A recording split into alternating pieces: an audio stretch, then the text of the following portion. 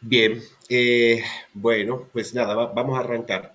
Yo, para poner un poquito en contexto a todos, me gustaría saber vuestra opinión y que habléis un poco, pues, cuáles consideras que son, vamos a simplificarlo, ¿cuál consideráis que es el mayor desafío que enfrentan hoy día las organizaciones para integrar la sostenibilidad en su estrategia central de negocio?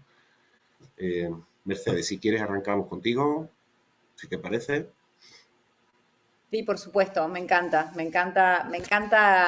la idea de poder conversar esto. Les agradezco muchísimo la participación en este espacio y me parece que hoy más que nunca, en un contexto con tantos desafíos que tenemos internacionales, donde ya no hay casi diferencia, que si yo estoy en Argentina o ustedes están en España, estamos hablando de una cuestión de impacto mundial. Es muy importante poder hablar de esto y cuál es el mayor desafío porque no es lo mismo que si habláramos de sostenibilidad hace 1, 2 o 3 años atrás.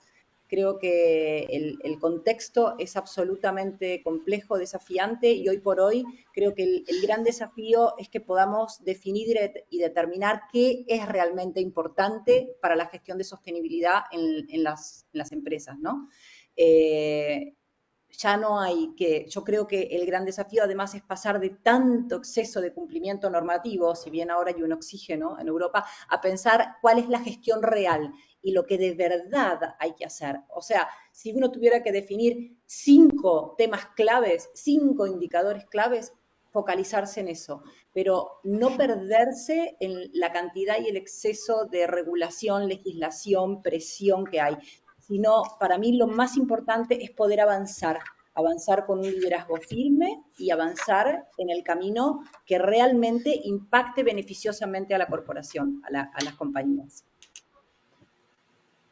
Bueno, gracias, Mercedes. Sí, la verdad es que la regulación es mucha y cambiante continuamente, ¿no? Porque el ritmo a mí me cuesta, ¿eh? Me cuesta seguir el ritmo en el que cambia, van Sí, saliendo nuevas regulaciones, a todos modificaciones. creo. Gracias. Brenda, le dejamos paso, Jorge, a Brenda ahora, ¿te parece? Me parece muy bien. Ya a partir de ahí os Listo. organizáis vosotros, ¿eh? Brenda, ¿cuáles consideras que es el mayor desafío que enfrentan hoy día las empresas para integrar la sostenibilidad en su estrategia de negocio? Sí, pues ya desde la visión más interna, ¿no? Habiendo trabajado con diversas empresas en temas, sobre todo medioambientales, pero ya hoy está todo integrado, ¿no? Yo lo que he identificado, sobre todo, Mercedes mencionaba una parte muy importante, una palabra, que fue el liderazgo, ¿no? Es real. Yo creo que las organizaciones todavía no hacen conciencia, sobre todo a nivel directivo, ¿no? De la importancia del tema de sostenibilidad. Parece que se sigue viendo como un tema de cumplimiento regulatorio, ¿no? De no quiero que las autoridades me toquen la puerta o, ¿no? O una sanción o una multa. Parece que todavía falta que transitemos el camino como organización, por ejemplo, que sucedió con los temas de calidad, ¿no? Ahí también hubo que ordenarse con la estandarización y demás, y, por ejemplo, instituir puestos específicos para el tema de sostenibilidad de calidad. Eso sucedió con calidad. Hoy en día creo que tenemos que transitar por esos pasos también, porque hay muchas organizaciones, sobre todo yo puedo hablar de México, donde ni siquiera están los puestos o los cargos o los roles responsables de sostenibilidad. Se lo adjudican a la persona que antes veía medio ambiente, a los de HCE, ¿no? Que su enfoque es completamente distinto realmente, ¿no? Sostenibilidad abarca muchísimos temas, abarca a muchísimos especialistas también, pero hace falta un líder y un coordinador y los diversos puestos dentro de las organizaciones. Entonces yo creo que para alcanzar ese liderazgo hace falta la conciencia real de la alta dirección, el poder ordenarse, tener cargos específicos, roles específicos, especialistas en la materia. Eh, También la toma de decisiones, ¿no? Que es parte también de los directivos, y pues trabajar mucho en la gestión interna, porque no se trata de preparar un informe en 6 meses, ¿no? Que es como hoy día yo veo que se visualiza. Se trata de toda la gestión y el logro de objetivos y el avanzar en tus indicadores realmente para reducir tus impactos, ¿no? Creo que eso sería lo que yo veo.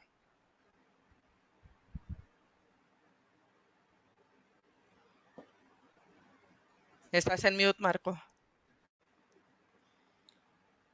Ay, perdón. No, decía Jorge que desde su punto de vista, ¿cuál cree que es el mayor desafío? Bueno, a ver, pongamos un poco orden en lo que se ha dicho, porque lo que se ha dicho todo es verdad.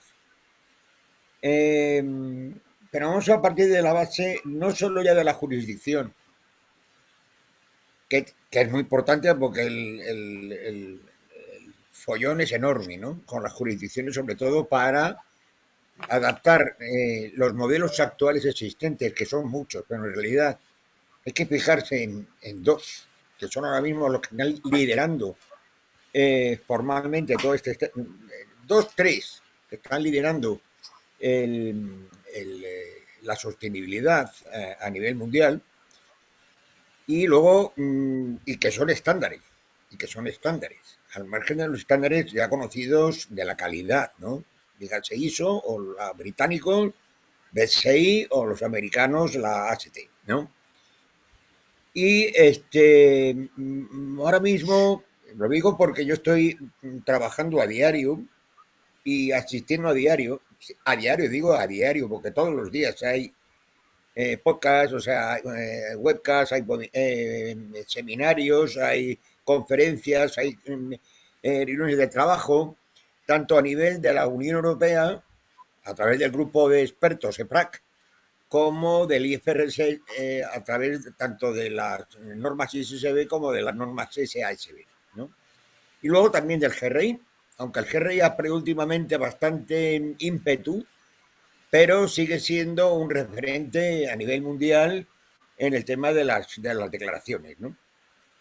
Y actualmente son dos los organismos que están liderando toda la cuestión de la sostenibilidad. Por un lado, la Unión Europea, a través del SPRAC, y la Comisión Europea, que es la que, de alguna manera, es la que es la referencia y es la que manda las normas o las modificaciones, como ocurre actualmente con el famoso paquete Omnibus, que es el que está dilucidando el nivel que tiene que alcanzar el estándar europeo de sostenibilidad. No me quiero extender porque es un poco lioso. Y el IFRS a través de sus normas en cuanto al tema de las normas de sostenibilidad internacionales. Enfocadas también, muchas de las cuales derivan del famoso TPCD, que es en la cuestión climática, y luego, en tercer lugar, el GRI, pero como digo yo, ha perdido un poco, bajo mi punto de vista, ha perdido un poco la referencia, puesto que tanto, y ha ganado, y ahora mismo quien está ganando un poco la partida, ahora mismo, porque la Unión Europea está en un momento de acondicionamiento de sus normas, al haberse dado cuenta, por un lado, de que había sembrado un tsunami regulatorio y eso no era bueno para las empresas, y en ese sentido concuerdo totalmente tanto con Brenda como con Mercedes, de que es imposible para las empresas primero tragar tanta norma y después digerirlas, ¿no? Y después plasmarlas ¿dónde? ¿En qué modelo? Entonces ahora mismo eso se está trabajando. La Unión Europea pues tiene ahora mismo una tarea ingente que supuestamente va a ver luz en octubre de este año, a través de la modificación de la directiva de los informes de sostenibilidad corporativa, pero también de la modificación de la taxonomía, la modificación del reglamento del carbón ajuste en frontera, también de la declaración de la diligencia de vida y, por último, de los estándares de sostenibilidad de la SPRAC. Y estuve antes de ayer en una reunión del grupo de trabajo del IFRS conforme a la taxonomía, que están también enfocando otros temas, y hace 2 semanas estuve con ellos también, o sea, ya perfilando todo lo que era el tema de la modificación jurisdiccional para adaptarla a las normas IFRS, que es lo que ahora mismo estaba comentando Mercedes y que es muy importante, ¿no? Porque claro, el choque normativo entre modelos y con las legislaciones nacionales de las empresas de esos países que quieren o que tienen, lo que quieren en modo voluntario o que tienen en modo obligatorio, como sucede con 10.000 empresas europeas, ¿no? Porque, o sea, ahora mismo la pauta es que las empresas europeas, a partir de un volumen de negocio de una plantilla, pues no tengan más remedio que, y de hecho ya han declarado muchas de ellas, que hacer la declaración a través de los informes de sostenibilidad. Vale. No sé Jorge, si es ahí mucho, Mercedes te quería comentar algo para hacerlo así más interactivo, ¿vale? Me parece bien, Mercedes, levantáis la mano si queréis ahí o abrís micrófono, pero ahí Bárbaro. Mercedes te quería comentar algo, Jorge, también. Gracias. Sí, yo decía para que vayamos conversando entre los tres. Algo interesante que pensaba Jorge respecto de lo que decís y que me gustaría compartir un poco con la audiencia y también con ustedes, es esto de este oxígeno regulatorio, ¿no? Que generó este proyecto Omnibus allí en Europa y que, ojo, porque en este caso, representando de alguna forma a Latinoamérica, también quiero decirles que si bien, y siendo abogada, no es algo que directamente nosotros estamos obligados a cumplir, imaginen que Latinoamérica es motor de producción muy importante para Europa, con lo cual nos influye, o sea, a las compañías de Latinoamérica nos influye muchísimo porque tenemos que cumplir también con muchos de esos criterios para poder acceder a ese mercado, con lo cual es importante tener en cuenta el impacto que tienen las empresas latinoamericanas. Y a propósito de lo que decía Jorge, este oxígeno de alguna forma regulatorio, desde mi punto de vista y mi experiencia, es absolutamente clave, pero no para desmontar esfuerzos que se venían haciendo o capacidades que ya se habían ido instalando ante la urgencia, sino para definir qué es realmente lo importante y poder fortalecer esos procesos claves. Por ejemplo, el famoso tema de definir la materialidad o reforzar los controles internos de los datos, ¿no? O reforzar también la participación y consciente, hablando hoy de conciencia, del liderazgo. Eso, para aportar. Totalmente de acuerdo contigo. Antes de pasar a... No, di lo que tienes que decir, Marco. Sí, no, simplemente quería, antes de pasar al siguiente punto, para que lo conversemos, quería preguntaros si creéis que la presión en las organizaciones por obtener resultados financieros a corto plazo influye en todas las decisiones que están tomando para estos desafíos. No cabe duda que vamos a ver los modelos tanto del IFRS como el modelo europeo cortan del todo con el modelo tradicional del cortoplacista, ¿eh? Y todo la economía está enfocado en largo plazo. Eso del cortoplacismo ha terminado. Todos tienes que enfocarlo a futuro. Además, de hecho, en las declaraciones anuales tienes que estar presentando el plan de negocios. Y dentro del plan de negocios lo que es el plan de acción a futuro, nada de un año para otro. Y claro, dando lo que ha dicho Mercedes, vamos, tiene toda la razón del mundo, porque es que además ahora mismo la Comisión Europea se ha metido en un problema, porque es que hace poco ha dicho que es que todo lo que tenía la regulación que tenía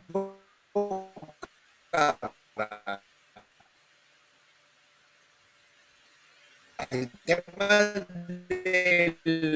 ¿Vosotros escucháis bien a Jorge? No, se está... Pensé que era yo. Sí, no, se me está cortando. Jorge, lo que dije...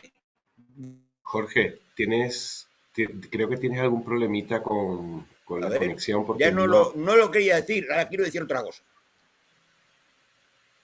Jorge, ¿me escuchas?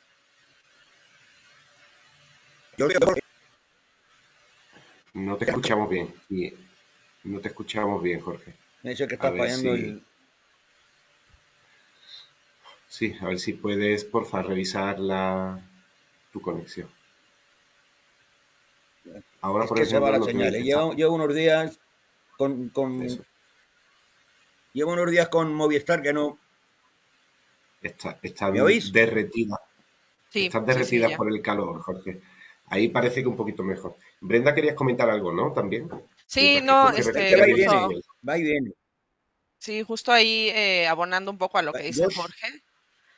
Eh, sí, me parece que la visión de las organizaciones todavía es a corto plazo en temas financieros y el tema de sostenibilidad creo que se suma a la lista de temas como medio ambiente, ¿no?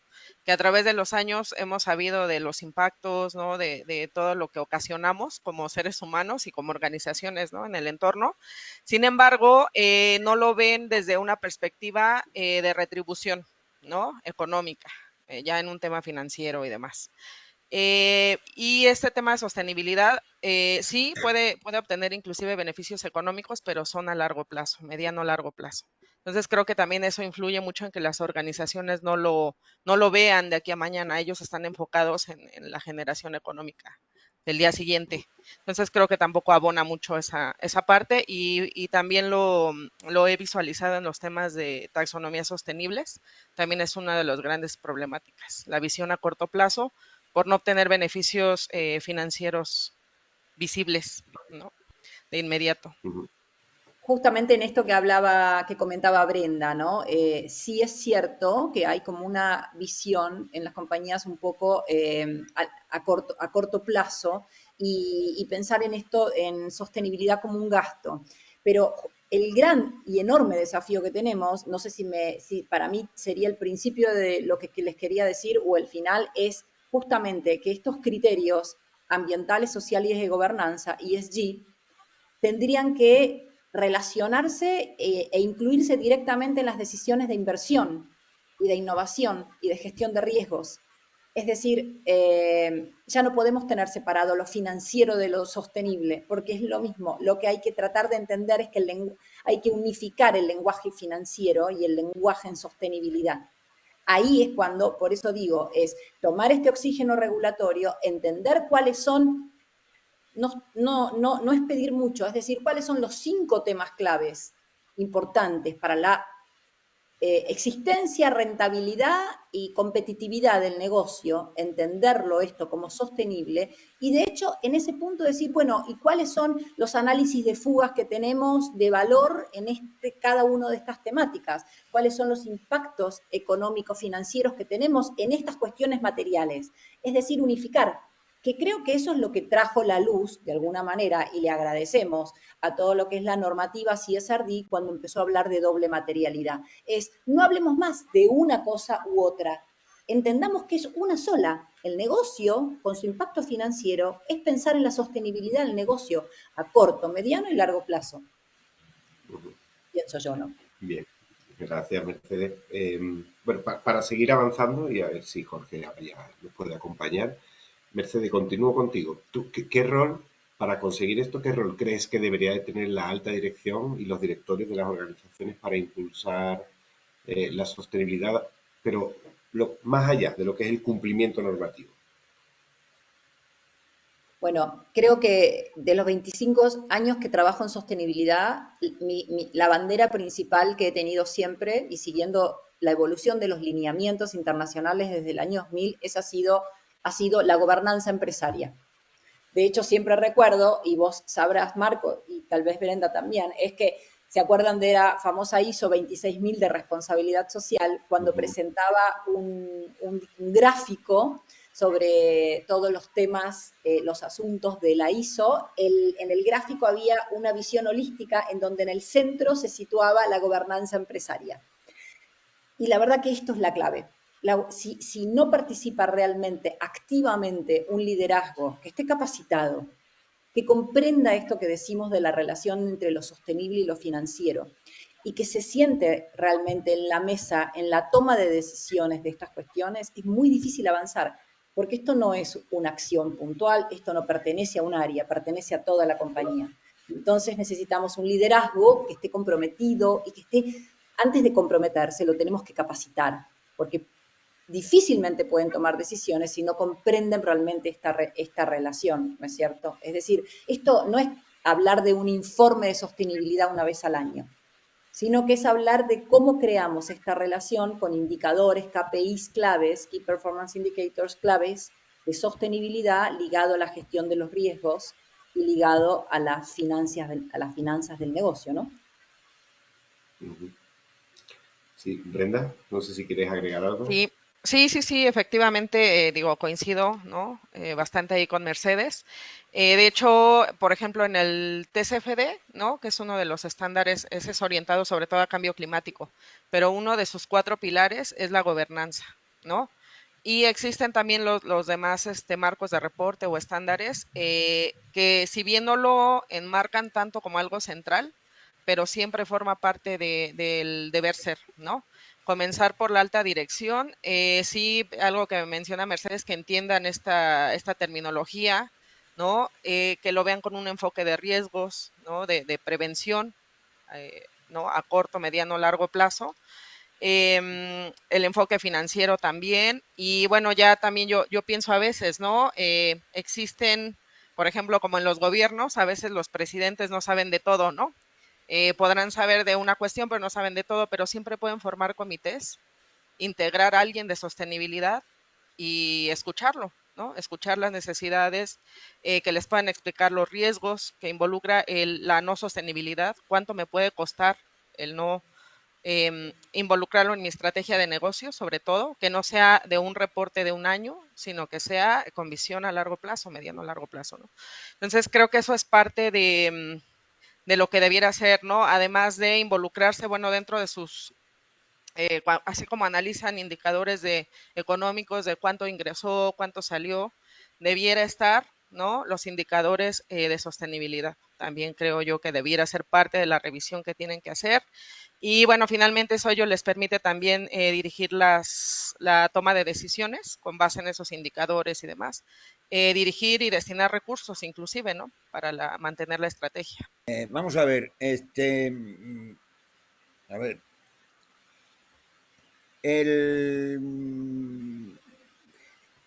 la sostenibilidad moderna, o sea, digo, la que está tratando ahora mismo, está enfocada a la parte financiera. Es decir, es más, la auditoría como la conocemos actualmente y que tardó 100 años en ser implementada, en manejarse como un estándar igual para todo el mundo, va a ser sustituida por la auditoría de finanzas sostenibles, en el que la materialidad, como decía Mercedes, es un todo. Se junta lo material con lo financiero, porque todo es material. Tanto lo que me hacen a mí como lo que yo hago. Porque todo es una cadena. Todo es una cadena. Todo es una cadena de valor y todo depende de una cadena de valor. Entonces, todo eso tiene un coste. Dígale, se llama lo material o financiero, pero es un coste material, que eso se traduce en monetización. Y eso va a ser así. Tarde o temprano va a ser así.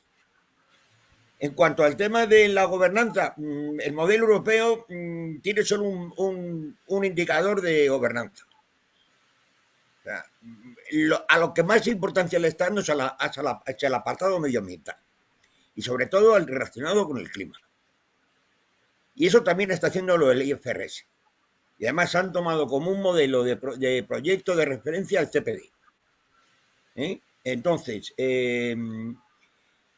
no modelo estándar, sino un modelo que es un modelo de referencia, porque el IFRS está basado en el TPD, ¿no? Y el europeo, todo el tema climático lo está también referenciando con el tema del GHG, el protocolo. Pero bueno, todo el mundo lo conoce, todo el mundo conoce esos estándares, ¿no? Esos modelos. Y el problema que existe aquí es la armonización, la homogenización de los modelos y de las jurisdicciones en este tema concreto. Mientras que eso no se consiga, vamos a ir avanzando y retrocediendo. Y se van a dar paradojas, como bien decía Brenda, de que es que ahora mismo pues no se sabe muy bien las empresas por dónde tirar. Y ya no solo por dónde tirar, sino quién es el que comanda toda esta historia. Hombre, a mí no me cabe duda, quizás porque llevo también muchos años también relacionado con los sistemas de gestión de la calidad. Y no hay que irse a la norma 26.000. Es que la misma norma 9001 ya te está dando la referencia. Está diciendo que es la alta dirección, que es la que tiene que comandar las políticas de la empresa, las estrategias de la empresa y los planes de acción de la empresa. Y eso es así.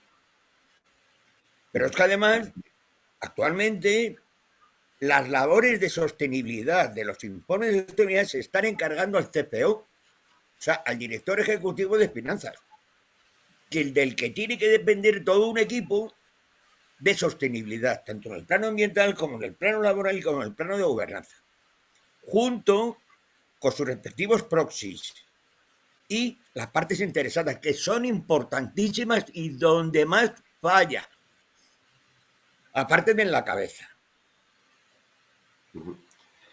Bien, ahí Mercedes, cuando quieras participar y hablar con Brenda, con Jorge, abre el micrófono, te pediría, que sea muy dinámico. Muchas gracias.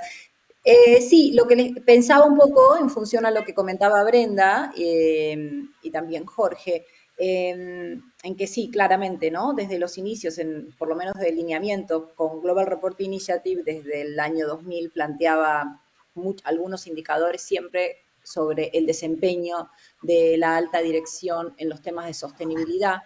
Y la verdad es que siempre, inclusive al día de hoy, un poco más fortalecidos, pero fueron los indicadores que más le costaba a las empresas responder. Porque no había y no hay, me atrevo a decir del todo, una participación muy activa, sino una reacción de emergencia, que es un poco lo que hablábamos hoy de la reacción a la legislación. Pero la recomendación está en esto, ¿no? En poder generar una capacitación, poder generar conocimiento, porque como bien decía Brenda, no todo el mundo tiene que saber de todo. Un presidente de un país no tiene que saber de todo. O sea, los directivos no es que un domingo a la tarde están leyendo Global Report Initiative. Entonces, definitivamente hay alguien que tiene que darle ese feedback y ese consejo. Y por eso la importancia de tener... Pienso que siempre es mejor un comité que sea transversal, con liderazgo, que también pueda generar esta información a la alta dirección y tener una agenda, supongan, como hago muchas veces con las compañías, 3 veces al año, al inicio, a la mitad y al final, de ver un plan de acción, aprobarlo, qué se necesita con capacitación, cuáles son los desafíos, tratar de crear como un panel de control con KPIs, y así poder avanzar y ver a fin de año los resultados. Eso es un poco la práctica, pero realmente es como un poco desafiante, ¿no? Bien, bien. Gracias, totalmente de acuerdo contigo. Mi experiencia en América Latina, en el ámbito de la alta dirección, ha sido bastante desastroso. O sea, porque vamos a ver muy bien, no sabía muy bien ni dónde estaban. Y además su equipo, por ejemplo, de gestión de la calidad, su equipo de gestión de sus sistemas de calidad no tenía contacto con la alta dirección, ni la alta dirección con el equipo. Es que lo he visto yo. Y estaban certificados, que encima tiene más pecado. Porque están certificados y que cada uno haga la guerra por su lado. Imagínate tú que les digas lo que es un plan de acción. Imagínate tú que les digas, oiga, ¿ustedes conocen el sistema Kanban? Ya no digo el Porter, el Kanban. Y se te quedan mirando como si fueras un marciano. O sea, es que eso es un tema también que es de base, que es de básico. Pero entonces, esto es un tema de que es un problema también de formación interna, de conceptualización. Es un tema que yo vengo machacando a Marco desde que nos conocemos. Conceptualización. Mientras que no haya conceptualización es muy difícil avanzar, porque tú no puedes enseñar lo que es una derivada a una persona que no sabe sumar. Perdón, Jorge, simplemente para agregar pero pensemos en que estamos hablando con un CEO, con un gerente general y con los directores de cada una de las áreas, o sea, los que realmente tienen el manejo y la toma de decisiones de una organización, más allá de un área como de calidad. Yo creo que si uno va a hablarle de sostenibilidad como algo bueno que hay que hacer o que cumplir con la ley, versus decirle económicamente, esto te impacta en tal lugar y podés perder este dinero. ¿Cuáles son los riesgos y las potencialidades económicos y financieros? Ahí ya estamos hablando en otro lenguaje y ahí ya escuchan de otra forma. Cuando uno puede decir, en esta cadena de valor, acá tenés una fuga financiera, acá tenés una fuga financiera, este es un riesgo, esto está analizado. Yo creo que de ahí dicen, ¿cómo? ¿De qué estamos hablando entonces?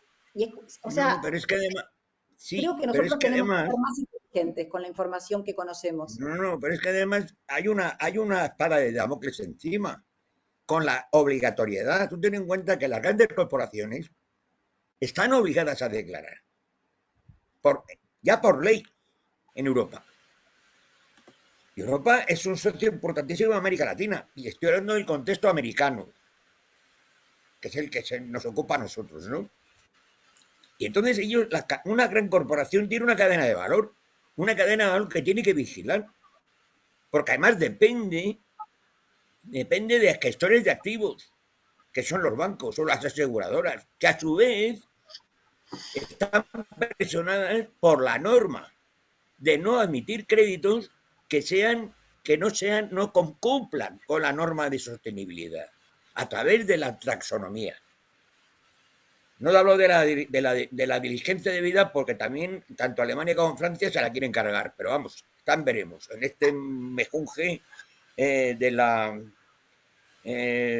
paquete del ómnibus, ¿no? Que no veremos hasta octubre de este año. Y ya veremos qué sale de ahí, ¿no? Pero vamos, lo que yo sigo insistiendo mucho, que es un tema de cultura, de educación, de machacar y machacar y machacar y machacar. Y si hay tanto problema, como yo he visto, no sé vosotros, con el tema de la voluntariedad de las normas ISO, que yo me imagino que habéis visto muchas empresas colgadito en la pared, la certificación, y luego resulta que echáis un vistazo a la empresa y digo, esto se lo han regalado, o cuánto has pagado por el certificado. Pero es que esto ya no es así, vamos a ver, esto no es broma. Es decir, las grandes empresas son las que tienen que vigilar su cadena de valor y hacer de cadena tractora. Entonces, las empresas de su cadena, a su vez, con sus respectivas cadenas, son las que tienen que estar, es decir, aplicando a la sostenibilidad, te guste o no. Habrá menos presión o más presión en función del tamaño de cada empresa o el sector, que es otra cosa, el sector de cada empresa, porque no es lo mismo un sector siderúrgico que un sector de otro tipo, menos sensible al cambio ambiental, ¿no? Bien. Oye, Jorge, me gustaría ir avanzando por el tiempo. La Unión Europea está siendo... Dime. ¿Me escuchas? Vale, no, que me gustaría ir avanzando porque quiero tocar varios aspectos más y el tiempo... Vale. ¿Vale? Entonces, me gustaría conocer también qué opináis, los tres, en cuanto al... Y ya para ir avanzando, con todo esto que tenemos hoy día de inteligencia artificial, la tecnología que existe hoy día, a ver, un segundo, que se nos ha metido ahí ya. ¿Qué opináis cada uno de vosotros? ¿Qué papel tiene la inteligencia artificial y la tecnología en aras de acelerar los avances en sostenibilidad corporativa? Bueno, No yo sé creo que... eso es, sí, ¿no? sí. Sino, o por ejemplo, el uso de la IA para la trazabilidad, medición de huella de carbono, monitoreo, no sé, ¿qué opinión tenéis vosotros? Yo creo que contribuye muchísimo, ¿no? Que la inteligencia artificial está ayudando a todo lo que es la automatización, el análisis y la automatización de, por ejemplo, de la materialidad, de contribuir a identificar riesgos emergentes, ¿no? Ya sea en la propia organización y en su cadena de suministro o predicción de información sobre impactos climáticos. También lo he visto mucho, si bien no lo he utilizado, la automatización en los procesos de reporte, de elaborar los informes de sostenibilidad, ¿no? Todo como preformateado conforme, por ejemplo, a la normativa de CSRD. No lo he utilizado realmente, pero sé que lo están utilizando, ¿no? Ahora, una opinión que tengo personal, profesional, por el momento, es que para mí la tecnología es un habilitador, pero la estrategia, la conciencia, que es la segunda vez que utilizo esa palabra porque es un poco lo que el leitmotiv de esta convocatoria de hoy, Marco, es la estrategia la definen las personas. El análisis lo definen las personas, real, la decisión final. He usado y te utilizo mucho, a veces para hacer consultas IA, y me doy cuenta que sirve como un proceso de información y análisis de datos, pero el, el toque final es humano, la conciencia final es humana por el momento. Así que es como nos sirve, es una herramienta más que nos sirve. No sé la experiencia de ustedes. Sí, bueno, sí, si me permiten, yo lo vería como, lo veo desde dos perspectivas, ¿no? Una sí es la parte como de trazabilidad, justo que mencionan, toda la parte de analítica de datos, ¿no? Hablábamos de toma de decisiones de la alta dirección, que tiene que estar basada justo en indicadores, y para llegar a un indicador, pues hay que trabajar mucho con datos, ¿no? Lo que es hoy explotación de datos y ciencia de datos, ¿no? Finalmente, creo que esa es una orientación. Creo que la tecnología puede abonar mucho en términos de esa parte, como análisis de la información, análisis de datos para toma de decisiones. Sin embargo, veo también otra línea quizá de mayor impacto a nivel operativo, que ya es pues tecnificar, ¿no? Tecnificar las operaciones, hacer más eficientes, no sé, cadenas logísticas de suministro, sobre todo, por ejemplo, la IA para modelos predictivos de emisiones. Eso es, por ejemplo, muy interesante, ¿no? Y muy importante porque al final uno de los grandes desafíos en términos, voy a hablar ahora de lo que conozco más, ¿no? De cambio climático, ha sido justo eso, la parte de no tener certeza de los modelos climáticos, ¿no? Porque ha habido mucha variación. Hay huecos de información. Entonces, ese es uno de los grandes desafíos, que finalmente con modelos predictivos, ¿no? Gestionar mejor los datos, obviamente que se ha hecho mejor en los últimos años, nos puede orientar más hacia lo que puede suceder en el futuro, ¿no? Luego están también modelos predictivos ya para temas de economía circular. Conozco poco, sé que hay por ahí, se están desarrollando y demás. También es interesante, ¿no? Para análisis de ciclo de vida de productos. Entonces, creo que las aplicaciones son variadas. Está toda la parte ya, no sé, hacer más eficientes los equipos. Ahora el tema de que está también mucho del hidrógeno como combustible. Todo esto es también tecnología, ¿no? Creo que todo abona, todo suma, y sí creo que todo el tema de tecnología es fundamental también en esta parte de alcanzar la sostenibilidad, quizá más orientado ya a lo que se puede incorporar dentro de las operaciones de las organizaciones. Y después está pues todo el análisis de información y modelos y demás. Esa es mi visión. Gracias, Brenda. ¿Tú, Jorge, qué opinas? Comparto totalmente el punto de vista de Mercedes. Es decir, la IA, inteligencia artificial, te ayuda un montón, y sobre todo en el tema de la sostenibilidad, en el que se tiene que manejar muchísimo dato, dependiendo lógicamente del tamaño de la empresa, ¿no? No es lo mismo una Hyundai o una BMW, una Mercedes, o sea, que la tienda al lado. O sea, no tiene nada que ver, ¿no? Pero por encima de todo está la capacidad humana. O sea, al final quien toma la decisión es el humano, ayudado por esa cantidad de datos, ¿no? Y por supuesto, ayuda muchísimo, ¿no? Pero también es verdad que tienes que tener mucho cuidado con la inteligencia artificial que existe hoy en día, que no es igual para todos los ámbitos. En unas partes está muy avanzada y en otros está todavía en pañales, ¿eh? el tema de la... Hay que tener mucho cuidado con la elección de los modelos y con la elección de los indicadores. Yo, la experiencia que tengo en el tema de la elección de indicadores, que siempre los he elegido KPI, pero por supuesto no cargase de indicadores, que eso es una carga de trabajo absurda, cuando a lo mejor con un par de ellos tienen más que de sobra. Y sobre todo si esos indicadores están midiendo el riesgo y la oportunidad, que es importantísimo, como decía antes Mercedes. Yo mido mi riesgo y en ese riesgo tengo que encontrar una oportunidad de negocio. Pero por encima de todo, la inteligencia artificial siempre será una ayuda, pero como tú te pides la inteligencia artificial para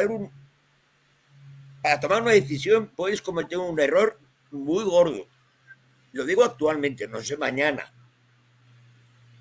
Mañana no sé lo que va a ocurrir. Me digo hoy, 26 de junio. Yo creo que los ejemplos que dio Brenda son muy buenos porque son muy prácticos, con lo cual digo en esto que a veces pienso, como utilizábamos muchas veces como tema material, digo, y si la inteligencia artificial en realidad tendríamos que ver desafíos y oportunidades que nos genera la inteligencia artificial, porque también tenemos que ver cuáles son los desafíos que nos genera y que nos va a generar. Sigo pensando que hoy por hoy, en este año 2025, con lo que sabemos hasta ahora, y creo que lo que nosotros conocemos, y hay cosas que no sabemos de lo que está sucediendo con la IA, es un habilitador para gestionar, por lo menos cuando hablamos hoy de sostenibilidad. No sustituye como el juicio, la determinación, la conciencia del ser humano en esto de la estrategia, de cómo abordar la sostenibilidad en el negocio, cómo acercarnos al liderazgo. Nos ayuda a ser más eficientes con todos estos ejemplos, por ejemplo, que mencionaba Brenda, más rápidos, o sea, más precisos, ¿no? Pero la sostenibilidad sigue siendo como una decisión de conciencia, de toma de conciencia de beneficio a corto, mediano y largo plazo. Nos va a ayudar seguro en la eficiencia del reporting, con esto que decíamos, en mejorar la recopilación y la calidad de los datos, en hacer las encuestas de materialidad, la sistematización, pero después va a estar la cabeza del ser humano analizándolo. O sea, trabajar también, por ejemplo, con la IA en la detección de riesgos y oportunidades, esto que decía Brenda de los análisis predictivos, ¿no? De riesgos climáticos o riesgos sociales, y hacer como un monitoreo real de todos los eventos que puedan afectar al desempeño ASG del negocio, y también todo lo que es optimización, por ejemplo, usar la IA para lo que es la optimización, ¿no? De la gestión del negocio. Entonces poder ahí identificar esto que hoy les decía varias veces de dónde están las fugas. Pero es una herramienta, un habilitador. Sigo creyendo al día de hoy que por lo menos nuestra conciencia y nuestro análisis es imprescindible. Magnífico. A ver. Gracias, Mercedes. Jorge, ¿quieres agregar algo rápido? Sí, Ya nos quedamos ya sobre el tiempo. Los riesgos conocidos son medibles, no hay duda. Y tienes herramientas predictivas de toda índole, ¿no? Pero muchas empresas lo que están buscando ahora es medir lo que no se puede medir actualmente, que son los famosos cisnes negros. Dada, es decir, la convulsión que tenemos actualmente en el mundo en el que vivimos, el saber predecir o acercarse a los cisnes negros, que son los impredictibles, eso es ahí donde la inteligencia artificial puede ayudar mucho, pero todavía queda mucho desarrollo para ello. No obstante, totalmente de acuerdo con Mercedes en que es una herramienta y que al final compete al ser humano el tomar la decisión final. Vamos a ver, es decir, la inteligencia artificial, o sea, salen unas cosas burrísimas, ¿no? Cuando haces consultas a la inteligencia artificial, yo hoy por hoy no me fiaría en algunos ámbitos, en otros muy adelantados, sí. Pero ahí como no sé, no me meto. Bueno, lo que está claro, y habéis coincidido los tres, que es un medio, una herramienta a día de hoy súper poderosa, súper potente, que facilita el trabajo, ya no solamente en aspectos de sostenibilidad, sino en muchos otros aspectos que están fuera del foro de hoy.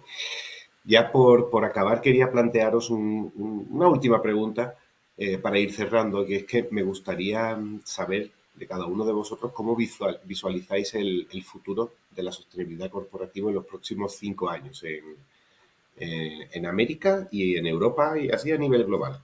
¿Cómo lo veis vosotros?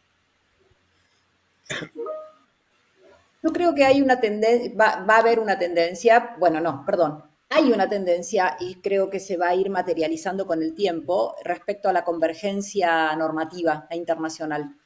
Creo que vamos a ir encontrando como una convergencia entre lo que es la regulación europea, los lineamientos americanos de IFRS, y vamos a ir viendo cómo se, y bueno, también tenemos en México, acá que está Brenda con las NIS, yo creo que vamos a ir viendo una convergencia respecto a la normativa internacional y pensando siempre en una normativa que no haga que genere un retroceso en competitividad de las compañías, que eso es muy importante en un mundo donde hay desaceleramiento, porque no nos olvidemos que estamos teniendo esta conversación en un contexto realmente muy delicado mundial. O sea, yo no me quiero olvidar nunca de que estamos hablando de sostenibilidad y los desafíos que genera la sostenibilidad en un mundo que está demostrando ser absolutamente insostenible, parece. Entonces, digo, me pongo muy efusiva con el tema porque me genera, digo, ¿cómo hablo de debida diligencia en derechos humanos cuando en realidad los derechos humanos no se están cumpliendo? ¿Cómo hablo de prevención de la contaminación ambiental cuando el contexto medioambiental en conflictos bélicos es absolutamente un desastre? Entonces, tenemos que ser conscientes de esta realidad y decir, bueno, ¿hacia dónde vamos a ir? Para mí es ir con paso firme, con mucha conciencia y pensando que va a haber una convergencia seguramente normativa, que va a haber muchísima más presión para demostrar datos concretos de las compañías, con lo cual las compañías no van a poder reportar lo que no gestionan. Entonces, aprovechen el oxígeno actual para poder trabajar en la verdadera gestión, aunque sea en lo más importante. Y creo que va a haber un efecto cascada muy importante regulatorio hacia América Latina. Con lo cual, en este contexto creo que todos tenemos que ser conscientes y estar un poco preparados. Gracias, Mercedes. ¿Quién quiere continuar? Sí, bueno, un poquito ahí lo que comenta Mercedes, creo que es una pausa. Por ahí yo estuve en algún webinar hace no mucho, y encuestaron en tiempo real qué pensaban hacer las organizaciones justo en esta pausa, ¿no? Con el tema ómnibus y demás. Y la mayoría, el mayor porcentaje fue que iban a continuar con la estrategia, porque al final pues ya esto es una ola que ya, ¿no? Ya inició, que no va a parar. Lo único que estamos haciendo creo que es adaptando, ¿no? Evolucionando, una evolución normal. Primero súper regulatorio a todo el mundo y tal. Bueno, hoy día vieron que se podía priorizar ciertos sectores, ciertas empresas, ¿no? Que iba a ser mucho más estratégico y tal. Entonces creo que está siguiendo un cauce normal de adaptación. En los próximos 5 años yo pensaría efectivamente que va a seguir madurando, porque sigue madurando, ¿no? Sobre todo la implementación. Pero esa parte hacia Latinoamérica, hablando desde México, creo que nosotros siempre nos hemos adaptado a los modelos europeos o estadounidenses toda la vida, ¿no? Entonces, creo que ese efecto cascada que comenta Mercedes también es ineludible y finalmente las organizaciones, pues justo ese consejo que da Mercedes me parece muy oportuno, ¿no? Aprovechar este espacio, este momento como de pausa que hubo, porque esto va a continuar y se vienen cosas fuertes. Creo yo que va hacia allá. Gracias, Brenda. Jorge. A ver, me toca a mí. Te toca cuando tú quieras. Evidentemente, el nuevo advenimiento del señor Trump y la guerra de Ucrania ha dado un giro brutal a la situación que existía antes, a la situación previa, ¿no? También ayudó la pandemia, ¿no? Porque todo esto del Pacto Verde, el Acuerdo de París y los ODS eran anteriores a todo esto, ¿no? El Pacto Verde pues nació en el 2019, en diciembre, ¿no? Como consecuencia de los ODS y el Acuerdo de París. Y entonces nadie preveía, y eso que fue 2 meses antes de que se organizara todo el pollo con el tema de la pandemia, porque esto fue en diciembre del 2019, la pandemia fue a partir de enero-febrero del 2020, ¿no? Y ahí se armó el follón, el taco, ¿no? Entonces, la Unión Europea tiró para adelante, y le pilló toda la guerra de Ucrania y ahora el gobierno del señor Trump. Y se ha encontrado pues, con la casa sin barrer y una ola gigantesca de regulación que era imposible de manejar. Imposible. Y eso que las empresas grandes han trabajado mucho y se han quejado un montón y se siguen quejando un montón del ómnibus. Porque dicen, he invertido una cantidad inmensa de dinero en esto de la sostenibilidad. No me vengan ustedes, señores, ahora mismo a rebajarme los criterios que tenía yo antes, fijaos. No es de recibo. Si yo he hecho mis deberes y he forzado a mi cadena de valor a seguir mis pautas, no me vengan a romper ahora las narices. Hagan el favor. Entonces ahora, ese impasse de estos 4 años que vienen, pues efectivamente es un valle en el que hay que aprovechar al máximo las ventajas que se están dando con el paquete ómnibus, que es la flexibilización regulatoria y del modelo de sostenibilidad de la Unión Europea, y no solo de la Unión Europea, sino del IFR, del IFRS, que también ahora mismo también están trabajando un montón juntos, además, para lograr una armonización conjunta, una interoperabilidad plena.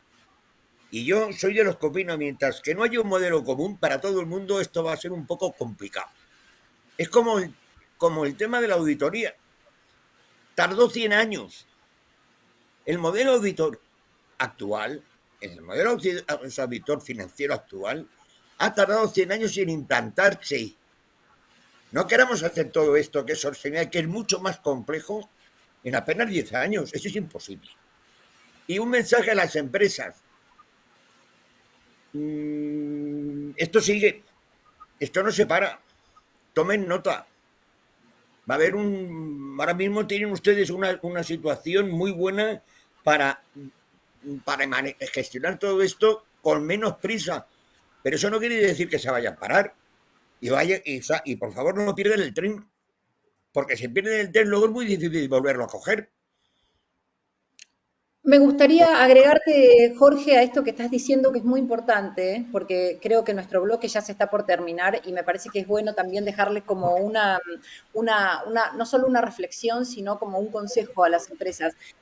Entiendo lo que sucede con CSRD es que la obligatoriedad va a estar más que nada centrada en las grandes empresas, con lo cual tenemos un paquete de muchas empresas, antes eran 50.000, pero ahora son menos, que tienen que ver con aquellas que son pymes, que no van a estar directamente alcanzadas, salvo pymes cotizadas, pero también en donde no sabemos, una pyme puede ser una empresa de 10 empleados o puede ser una empresa de 200 empleados. Ojo, porque esto no lo define la regulación, con lo cual yo creo que el consejo que les podría dar a las empresas, inclusive a las pymes, es que no se duerman porque no les alcance la legislación, sino que se haga como se hizo y como lo hicimos hasta ahora en Latinoamérica, es trabajar de manera voluntaria y proactiva.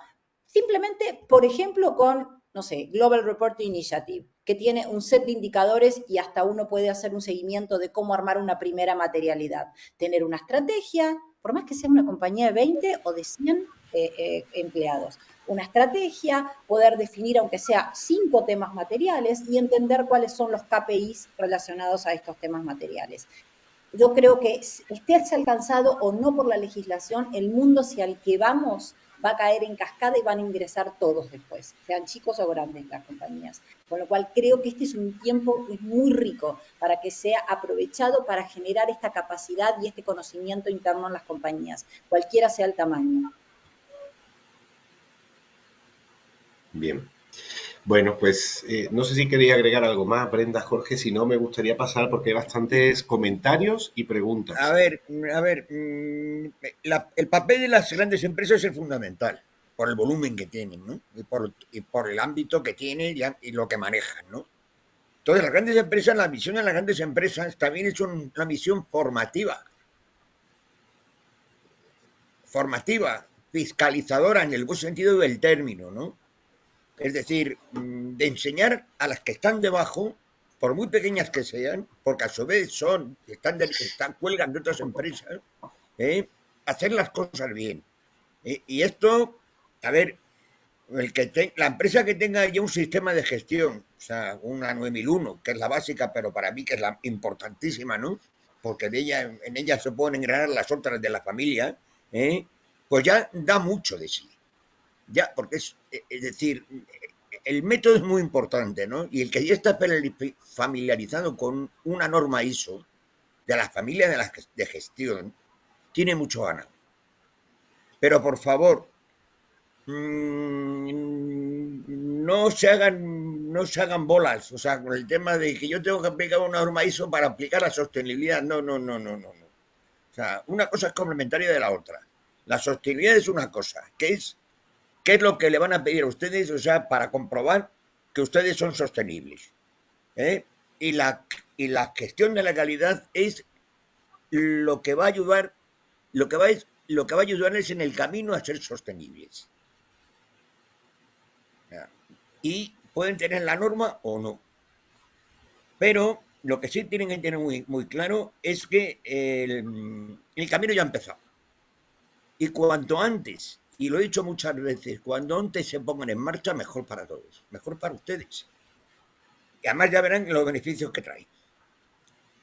Porque no es lo mismo tratar con una empresa que está aplicando los criterios de sostenibilidad que con otra que no. A mí no me da la misma confianza. A mí particularmente.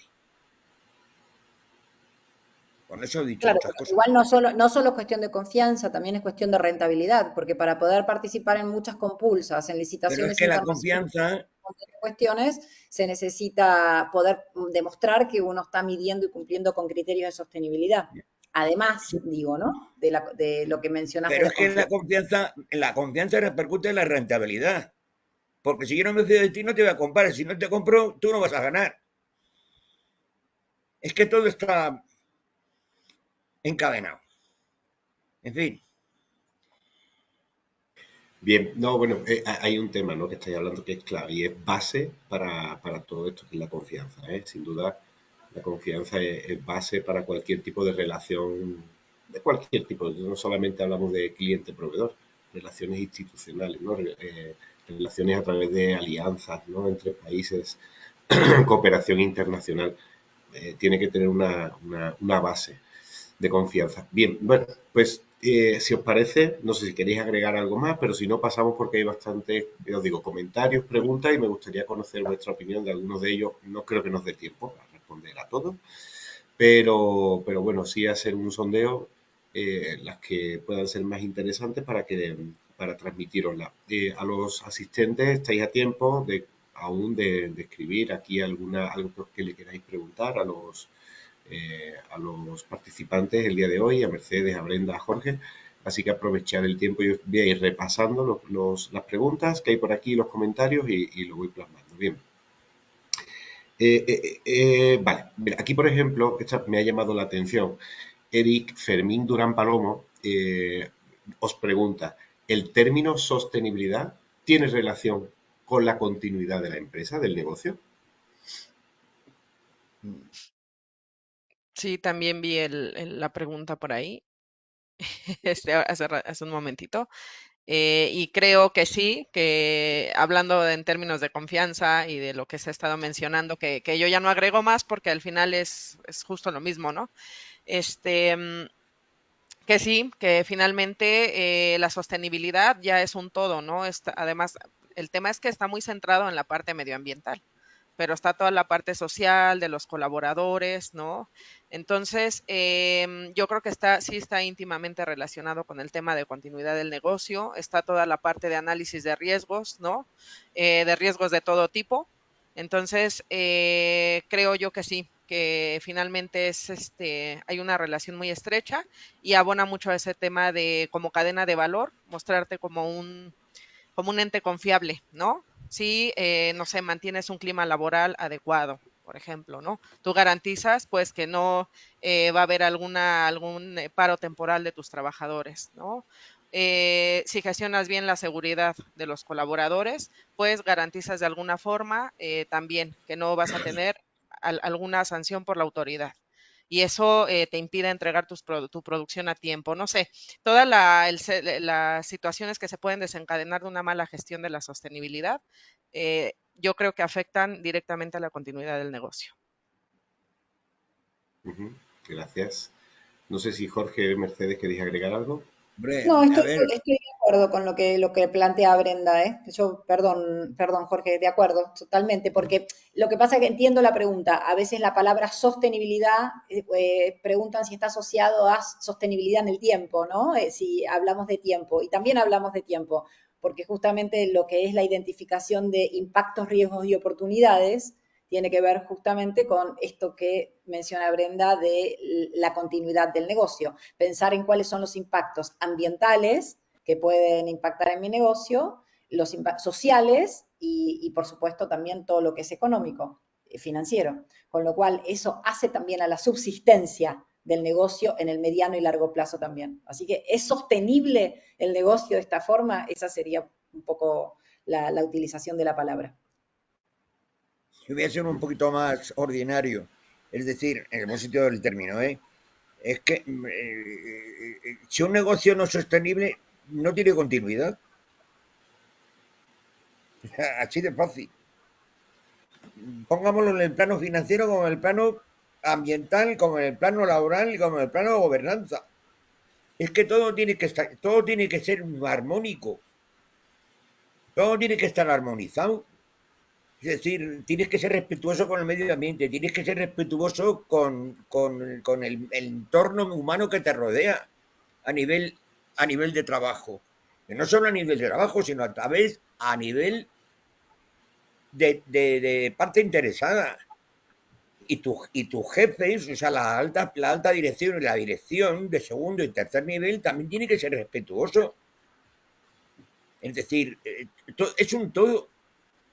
Pero claro, es decir, yo en el plano más simple del mundo, es decir, un negocio que no es sostenible no tiene continuidad, lo mires por donde lo mires. Y el enfoque de la sostenibilidad está enmarcado en la sostenibilidad a largo plazo. O sea, rompe con el paradigma actual del cortoplacismo puro, del dinero por el dinero, del beneficio por el beneficio. No, no, no. Es decir, sí, pero conforme una serie de valores y principios. Bien. Sí, Mira, aquí hay, en pocas palabras. ujú. Mira, aquí hay un comentario, no es una pregunta, es un comentario, pero lo quiero sacar para que lo conversemos porque creo que todavía algunas personas no se han dado cuenta, me refiero a nivel general, de los cambios que estamos sufriendo en la sociedad hoy día. Aquí Coralia de la Cadena, se llama, hace un comentario que dice, en países de América Latina, el consumidor final basa su criterio de compra en el precio y no en empresas sostenibles o con sostenibilidad. ¿Qué opináis respecto a esto? Hombre, pues que tiene razón. Bueno, en el contexto en que viva y en el país en el que viva, pues puede darse esa visión. A mí me la ha pasado. Es decir, y pasa en Europa. La gente tiene una confusión brutal con las etiquetas, por ejemplo. Es decir, y con lo que es una bolsa que está hecha con material reciclable el 50%, que es confuso. Es decir, la confusión es horrible y en la confusión en la confusión sale ganando el que hace las cosas mal, el que lava, el que lava, el que hace todo de forma maliciosa. Y con esto no quiero ser un ecologeta o sea, decir, un enamorado de la ecología, nada por el estilo. No, no, es que cada cosa en su justo término. Y tienes razón. Es decir, Creo que el precio es el precio que yo pago, por el precio que yo pago me da la calidad que me dicen que me están dando. Uy, deberían. Eso es confianza. pero también por parte del que vende, es a quien compra, y del que produce, ¿qué está produciendo? Entonces, todo es una cuestión de confianza. Y si lo que vale, y si lo que a mí me están vendiendo, tiene un precio justo. Sí. Ahí, Jorge, perdón, yo veo que tienes razón en cuanto a la confusión de las etiquetas y todo esto. Mercedes, te ibas a hablar, pero te Sí, añado al comentario. ¿Tú crees sí, que las nuevas generaciones, Mercedes, tienen los mismos criterios de valoración no, era de justo lo que compra? me estaba por Que, decir. adelante. Justo, te leí la mente, justo, te estaba por decir eso.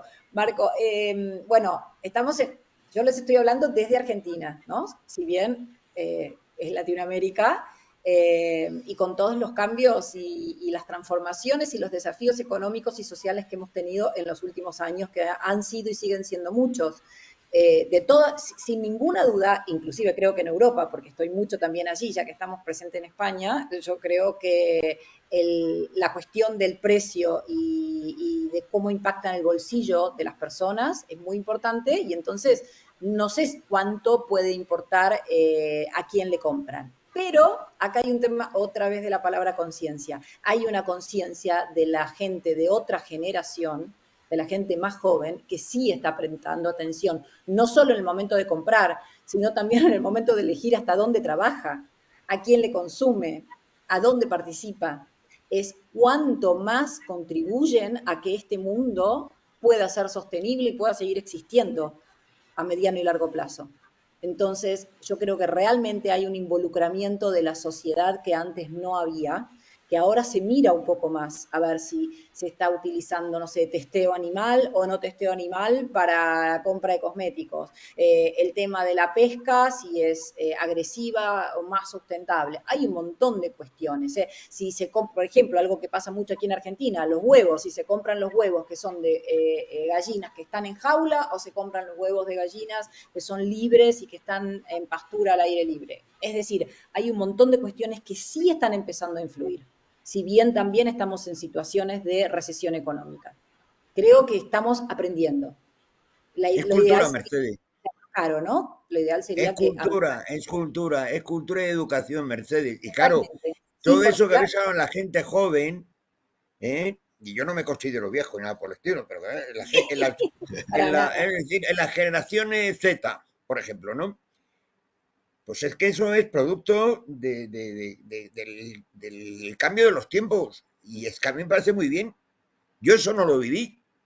¿Por qué? Porque yo vi otra cosa. Cuando yo era chico, a mí me traían la leche en botellas de cristal. Y no existía el paquete este de plástico de usar y tirar, ni las botellitas de agua de plástico. Si es que llegó un momento es que era todo usar y tirar, que aprendido de los norteamericanos, que es una sociedad de consumo masivo, brutal, que según consumen, tiran. Y luego también se da casos, por ejemplo, yo me acuerdo en América Latina, cuando yo estuve viviendo, hasta no hace mucho, oye, que te preguntaban que de qué año era el coche, el carro. Si decías que tenía el carro era de hacía 3 años, la gente te mira, es muy viejo. La gente quería un carro del año pasado, por ejemplo, ¿no? Es decir, y eso está cambiando, gracias a Dios. Es decir, que eso ya es, la gente está adquiriendo un compromiso de que por lo duradero, de largo plazo, de que no todo lo que se utiliza se puede tirar mañana. Sacamos los ordenadores, tenemos teléfonos móviles, tenemos ropa. Si ya llega un momento que es que decir, tenéis pilas de teléfonos que no sabes hacer con ellos, de ordenadores que no sabes hacer con ellos, de pantalones y de camisas que no sabes qué hacer con ellos. Y ahora tienes en España, por ejemplo, cubos para cualquier cosa. Bueno, como todo lo que tú es cierto, Jorge, y es como todo lo que estamos hablando, la toma de conciencia se puede lograr solo a través de la educación y la cultura. Claro, O sea, nadie cultura, puede tomar conciencia de algo que no conoce y no entiende, con lo cual claro. ahí está el gran desafío social también en los gobiernos, ¿no? Por eso también las empresas se tienen que formar, educar, concienciar, se tiene que ir a eso. Es importantísimo eso que se dé en la empresa. La empresa también educa Por o supuesto. maleduca. Totalmente. Bueno, Claro. para eso está, Jorge, para eso estamos hoy aquí, ¿no? También, no solamente a nivel interno, sino, oye, pues las actividades, las acciones que hacemos cada uno de nosotros a nivel particular y a nivel colectivo, a nivel de empresa, pues lo que buscamos y lo que pretendemos es precisamente aportar ese granito de arena en todo lo que es implementar una cultura y en educar, ¿no? También en lo Sí. relacionado con sostenibilidad y otros aspectos que trabajamos. Bien, Brenda, por cerrar, Sí, sí, porque aquí sí, abonando un comentar poquito algo. ¿otra pregunta o No, no, no, sobre lo ya mismo? estamos Sí, sobre el tiempo. sí, no, yo hablando también desde México, desde mi perspectiva, ¿no? Pues yo creo que es también parte del proceso de madurez, ¿no? Eso nos dice mucho, esa forma de pensamiento nos dice mucho de en qué parte del proceso de madurez estamos. Sin embargo, creo que no, que es la visión desde este punto, pero no significa que vaya a ser siempre así. Yo creo que la dirección va más hacia la toma de conciencia, ¿no? Pueden ser clientes finales. Yo desde mi perspectiva conozco ya organizaciones que, por ejemplo, se orientan más en hacer negocios con empresas éticas, ¿no? Que tratan bien a sus colaboradores, porque no solo es el tema de medio ambiente, ¿no? Y hay, yo creo que un cierto porcentaje de personas o de clientes finales que ya hicieron conciencia, pero estamos en ese proceso. Y creo que cada vez va a haber más empresas o las personas, cada individuo, que va a tener mayor conciencia de este tema de sostenibilidad, de todos los impactos, conforme vayamos educándonos mejor, ¿no? Conforme la regulación nos vaya obligando también. Entonces, creo que es un punto de vista sí certero, adecuado en este momento, desde una perspectiva, pero creo que eso va a cambiar. O sea, creo que la tendencia es cambiar y hay que evolucionar y hay que adaptarse. También como organización hay que estar un paso adelante.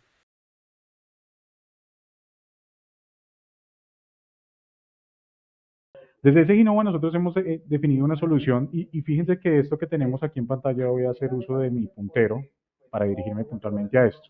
Reporte, recopilación, gestión, análisis e interpretación de la información, es decir, datos, ¿sí? Sí, quizá uno de los principales activos dentro de todas las compañías y finalmente la generación de informes. Esto prácticamente de manera muy general, ni siquiera enfocando la gestión de la sostenibilidad, es algo que muchas veces sin tecnología, sin las ayudas tecnológicas o la transformación digital de los procesos, es difícil tratar de centrar, ¿sí? En ese sentido, nosotros pues hemos dispuesto de una solución, una ruta definida como el Roadmap for Integrated Sustainability, donde más allá de incluso establecer una guía, porque es lo que pretendemos hacer, una guía para que la gestión de la estrategia de sostenibilidad sea algo que sea sencillo de digerir desde la alta dirección y pues desde todos los ámbitos dentro de la cadena de valor, para que las personas que colaboran puedan reportar información, analizarla, gestionarla, interpretarla y generar resultados para la toma de decisiones precisamente basadas en las evidencias de toda esta información. Entonces, ese Innova pues ha dispuesto de una hoja de ruta, que aquí vemos un poco, ya la vamos a detallar en la demostración, donde vamos a facilitar la gestión de esos impactos, riesgos y oportunidades que pueden llegar a afectar la continuidad del negocio. Sí, y está muy alineado con la consolidación de la respuesta que mencionaron hace un rato, y es que definitivamente la gestión de la sostenibilidad está relacionada sí o sí con la continuidad del negocio, todo está relacionado con la continuidad del negocio, muy bien lo decía también Jorge por allí, todo está conectado. ¿Sí? Y ese todo está conectado también tiene que verse con la gestión de nuestra información y de nuestros procesos, y ahí es donde tratamos de atacar nosotros desde ese Innova. ¿Listo? Aquí nada más como referenciales, ISO 53001 que estará próxima a salir, ISO 53002 que es la guía de entendimiento, IWA 48 de integración de criterios o iniciativas ESG, son de los principales instrumentos que nosotros desde ese Innova también hemos adoptado para que tengan ustedes una solución completa y que ataque precisamente incertidumbres, que al final del ejercicio la incertidumbre se convierte en un riesgo para la continuidad del negocio o procesos concretos, ¿cierto? Y que también aterricemos toda esa cantidad de estándares, de criterios, de parámetros tanto locales como internacionales que no sabemos ni por dónde irnos, ¿cierto? Ahí es donde precisamente empiezan a encontrarse las reflexiones sobre la sostenibilidad y la digitalización.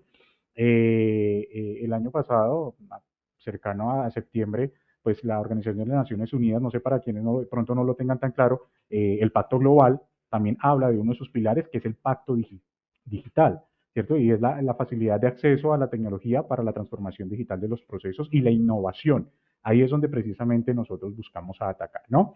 Entonces, esta solución que tiene esta característica, fíjense que la quise traer de nuevo acá, empieza a tener unas características muy importantes en función a las organizaciones que son tan variables, ¿no? Entonces, porque son variables en sectores, actividades económicas, y son sectores, perdón, variables en cuanto a los marcos, los frameworks de trabajo, esas estandarizaciones que muchas veces no sabemos ni por dónde ir, es donde empezamos a dar respuesta con estos pilares que tenemos por acá. La integralidad, porque la solución tecnológica permite participación integral de grupos de interés. ¿Listo? Los sistemas de gestión como base, la estructura de alto nivel, venimos haciendo y adelantando desde hace mucho tiempo cosas muy importantes de la gestión empresarial por medio de los sistemas. Vamos a enfocarlos ahora a la gestión de la sostenibilidad, ¿sí? Adopción y adaptación de la tecnología es muy importante en la gestión del cambio. La resiliencia va a ser crucial y aquí sí que toma cada vez más relevancia. Hablaban durante la ponencia de lo importante que es transformarnos digitalmente, pero qué tan maduros estamos dentro de nuestra organización para adoptar tecnología y a su vez adaptarla, ¿no? Hay que analizar un poco también eso. Entonces, la flexibilidad, disminución de la resistencia va a ser crucial, pero en la medida que la tecnología sea flexible, la resistencia a su vez pues va a disminuir en gran medida, ¿no? Desde ese Ginova trabajamos mucho lo que es la gestión por procesos, atacamos la estandarización directamente, la estandarización facilita mucho la disminución de los riesgos porque atacamos ese desconocimiento y esa incertidumbre, ¿sí? Interrelaciones, la cadena de valor como uno de los principales aspectos dentro de los sistemas o modelos. Y resulta que el BPM trabaja esto, procesos, personas, y nosotros atacamos directamente también la tecnología que está incluida dentro del BPM. ¿Listo? Cerrar con esta parte y es que en efecto la transformación digital y de procesos está muy relacionada con la continuidad del negocio. Todo hace parte de esa cadena sobre la cual pues aportamos. ¿Listo? Así que bueno, con estas 3 diapositivas me voy a lanzar directamente a nuestro producto, a nuestra plataforma. Quiero darles la bienvenida a todos ustedes a lo que es la suite principal de SG Nova. Esta suite pues la estarán revisando a lo largo de la sesión con la compañía y el aporte de mis compañeros. Aquí lo que vamos a hacer es ingresar a la plataforma una autenticación sencilla, más allá de mencionar que pueden ser autenticaciones reforzadas, y esto lo quiero aclarar porque al final esas alianzas y nosotros como promotores de la innovación y la transformación de procesos tenemos una responsabilidad muy grande y es la seguridad de la información, ciberseguridad, protección de datos personales, ¿sí? En ese orden de ideas, pues claro, nosotros tenemos protocolos más allá de certificaciones ISO que sí que las tenemos una conciencia y protocolos de manejo de la información pues bastante claros hacia la organización. Entonces acá tenemos lo que es la plataforma, por aquí en el mapa de navegación, fíjense que ya va a ser familiar para ustedes, lo estaba mostrando en la diapositiva, y es precisamente ese roadmap, esa hoja de ruta que nos va a permitir identificar cómo tengo una especie de paso a paso para establecer la estrategia de sostenibilidad dentro de la empresa y no solamente establecerla, sino implementarla, ¿no? Parte de las conclusiones que veamos en la intervención de nuestros ponentes es que hay que materializar, ¿no? Hay que hacer, hay que preocuparnos dentro de ese ciclo de mejoramiento continuo mucho en el hacer, no solamente en el planear y que se queden como buenas intenciones o buenas iniciativas. Entonces, precisamente ese hacer lo vamos a estar atacando con temas de programas de actividades, de estrategias a seguir, ¿listo? Y por supuesto que pues llegar a lo que denominamos nosotros una memoria, un informe de sostenibilidad o de información no financiera. Antes de ello, mencionar que nosotros desde la plataforma hemos integrado la inteligencia artificial. Por ejemplo, aquí tenemos Sweety. Sweety es un asistente y también traigo a colación algo que mencionaron los ponentes y es que afortunadamente todavía la inteligencia artificial sigue siendo un asistente. Tenemos criterio, nosotros tenemos el criterio personal de tomar las decisiones y sigue siendo un asistente el que nos puede ayudar. ¿Listo? Por ejemplo, aquí voy a hacer una pregunta muy común que de hecho estábamos revisándola con los ponentes y es cuáles son los principales desafíos de las organizaciones.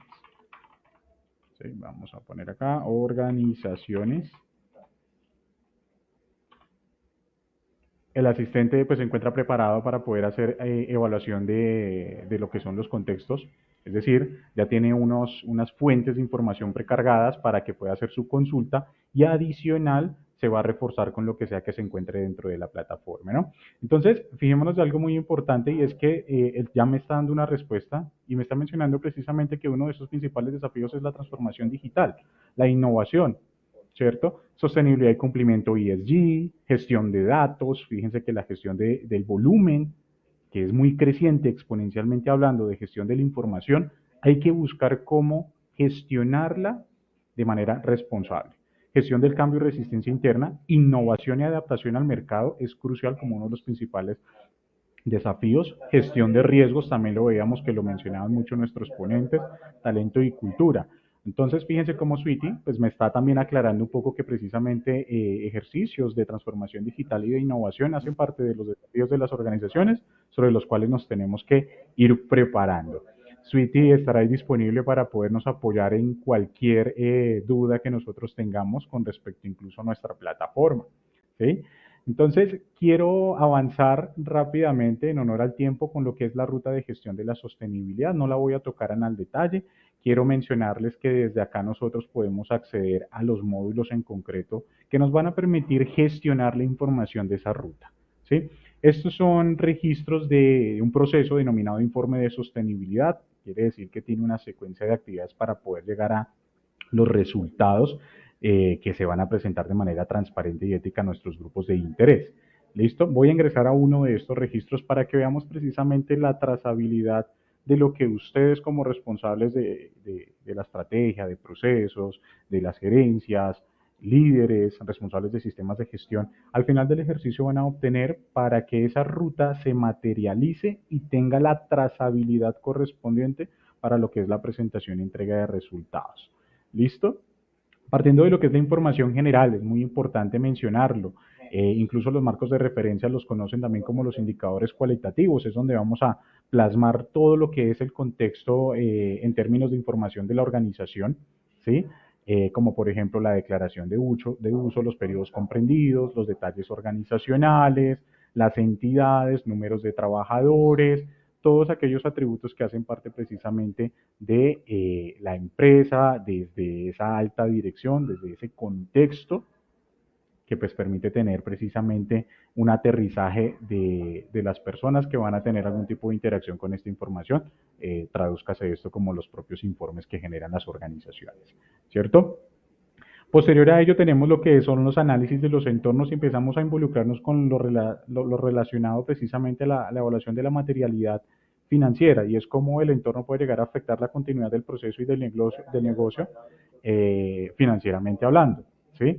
Entonces el sistema ya está preparado para que temas y asuntos materiales que son globales, ¿sí? Por ejemplo, los definidos por marcos como los principios del Pacto Global, los definidos por los propios objetivos de desarrollo sostenible o incluso temas y asuntos materiales que de acuerdo a los análisis de contexto, donde vamos a estar utilizando diferentes herramientas como DOFA, PESTAL, ¿sí? Porter, análisis CAMI, análisis MEFI, nos permiten identificar sobre qué temas deberíamos preocuparnos como organización. Desde esta etapa número 2 hemos listado algunos de ellos. El sistema ya los clasifica bajo las iniciativas o criterios ESG, cuáles son los ODS que se encuentran relacionados con esos temas, asuntos materiales. Hay organizaciones que pues hoy día no saben o no tienen muy claro ni siquiera cuáles objetivos de desarrollo sostenible le están apuntando o se están viendo afectados en el desempeño de ese ODS a nivel mundial, ¿sí? Es importante que se establezca parte de ese contexto aquí directamente desde el sistema. ¿Cómo se encuentran estos temas? Si me llegan a impactar, ¿cómo están? ¿Sí? Es decir, cuáles son sus tendencias, incluso aquí lo podemos analizar para identificar si estos temas y asuntos se pueden llegar a convertir para nosotros en posibles amenazas, posibles oportunidades. Es un ejercicio que pues, hemos venido adelantando durante mucho tiempo, sí, porque los modelos o sistemas de gestión nos hablan de la comprensión de la organización y de su contexto. Y es precisamente eso que quiero mostrarles por aquí. Nosotros tenemos soluciones que permiten de manera flexible analizar el contexto de la empresa, analizar esos contextos de tal manera que voy a ingresar aquí algún registro de análisis del contexto, donde podemos hacer las convocatorias a nuestras reuniones, desarrollamos lo que es la propia evaluación de contexto con herramientas, ya les mencionaba, por ejemplo, Pestal o Pestel, donde hago evaluaciones de macroentorno, de microentorno, listo, empiezo a establecer esas debilidades, oportunidades, fortalezas y amenazas para que en ese sentido yo lo conecte con la herramienta que me permite gestionar esos riesgos dentro del mismo sistema. Entonces los identifico, riesgos, identifico oportunidades y al final del ejercicio los voy a llevar a mis modelos de priorización. Entiéndase como modelo de priorización incluso con el enfoque a sostenibilidad, lo que es la materialidad. ¿Listo? Otro instrumento pueden ser las propias necesidades y expectativas de nuestras partes interesadas. Aquí nada más algunos ejemplos. Y fíjense cómo ataco directamente también lo que nos refieren las normas, identificación de los grupos de interés, evaluación de esas partes interesadas con criterios y parámetros que son totalmente ajustables, ¿no? Incluso la propia debida diligencia se encuentra configurada dentro del sistema para que esa evaluación de cadenas de suministro, de la supply chain, las tengamos controladas. ¿Listo? Determinación de planes de acción, donde vamos a involucrar a las diferentes personas para que no se quede simplemente en una definición de criterios o de información, sino que materialicemos acciones, tomemos acciones con relación a estos análisis. Lo mismo, identificación de riesgos y oportunidades con relación a lo que es identificación de necesidades y expectativas de partes interesadas. Son simplemente algunos ejemplos de cómo podemos complementar lo que es el análisis del entorno, que a su vez vamos a poder en una etapa posterior evaluar financieramente hablando. Esos temas que vienen de análisis de contexto, ¿cierto? Vamos a estar identificando por medio de criterios y parámetros también cuáles son los impactos. ¿Cuáles son los impactos en el corto, medio, largo plazo? Son criterios de evaluación.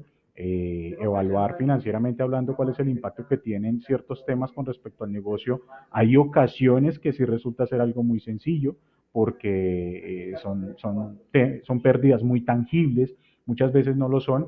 Lo conveniente del tema es que dentro de la plataforma vamos a poder ajustar esos aspectos que sí son muy cuantificables con relación a pérdidas económicas. ¿Listo? Para establecer si ese riesgo financiero para nosotros puede ser medio, puede ser alto. Entonces resulta que esta evaluación nos va a permitir identificar la materialidad financiera, qué de afuera hacia adentro nos está impactando o puede llegar a tener una afectación con la continuidad del negocio. Y fíjense lo que acabo de decir, la relación directa con la continuidad del negocio está directamente marcada. Lo hacemos con análisis vía. Sí. ¿Determinamos BCP o Business Continuity Plan? Sí, por supuesto. ¿Y los integramos con la estrategia de sostenibilidad? Claro que sí. Aquí estamos viendo un poco precisamente cómo la evaluación de esos temas que ya tuvieron una evaluación de entorno y de impacto están definidos en la materialidad con criterios y parámetros. Entonces ya definen cuáles de esos temas definitivamente deben ser considerados dentro de nuestro análisis de materialidad financiera, por ejemplo, anticorrupción, antisoborno, acceso a la información y transparencia. Para hacer estos análisis nosotros facilitamos la gestión de toda esta información por medio de herramientas como la gestión de riesgos, que son modelos matriciales que nos permiten alinear dentro de diferentes ejes. Por ejemplo, lo que es el análisis de los grupos de interés, el análisis de materialidad. Voy a mostrarles por aquí un poco precisamente lo que nos genera el sistema. Entonces, esa evaluación por medio de cuadrantes, de significancias, aquí nos empieza a ubicar lo que se convierte en material para la organización. Es un riesgo, una oportunidad. ¿Listo? Aquí estamos ya, de hecho me adelanté un poco porque acá tenemos el ejercicio de doble materialidad. Me está hablando de la materialidad impacto, donde ya trajimos a colación los aspectos que a los grupos de interés consideraron relevantes, y adicional la materialidad financiera, y es decir, aquellos aspectos externos que puedan llegar a afectar la continuidad del negocio, ¿sí? Cómo nos vemos impactados por esos otros aspectos. En este caso tenemos que, por ejemplo, hay que hacer una priorización en la gestión de anticorrupción y antisoborno. De cualquier manera podríamos ir trabajando temas como, por ejemplo, tecnologías limpias y residuos, por aquí distribución de riqueza, dentro de lo que es la evaluación de materialidad. ¿Listo? Tenemos un aspecto muy importante que es la evaluación de la cadena de valor, muy importante incluso dentro de lo que es la generación de nuestros productos y nuestros servicios. Hay que tener muy claros cuáles son esos impactos, riesgos y oportunidades que tienen nuestras actividades con respecto a los impactos, ¿sí? Análisis de ciclo de vida. Por ejemplo, los típicos ACV, ¿listo? O los PLM en inglés también, que nos permiten identificar cómo la materialización de nuestros productos o la generación de valor para la entrega de valor puede llegar a estar afectando también el entorno, ¿no? Entonces, por ejemplo, el almacenado de producto tras vía útil tiene unos impactos, riesgos y oportunidades. Vamos a determinar si se determina como un riesgo, una oportunidad y qué tan potencial puede llegar a ser. ¿Listo?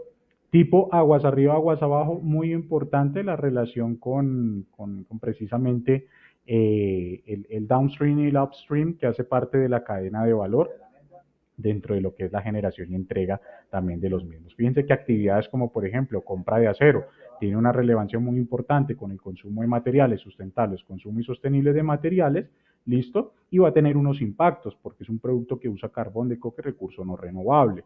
Esto también nos va a permitir identificar no solamente los impactos que estamos generando, sino vamos a estar evaluando pues ese riesgo que se puede materializar con relación a mi actividad económica o el ciclo de vida de mis actividades. Con seguridad lo vamos a acompañar mucho con lo que es el involucramiento de nuestros grupos de interés, ¿sí? Donde vamos a identificar esos grupos de interés y por medio de modelos incluso matriciales, vuelvo por aquí, vamos a poder dar esa relevancia, ¿cierto? Esa relevancia de escucha de mis grupos de interés, de tal manera que yo pueda identificar cuáles tienen cierta pues, relevancia con respecto al negocio, cuáles deben ser de cierta manera pues priorizados en su escucha, ya sea por su poder de decisión, por su impacto en el negocio, donde vamos a poder priorizar precisamente esos grupos de interés, para que con herramientas como las típicas encuestas o cuestionarios configurables vamos a poder evaluar la escucha de estos grupos. ¿Listo? Aquí tenemos un resumen de lo que es la doble materialidad de acuerdo a lo gestionado en las etapas anteriores. ¿Listo? Precisamente el resultado de cuáles son los temas sobre los cuales vamos a enfocar nuestros esfuerzos. Lo veíamos hace un rato, desde la doble materialidad, donde ya traigo la materialidad, en este caso financiera, y materialidad de impacto, cuáles son esos temas sobre los cuales pues vamos a trabajar. Anticorrupción y antisoborno pueden ser algunos, estamos en la doble materialidad. Para ello vamos a establecer estrategias, ¿listo? Y es allí donde empezamos a trabajar con diferentes aplicativos dentro del sistema para que la definición de planes se empiecen a materializar, ¿no? Por ejemplo, aquí hemos planteado seguimiento a los asuntos y temas materiales que surgieron seguramente del análisis de la doble materialidad, pero también nos estamos enfocando a definir como plan el seguimiento y aporte a los objetivos de desarrollo sostenible. Cada uno de ellos están asociados a unas perspectivas, es decir, vamos a atacar lo que son las iniciativas ambiental, social y de gobierno, los objetivos que nos hemos estado planteando, que pueden ser los propios objetivos de desarrollo sostenible, como aquellos que fueron definidos de acuerdo al ejercicio de la evaluación de la materialidad, y a su vez pues la estrategia, ¿no? Es decir, ese objetivo ya un poco más específico o cómo vamos a tratar de cumplir con estos objetivos grandes. ¿Listo? Hoja de ruta hacia la descarbonización, promover el consumo responsable de recursos. Fíjense ya cómo empezamos de todo lo que es evaluación del contexto, planear actividades y empezamos a definir lo que vamos a materializar como acciones. ¿Listo? Todo esto va a tener lugar, por supuesto, dentro del sistema a través de diferentes herramientas como por ejemplo las iniciativas, donde para trabajar la hoja de ruta hacia la descarbonización yo tengo que hacer actualización de equipos y maquinaria, mejora del sistema de eficiencia energética, son proyectos que ya empezamos a definir acciones concretas, responsabilidades, porque alguien tiene que hacerlo, ¿sí? Adicional, tenemos que ir midiendo, por supuesto, la gestión de los indicadores. Por ejemplo, aquí hemos plasmado lo que son los GRI como uno de los principales marcos, en este caso con enfoque a la gestión de la materialidad de impacto, pero que sí que nos permiten evaluar cómo tengo que ir midiendo yo la estrategia. Emisiones directas de gases de efecto invernadero alcance 1, 2 y 3, dependiendo lo que nos aplique, ¿cierto? Algunos de esos indicadores pues los vamos a tener acá, la mayoría pues van a estar precargados para que el sistema sea capaz de decidir sobre temas materiales cuáles son los indicadores que pueden estarnos sirviendo para poder medir el desempeño e impacto que tiene la organización con respecto a esos temas. ¿Listo? Parte del ejercicio incluso de lo que es la verificación, si tuviéramos que seguir un ciclo PHVA, hace parte de lo que es el seguimiento de esas estrategias de sostenibilidad, ¿sí? por medio de herramientas de gestión, como por ejemplo los propios modelos de estrategia como Balance Scorecard, Hoshinkanri, OKR, nosotros los configuramos para que ese seguimiento pues sea mucho más gráfico y dinámico. Por ejemplo, aquí tenemos uno donde tenemos precisamente esos planes que nos habíamos definido por aquí en la pestaña anterior, seguimiento a ODS y también seguimiento a los asuntos y temas materiales por cada uno de los criterios, ¿sí? Ambiental, social y de gobierno, y cómo estamos o cuál es mejor nuestro desempeño, cuáles son los objetivos que tiene cada uno de mis perspectivas. Aquí podemos ver precisamente que tenemos unos objetivos relacionados con ambiente, emisiones de gases de efecto invernadero, consumo y fuentes de energía, resiliencia climática y adaptación, con relación al aspecto social, seguridad y salud en el trabajo, derechos humanos en la cadena de valor. Si ustedes se fijan, cada uno de estos objetivos tiene unos atributos muy importantes y es que tiene una colorimetría, tiene unos iconos que me permite identificar cómo estoy cumpliendo ese objetivo en el corto, ¿sí? En el medio y en el largo plazo. ¿Y cuál es su tendencia? Estas flechas que estamos viendo por aquí son muy importantes, denotan un poco el comportamiento de la estrategia dentro de la organización. ¿Listo? A su vez veremos por aquí los indicadores que tenemos asociados por cada uno de los objetivos estratégicos, sus porcentajes de avance. Si yo quiero analizar al detalle cómo se está comportando ese indicador, incluso, y esto es muy importante, analizarlo con respecto a las diferentes unidades de negocio. Entiendes unidad de negocio como por ejemplo lo son los países, los centros, las plantas, los proyectos, porque al final todos impactan. Quiere decir que debemos consolidar esa información y es lo que hace el sistema para que yo pueda conocer cómo estamos con emisiones directas de gases de efecto invernadero alcance 1 desde Colombia, desde Perú, desde Chile, desde España, desde México. Empezamos a ver esa distribución geográficamente hablando para determinar cómo estamos interviniendo. ¿Listo? Un poco de lo que nos genera el sistema y de lo que es capaz de mostrarnos. Para ir cerrando, quisiera mostrarles que dentro de la plataforma nosotros facilitamos la gestión de análisis de toda esta información, no solamente a través de cuadros de mando, como lo veíamos, sino a través de lo que es la visualización de datos por medio de Business Intelligence. ¿Listo? Para darles algunos ejemplos, acá tenemos precisamente cómo por medio de estas herramientas podemos hacer seguimiento a los objetivos de desarrollo sostenible que hemos identificado dentro de la ruta. ¿Listo? Aquí tenemos la determinación de los objetivos estratégicos y los objetivos de desarrollo sostenible. Por cada uno de ellos puedo ir identificando cuál es el nivel de avance dentro de la materialización de acciones dentro de la compañía. ¿Sí? Cuáles se encuentran asociados, por ejemplo, con automatización de procesos, campañas de marketing, diseñar e implantar un sistema de gestión estratégica que va a estar relacionado precisamente con objetivos estratégicos, pero también con objetivos de desarrollo sostenible. ¿Listo? Aquí pues algunos otros ejemplos de los gráficos que el sistema nos va a permitir generar y es analizar precisamente cómo vamos a estar por cada una de las unidades de negocio, cómo se está comportando con relación a ciertos indicadores incluso en concreto.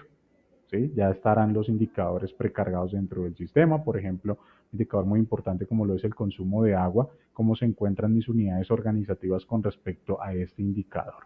Por mencionar simplemente un ejemplo de los tantos que van a estar allí disponibles.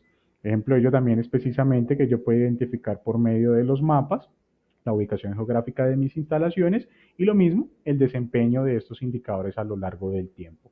Nada más algunos ejemplos de lo que desde SGINO hemos dispuesto. Con seguridad a lo largo de las siguientes exposiciones vamos a ver un poco más de ello. Así que, bueno, cierro yo con esto.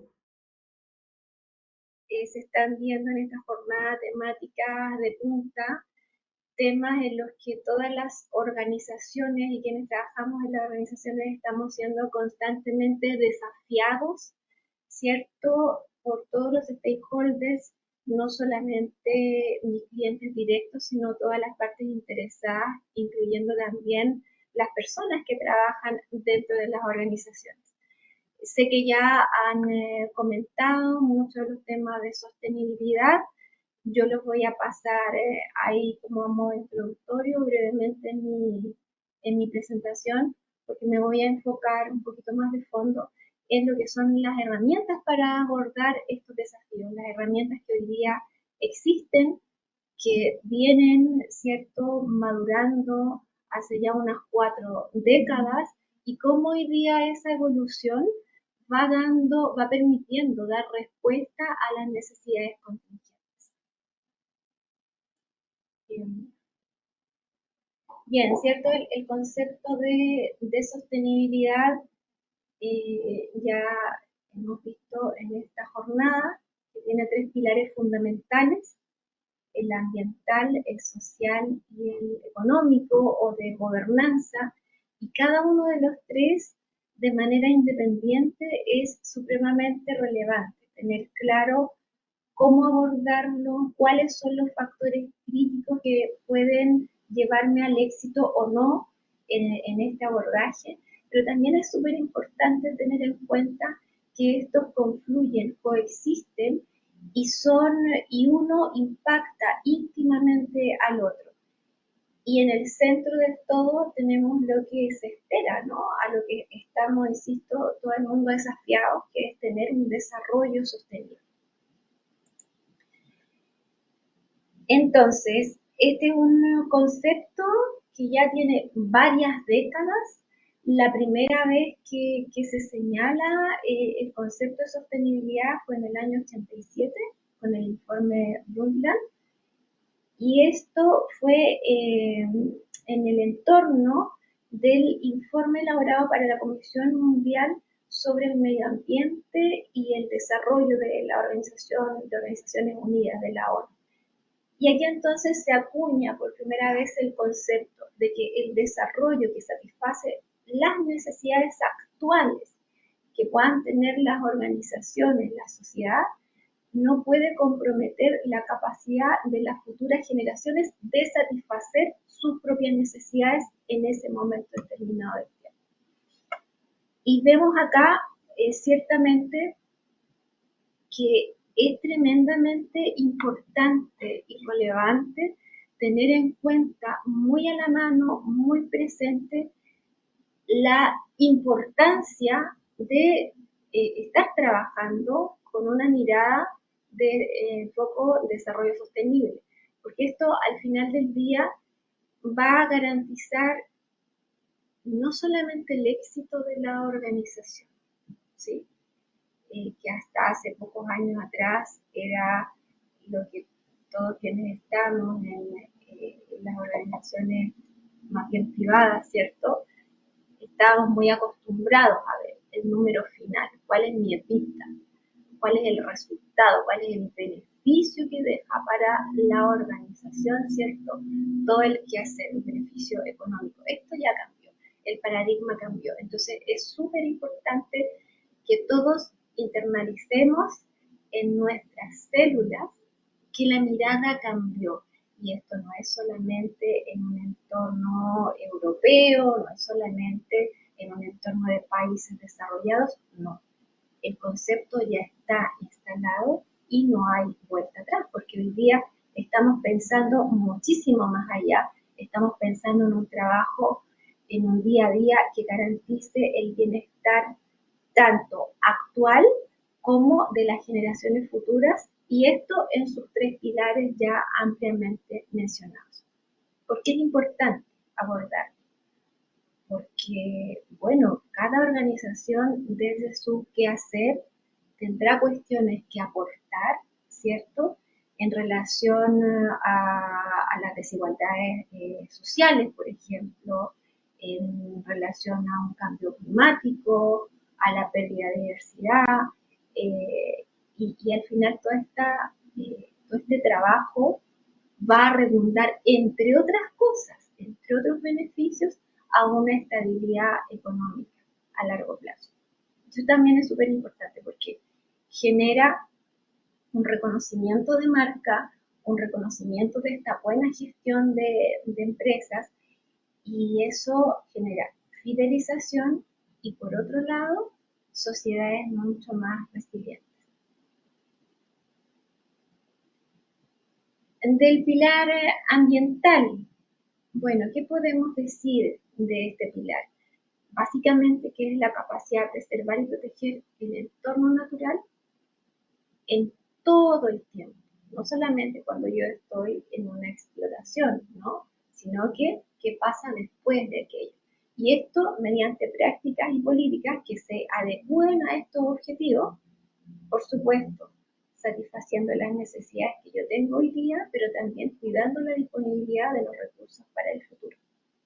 En este punto, tenemos nosotros que hay muchos factores que van a influir, estos son solamente algunos, muchos factores que van a influir en el éxito de nuestra gestión, ¿sí?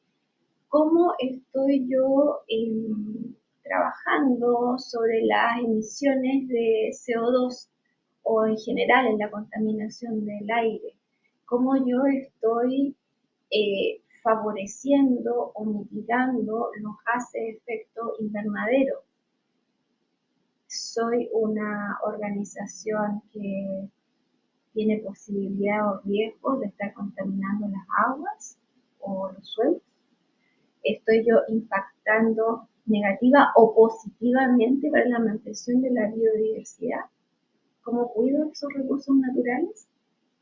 Los modelos económicos que yo tengo implantados dentro de la organización, ¿cómo impactan al consumo de los recursos no sostenibles? Y acá yo les comparto una experiencia que acabo de tener. No me pude integrar antes a esta jornada porque estaba en un evento, una ceremonia de entrega de certificados. La organización AENOR, donde yo trabajo, es un organismo de certificación, entre otras cosas. Nosotros evaluamos la conformidad respecto, entre otras cosas, respecto a una norma, por ejemplo, una norma ISO. También generamos competencias técnicas a través de capacitación. Pero esta mañana yo estaba en mi rol de directora de AENOR haciendo entrega de un certificado de eficiencia energética para una cadena de supermercados muy relevantes en Chile donde yo resido. Entonces, esto es interesante porque el core de una cadena de supermercados no es la eficiencia energética. Sin embargo, uno comienza a ver cómo este concepto de sostenibilidad, en este caso anclado en el ámbito ambiental, cómo va calando y penetrando capas más profundas, más allá de lo que compete al rol principal, al core de la organización, ¿no? Y ha sido súper interesante ver cómo dentro de todas las prácticas que se han implementado, por ejemplo, para controlar o gestionar la energía relacionada con la climatización. Claro, en un supermercado tal vez el ítem más importante de consumo de energía es la climatización. Pero acá, otra vez, súper importante el tema cultural. Cómo estas buenas prácticas, cómo el quehacer no ha sido vamos a tener, la primera solución no ha sido vamos a tener una planta, ¿cierto?, de generación que provenga de recursos renovables. No, sino que lo primero ha sido, ¿qué podemos hacer con los recursos que tenemos para cambiar, modificar la cultura de mi organización? Entonces, cuando uno percibe de manera real y directa que hoy el mundo está hablando de esto, de cómo, si alguno recuerda la geografía de Chile, es un país muy largo, de alrededor de 4.500 kilómetros de largo, y por lo tanto esta cadena de supermercados tiene locales distribuidos en todo el país. No solamente es un tema de distancia física, sino que también de cultura, y cómo esta organización ha sido capaz de ir difundiendo esta nueva forma de ser, esta nueva forma de trabajar a través de una implementación muy exitosa de un sistema de gestión de la energía. Pero no solamente eso, y esto yo lo rescato porque hoy día en las organizaciones se está hablando del concepto de sostenibilidad en general. donde energía es un pedacito, o donde la gestión ambiental es uno de los tres pilares, pero no es el único. Pero hay que ver cómo impacta positivamente en la cultura, en el sentido de pertenencia, en estas buenas prácticas, en la comunicación y el compromiso que existe en el vertical y en el horizontal. Es decir, a través de un requisito, podríamos decirlo así, un requisito de incorporar el concepto de sostenibilidad adentro de la organización, como organización también se reciben muchos réditos que no solamente están ceñidos al ámbito económico, sino que a muchos otros ámbitos y que también repercuten a nivel social. En relación a la sostenibilidad social, este pilar es súper interesante porque lo que hace, por un lado, es promover, ¿cierto?, el cumplimiento, el reconocimiento y cumplimiento de los derechos humanos, de la equidad, de cuestiones básicas como que se tenga acceso a la educación, a la salud, a un empleo digno, a disminuir todas estas brechas que existen en torno a género, en torno a brechas salariales, por ejemplo, y en definitiva, acciones que garanticen el bienestar para todas las personas. Y esto genera, otra vez, una cohesión social, un reconocimiento a la justicia y dentro de las organizaciones mucho sentido de pertenencia. Dentro de AENOR, y enseguida las próximas slides se las voy a ir mencionando, detallando uno a uno, pero dentro de AENOR nosotros tenemos distintas herramientas que ayudan a las organizaciones a poder ir cumpliendo con estos desafíos. Desafíos para la inclusión e igualdad, ¿no? Que tiene que ver no solamente con la igualdad de género, hay una cuestión de inclusión, que tiene que ver con capacidades diferentes, con etnias, con orígenes, con orientación sexual, por ejemplo. También hay que tener en consideración el trabajo en entornos más seguros. Cómo desde mi posición dentro de una organización puedo colaborar para generar condiciones que para las personas, tanto de mi entorno directo como de aquello en lo que yo pueda tener impacto, puedan ser condiciones más adecuadas en los distintos ámbitos, biológico, psicológico, social. Y así también, importante que desde la dirección se trabaje en políticas de respeto de estos derechos fundamentales. Todo esto, digamos que se habla en ámbito estanco, pero están totalmente relacionados, porque todas estas políticas nacen de la alta dirección, de la gobernanza, que es el siguiente pilar, ¿no?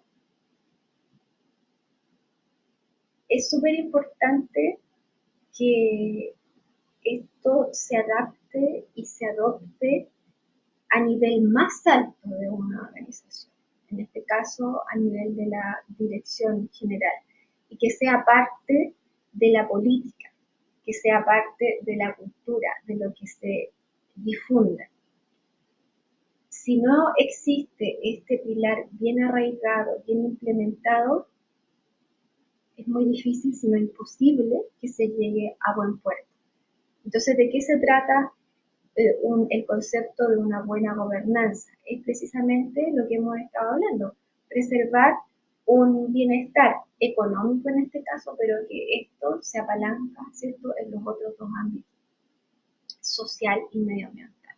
Es decir, tener un equilibrio en este crecimiento donde se considere la eficiencia de los recursos, la equidad social, así como la financiera. ¿Qué aspectos se tienen que tener en consideración? Aquí solamente algunos. responsabilidad corporativa, por lo tanto esto obliga, se debe imprimir una cultura corporativa que esté en línea con este concepto de sostenibilidad, transparencia también, porque esta transparencia tiene que estar irrigada en todos los niveles de la organización. Hay muchas organizaciones que cuando se adopta y adapta esto, creen que malentienden que la implementación o la implantación de aquello debe ser sobre algunas capas, ¿ya? Transparencia, por ejemplo, el tema de antisoborno, anticorrupción, tratarlo solamente en el área de compras o en las áreas más críticas. Pues no, cuando hablamos de transparencia tiene que estar en la columna vertebral a lo largo y a lo ancho de toda una organización. También tener en cuenta los conceptos de innovación. Porque claro, para poder implementar todos estos cambios, se requiere tener mucho juego. No solamente copiar lo que está haciendo otro, que también, ¿no? O sea, en benchmarking sí, igual, pero dentro de una organización también debería haber una innovación que me permita potenciar todos los recursos que tiene la propia organización. Gestión de recursos, lo que hablo, e inclusión y equidad.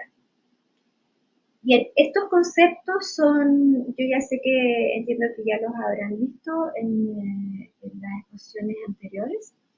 Yo los rescato porque es un desafío súper relevante.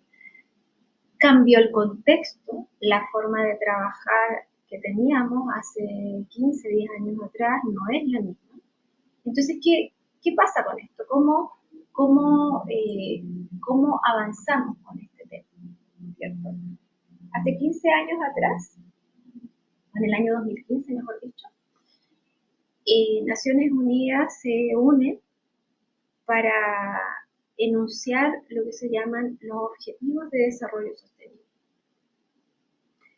Entonces, son 17 objetivos, cada uno con sus metas, que en total son 169. Y se dio un plazo, 15 años para trabajar en esto, 2015 hasta el 2030.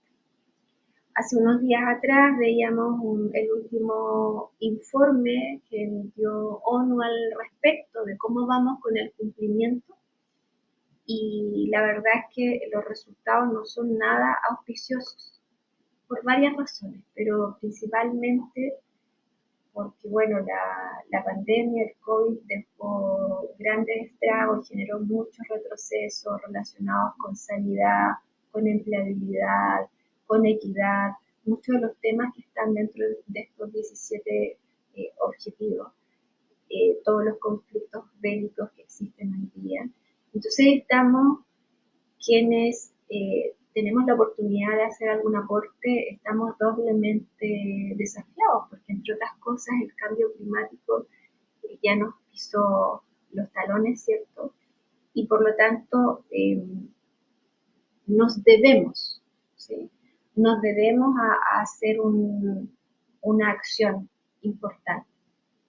Dentro de estos 17 objetivos, que también ya lo habrán visto, está poner fin a la pobreza y desigualdad, proteger el medio ambiente y desarrollo sostenible, y garantizar que todas las personas disfruten de la paz y prosperidad. Cada uno de estos objetivos que están expuestos acá, fin de la pobreza, hambre cero, salud y bienestar, etc., tienen sus metas a cumplir. Es súper interesante porque acá un dato bueno es que cuando se realizó la primera convención, la primera reunión en el año 2015, se convocó solamente a los jefes de Estado. Pero luego, dentro de un año, se vio que esta convocatoria era insuficiente. Entonces se llama a la participación también, además de los gobiernos, al sector privado, irrigando esto también, y así es el mandato, donde en cada país hay una entidad que representa los ODS, los Objetivos de Desarrollo Sostenible de la ONU, llame no solamente al sector privado, sino que también haga comunicaciones y difusión a la sociedad civil y personas corrientes como cada uno de nosotros. Porque en esta tarea todos y todas tenemos algo que aportar. Si ustedes tienen alguna duda o quieren saber alguna cuestión específica, en la página web de los ODS, así tal cual, pueden encontrar muchísimo detalle, incluyendo este informe que yo les mencioné.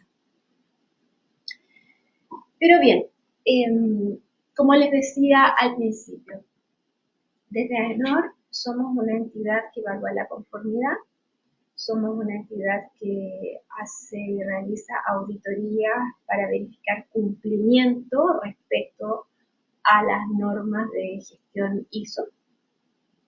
Y vemos que esto ha tenido una evolución súper potente. Aquí yo traigo un poco un histórico, ¿no? En los años 80, 90, cuando se publican las primeras versiones de las ISO, se hablaba de sistema de gestión de calidad como un gran paraguas que podía cubrir básicamente todas las necesidades de aquella época. Y está bien, si nos ponemos en contexto, estábamos hablando de gestión de calidad, reconocer las necesidades del cliente, cumplir con lo comprometido, ¿cierto? Y la mejora continua. Y eso está bien. Y el concepto, en la médula, el concepto no ha cambiado. ¿Ya? Eso se sigue manteniendo y cabe señalar que ISO 9001 sigue siendo uno de los referentes y columna vertebral de cualquier sistema de gestión auditable. Bueno, a los pocos años nace la norma de gestión de medio ambiente, y luego una que se ocupa de la salud y seguridad de las personas, en aquella época OSAS, para que no lo recuerden, hoy día ISO 45001, y también nace una norma de directrices, ¿sí? Que es la 26.000. Y en el año 2015, como ya lo señalaba, los Objetivos de Desarrollo Sostenible. Esto era lo que teníamos hace unos años atrás, pero hemos visto que el contexto cambió y entonces nosotros decimos y nos preguntamos, bueno, ¿y qué herramientas concretas podemos tener? Una cuestión es importante de señalar. A problemas o desafíos complejos, soluciones complejas. Por lo tanto, aquí van a haber muchas soluciones. Las que yo les voy a mostrar hoy están muy ceñidas a aquellas metodologías que se comparten, que se implementan de una forma voluntaria y que ayudan a una organización a cumplir con requerimientos internos, externos, ¿cierto? A posicionarse como la organización lo desea, que son principalmente las herramientas ISO y algunos otros estándares. Esto está difuso acá, pero para que me permitiera darles este speech, ¿no? Porque un poco esta es la organización que yo he hecho, que me parece como gráficamente algo más clara, donde cada una de esas cajitas tiene una norma relacionada o un estándar conducente a una evaluación y a un certificado relacionado, ¿no? En medio ambiente tenemos toda la columna vertebral de energía y de cambio climático. Acá hay una norma específica de cambio climático que está en creación, pero todavía no está publicada. Se espera que a finales del próximo año se publique. Lo que sí tenemos hoy es la gestión de los gases de efecto invernadero o gestión del carbono, ¿cierto? Que esto es verificación básicamente de huella de carbono. Hay normas ISO para su evaluación. La de gestión de la energía que yo les mencionaba también, en el ámbito de economía circular, hay mucho tema y cada día hay más temas. Gestión de residuos, donde está todo el ámbito de la valorización. Hoy día se certifica la gestión de residuos. Pero antes de la gestión de residuos, hablamos de la prevención. Y aquí, por ejemplo, existe un ecoetiquetado, ecodiseño. Eso es bien interesante porque nos obliga a pensar 3 pasos más atrás y actuar muy de la mano con el equipo de marketing, por ejemplo. Cuando se diseña una botella de un envase, cómo ese diseño, siendo atractivo, también después me puede ayudar a que sea 100% o lo más cerca del 100% reutilizable. Es decir, que yo ese envase lo pueda poner, ¿cierto? Lo pueda volver a poner en el circuito de fabricación. Y esto es súper interesante porque todo esto tiene una cadena, un hilo conductor, donde dependiendo del eslabón en el que yo me encuentre, dependiendo del foco que se defina, existen herramientas ISO para poder ir incluyendo, ¿no? Todos estos conceptos. Por ejemplo, súper concreto. Si yo estoy en el área de manufactura, estoy fabricando, no sé, un champú, un detergente, puedo trabajar para que ese envase, a través de ecodiseño, que es una herramienta, una norma de gestión ISO, se acerque lo más posible a una posterior valorización. ¿Sí? Okay. Y luego ese envase vacío que ha sido recuperado, yo lo pueda meter como materia prima en un nuevo proceso de fabricación. Y hay una norma ISO también que evalúa efectivamente la trazabilidad del plástico reciclado. Se los señalo, ahí se los dejo, porque hoy día en Europa y en muchos otros países también se está empezando a trabajar en aquello. Hay un impuesto súper alto, muy alto, por utilizar plástico como de primer uso, ¿no? Caracterizado como materia prima virgen. Entonces, es tan alto ese impuesto que se está saliendo a comprar plástico reciclado para mezclar materia prima virgen con este plástico reciclado en una proporción que técnicamente funcione, sea funcional para el envase que yo quiero. La cuestión es que este plástico reciclado debe tener un certificado que asegure, primero, que es reciclado, la primera cosa, y luego la caracterización del plástico, obviamente, para esta funcionalidad. Bueno, para todo aquello también existe una norma ISO, ¿no? Podemos hablar también en la otra columna del pilar social. Aquí hoy día hay un tema súper relevante, muy sobre la mesa, que se ha puesto sobre todo en varios países de Latinoamérica, que tiene que ver con la equidad, igualdad de género, las normas de inclusión, equidad salarial, inclusión que tiene que ver con sexo, con origen, temas de inclusión de edad, muchas prácticas y también certificaciones relacionadas con la inclusión de personas que tengan, que estén en un rango etario de adulto mayor. Entonces, para todos estos, como digo, desafíos, hay propuestas de herramientas. Insisto, estas no son soluciones únicas, porque ya digo, a un desafío complejo, soluciones complejas, ¿sí? Pero sí que son herramientas que nos ayudan a ordenarnos mucho y permiten, bajo su propia columna vertebral, ir insertando otras acciones. porque una de las características fabulosas que tienen los sistemas de gestión ISO es que nos obligan a tener una mejora continua. Son un sistema de gestión, no son una foto de una buena práctica. Esto no es estático.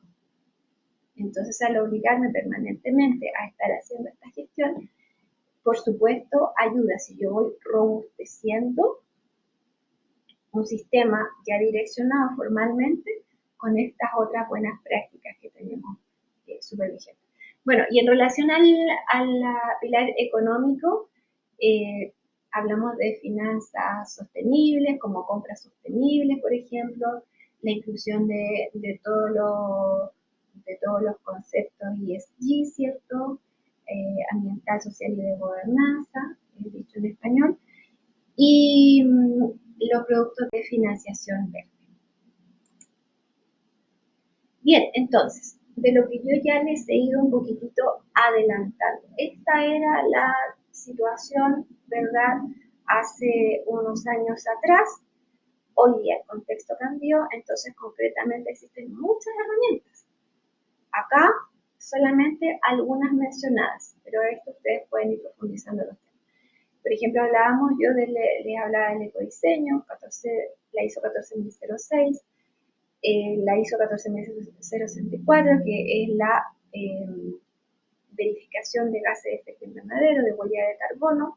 También tenemos la huella del agua, que eso igual es súper relevante para cierto tipo de industria, donde el consumo del agua ofrece un impacto muy fuerte.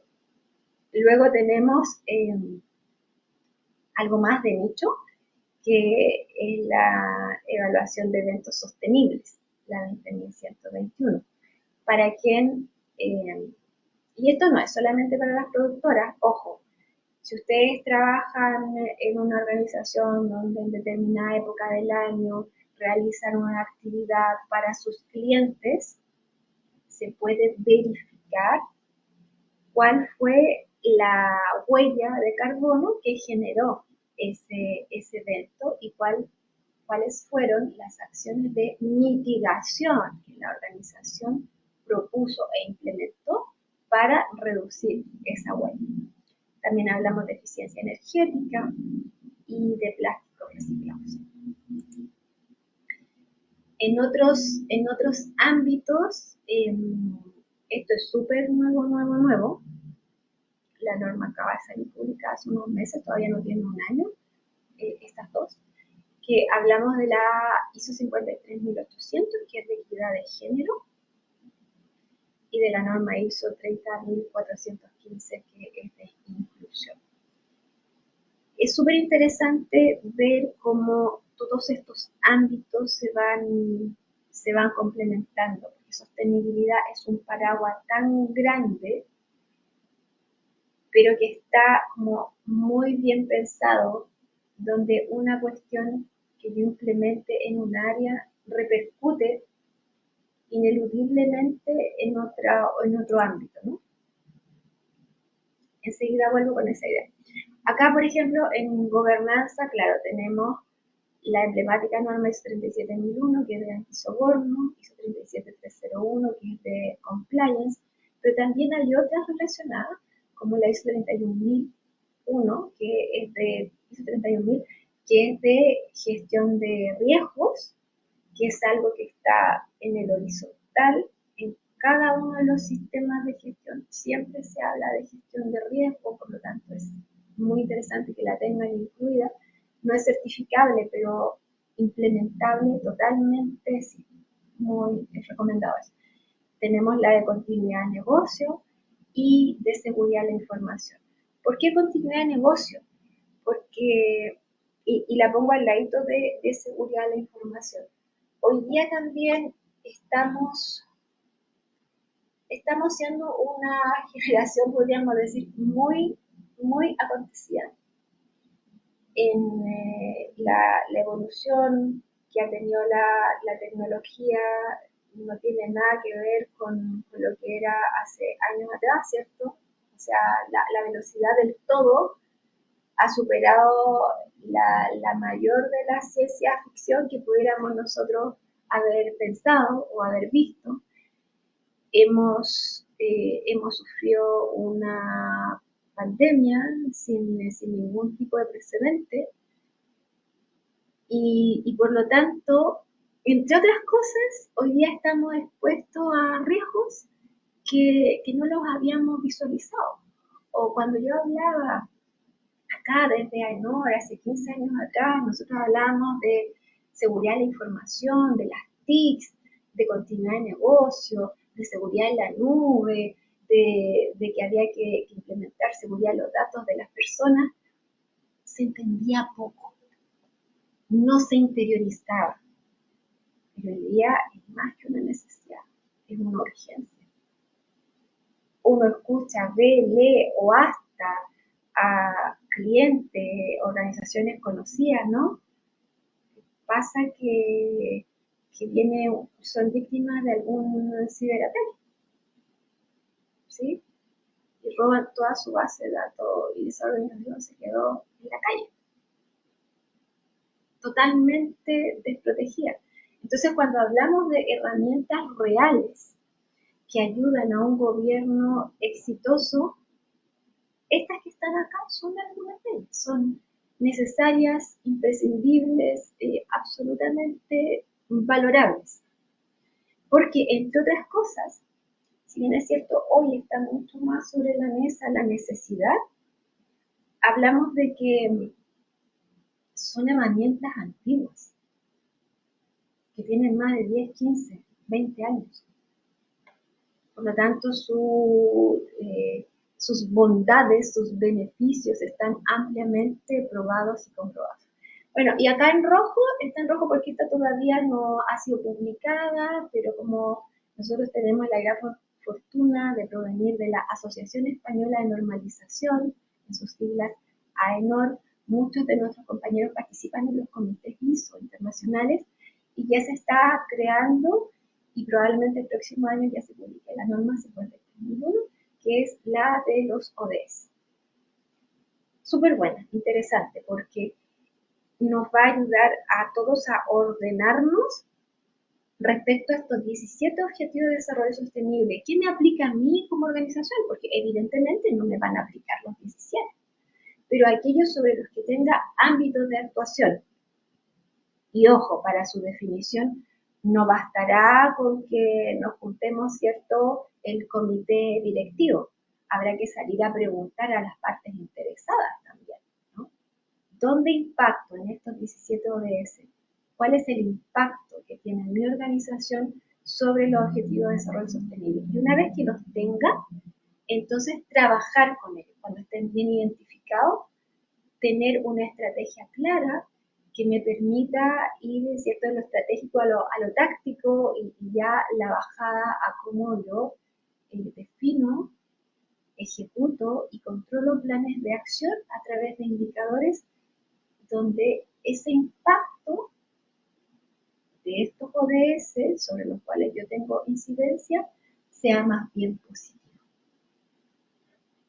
Y si no puede ser positivo, porque si yo, por ejemplo, trabajo en el rubro de la minería y ahí sí o sí voy a impactar fuertemente el recurso hídrico, bueno, que ese impacto sea dentro de lo negativo lo menos negativo. Y como es una norma ISO, se mide cada año y se va viendo su evolución. Bien, noticias súper interesantes en relación a ISO, no sé si lo sabían, importante que se tenga en cuenta. Primero, que el año pasado ISO dijo, ¿saben qué? En todas las normas se actualizan. Esto fue en febrero del 24.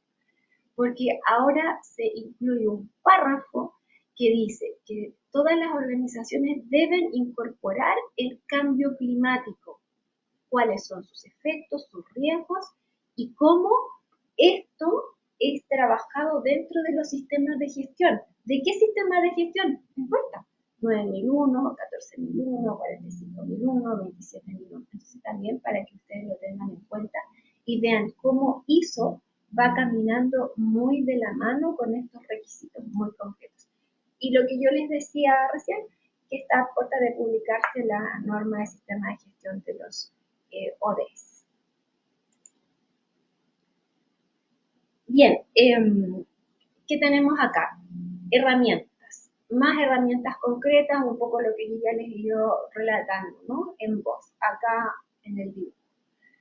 Hablamos, ¿cierto?, de que la sostenibilidad ambiental, en este caso, bueno, como concepto, ¿no?, está centrada en el uso responsable de los recursos naturales y la minimización del impacto ambiental en las sociedades que cada una de las organizaciones va a cometer producto de su quehacer. Entonces, está la norma gran madre de la gestión ambiental, la 14.001, que ha sido el pilar de sostenibilidad ambiental. Pero hoy día se suman muchas otras, como yo ya les decía, ecodiseño, verificación de las huellas, economía circular, gestión de residuos, soluciones de productos sostenibles, trazabilidad de plástico, etc. Cada una de estas soluciones que me va a ayudar dependiendo de mi quehacer, dependiendo de la razón de ser de la organización, de los desafíos que se quieran abordar, va a ayudar a renovar el compromiso con la sostenibilidad, dependiendo en qué estatus se encuentre, ¿no? O a descarbonizar, a bajar la huella, o a emplear estos residuos como recursos, lo que comentaba yo del tema de la reutilización de plástico, o también a financiar con responsabilidad o la circularidad. Bueno, esto se puede trabajar, se puede evaluar y se puede constatar a través de certificados que emite un tercero, como AENOR, a través de auditorías, que la organización está trabajando en base a compras sostenibles o que está realizando eventos sostenibles o que está verificando, reduciendo o incluso llevando a cero su huella de carbono o huella del agua en temas de economía circular, eficiencia energética, gestión de residuos o trazabilidad de plásticos. De forma súper relacionada también en sostenibilidad social, entendida como cómo la organización aborda el desarrollo social, ¿no? Y cómo se opera mirando la igualdad, la diversidad e inclusión y la responsabilidad social. En estos temas también claramente ponemos foco y se ofrece a través de las herramientas ISO como concepto a que estas herramientas pueden ayudar a consolidar, si ya se está trabajando, consolidar a través de una certificación o impulsar, si se está en un estatus mucho más prematuro, la igualdad, gestionar la diversidad. En el fondo, diseñar soluciones inclusivas, fomentar a través de un cambio cultural la tolerancia, etc. ¿Y qué herramientas existen? Solamente algunas mencionadas acá. Teníamos y seguimos teniendo toda la vida la 45.001, bueno, y está la de responsabilidad social, la ISO 26.000, pero se le suman aquí, por ejemplo, la que yo les mencionaba, de igualdad de género, diversidad e inclusión, compromiso con las personas mayores. Habemos muchas sociedades que estamos envejeciendo y es súper importante tener este punto en consideración. ¿Cómo nos desafiamos como organizaciones para poder tener esta mixtura, ¿no? Esta multiculturalidad referida en este caso particular a las edades?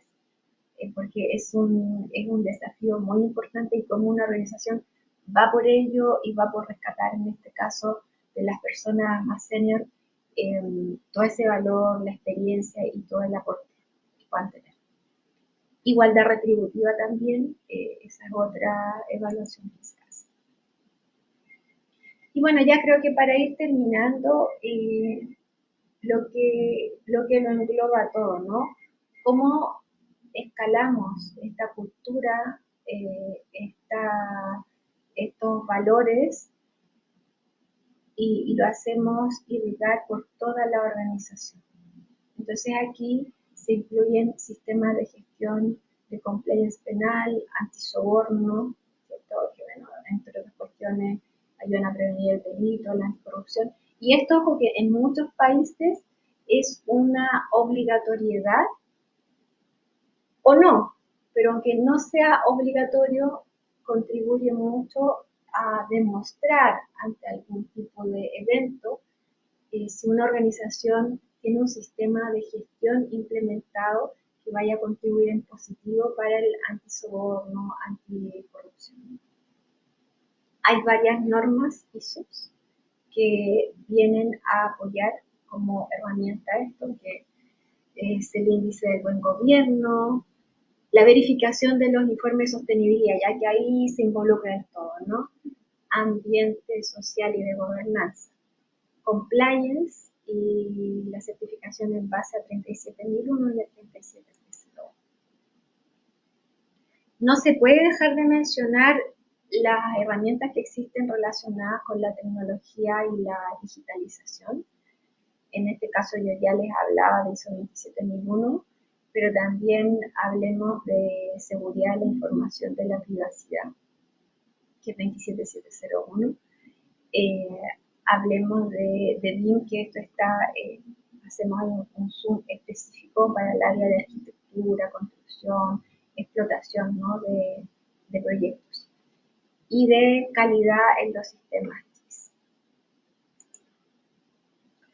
Dentro de un proceso conducente a una evaluación, tercero conducente a una certificación, destaco esto. Destaco que todas estas cláusulas que ustedes ven acá, de la 1 a la 10, se repiten en cada uno de los sistemas, en cada una de las normas ISO. Esto es la estructura de alto nivel, que se dice, que habrán escuchado, que se basa obviamente en el ciclo de mejora continua. Y que es súper bueno porque si ustedes ya tienen un sistema implementado, por otro lado, si tienen una herramienta como la que señalaba Carlos hace unos instantes atrás, va a ser mucho más ágil la implementación de un nuevo sistema de gestión. Independiente, que puede ser de compliance, que puede ser de seguridad de la información, que puede ser de huella, etcétera, pero como todas comparten esta misma estructura, con un sistema bien implementado, bien gestionado, bien medido a través de herramientas tecnológicas, la inclusión de otro y otro y otro de cara a cumplir con estos desafíos es mucho, mucho más fácil de lo que podría haber sido hace unos cuantos años atrás, donde cada norma seguía su propia estructura. ¿Sí? Y bueno, ya para ir terminando, un proceso conducente a una certificación parte, ¿cierto?, porque una organización defina qué es lo requerido, luego se hace apoyar generalmente con una consultoría externa, se implementa esto al interno y luego viene, podría ser, ¿no?, una auditoría de diagnóstico por parte de la entidad evaluadora, por ejemplo, podría ser AENOR. Posteriormente, cuando la organización así lo decida y ya esté listo para la certificación, convoca a este organismo de certificación y aquí viene el proceso básicamente señalado con un primer acercamiento, que es una auditoría documental, después la auditoría de certificación, se emite el certificado, ¿cierto?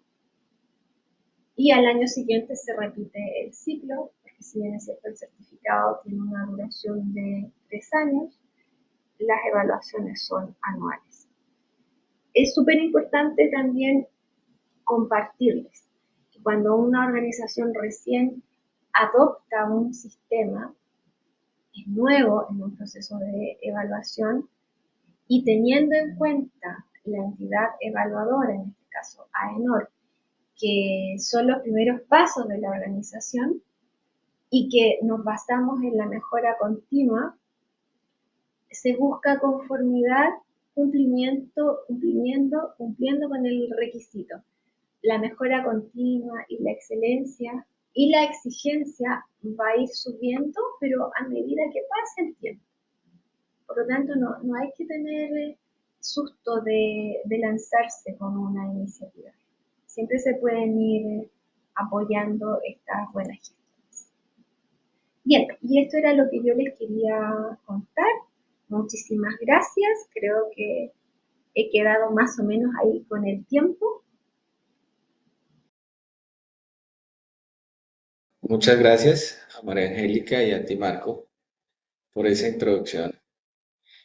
Y antes de iniciar, pues comentar que María Angélica nos ha puesto un escenario en donde tenemos muchos retos, ¿no? Como organización, a nivel de sostenibilidad, a nivel de una visión macro como compañía y pues tenemos que llegar allá. También tenemos otro reto con diferentes herramientas como normatividades y demás. Y por supuesto, pues todo ello nos deberá llevar a un punto clave y es que nuestros sistemas de gestión se tienen que convertir en un medio para el logro de los resultados previstos de mi compañía, porque de lo contrario, pues no tendría mayor sentido. Para ello, entonces, vamos a ver un poco cómo lograr y cómo ese innova con sus soluciones.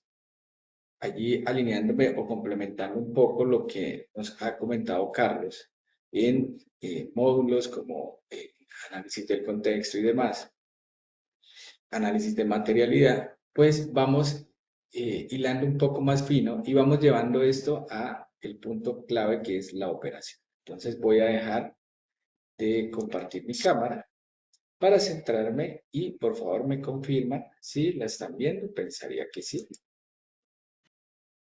Sí, Julio, se ve perfectamente tu pantalla. Va, muy bien.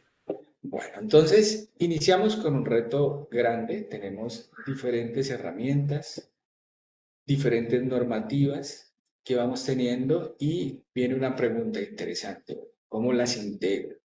¿Cómo hago que mi gestión como líder de proceso, como gerente, sea más efectiva, más eficiente? Pues para ello, Innova presenta sus soluciones para poder no solamente diseñar e implementar su sistema de gestión, sino que a su vez poder integrar sus diferentes modelos. Esto pues apropiado o alineado con lo que es la estructura de alto nivel que María Angélica nos mencionaba hace un momento.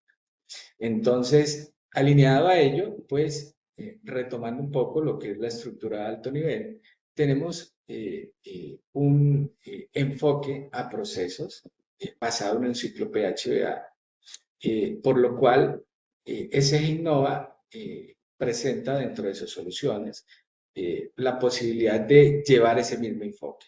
Y esto apoyado en herramientas de gestión e inclusión de herramientas de inteligencia artificial. Herramientas de inteligencia artificial, como lo presentaba Carlos, relacionadas con asistentes que me permitirán hacer una gestión mucho más eficiente. Donde yo con un lenguaje natural puedo interactuar con este asistente y él me va a ir orientando en las diferentes soluciones. Por ejemplo, en este caso vamos a preguntarle qué puedes hacer por mí. Este tipo de asistentes con los que se cuentan van a permitir que el usuario tenga una experiencia mucho más agradable, orientada dentro de cada uno de las soluciones ofrecidas por el Grupo Innova. Aquí le he consultado, ¿qué puedes hacer por mí? Y me dice, oye, te puedo ayudar sobre aspectos relacionados en navegación de la plataforma, automatización y transformación digital, resolución de dudas técnicas, optimización de la gestión empresarial, personalización, bueno, digamos que una serie de opciones que me van a servir y me van a mejorar mi experiencia de usuario. Asimismo, con esta interfaz intuitiva que tenemos o con la que se tiene disponible, vamos a tener una serie de soluciones o módulos que me van a ir llevando a convertir mi sistema de gestión o mis sistemas de gestión de manera integrada a ser ese medio que me permita aportar a el logro de los resultados de mi organización y, por supuesto, la sostenibilidad de nuestro entorno. Es por ello que podemos navegar a las diferentes soluciones, entre ellas, por ejemplo, una ficha de caracterización de un proceso, en donde lo primero es que vamos a ir dando cumplimiento a lo que nos va exigiendo cada uno de los modelos o herramientas, como decía María Angélica, como son las diferentes normas en su estructura de alto nivel. Allí yo podré definir estructuras de macroproceso, subproceso, datos del mismo, información relevante, pero lo más importante es que puedo ir teniendo una interacción desde un eje central o desde un mismo punto a los diferentes elementos o herramientas en donde pues mi proceso se ve involucrado. Y dentro de ellas, ejemplo, documentación, en donde a un solo clic yo puedo navegar, por ejemplo, mi proceso es el proceso de calidad y la mejora. Yo puedo ir directamente a mi módulo en gestión documental, en donde voy a tener allí, dependiendo pues la estructura documental que yo tenga definida como compañía. Por ejemplo, aquí tenemos el proceso, los diferentes tipos de documento, pues tener una organización y una gestión eficiente de la misma. Asimismo, pues dentro de cada documento, fortalecer aspectos claves de lo que es un sistema de gestión. Dentro de ellos, la trazabilidad de la información del documento, identificación del documento. En este caso, aquí tengo un título, tengo fechas de creación, de entradas en vigencia, una codificación que me permite tener una trazabilidad, una identificación única del documento, tener unas fases de gestión, revisión, aprobación del mismo, en donde va quedando toda la trazabilidad. Y esto pues nos lleva a contar con herramientas colaborativas con los diferentes líderes, en este caso asignando diferentes responsables en donde cada uno va a poder realizar su gestión. Con ello, ampliamos ese componente o hacemos que el sistema de gestión viva en la compañía y ahí cada uno de los líderes o responsables pues haga parte. Ahora, si vamos un paso más allá, pues el Grupo SEGINNOVA ha pensado en que pues, la revolución de la inteligencia artificial pues debe aportar, por supuesto, en este tipo de aspectos. Y es por ello que incluye componentes tales como la posibilidad o características que permiten o generan la posibilidad de hacer un resumen del documento. Aquí yo tengo un documento, por ejemplo, aquí voy a generar una vista previa del mismo. Este es un documento muy sencillo, que es el típico manual del sistema de gestión. Quien no lo conoce, líderes de proceso, saben que es como nuestra Biblia o nuestro guía en los componentes del sistema de gestión. Aquí está muy sencillo. Lo he dejado así adrede para validar qué tanto cumplimiento nos está dando. Ya lo vamos a ver. Lo primero es que puedo generar un resumen del documento. Esto hace que mi tarea sea mucho más rápida y me pueda concentrar en aspectos claves. Aquí él, utilizando modelos de inteligencia artificial, me dice que este documento, el manual, describe el sistema de gestión de calidad, ¿cierto? Me dice el nombre de la empresa, me dice a qué norma está alineado y bueno, me está dando una serie de aspectos claves de este documento. Pero ahora bien, viene el otro desafío que tenemos como líderes y es saber, ¿estoy cumpliendo o no estoy cumpliendo con esas herramientas o esas diferentes normas que tenemos allí disponibles? Pues perfecto. Para ello, entonces, contamos con features o características también diseñadas con inteligencia artificial, en donde yo a este documento le puedo aplicar una auditoría rápidamente. ¿Cómo así? Pues con simplemente ingresar a un módulo de auditorías, yo puedo elegir la norma contra la que yo quiero auditar este documento. Esto pues es una guía o una orientación muy óptima para tener una traza o una visión de trabajo.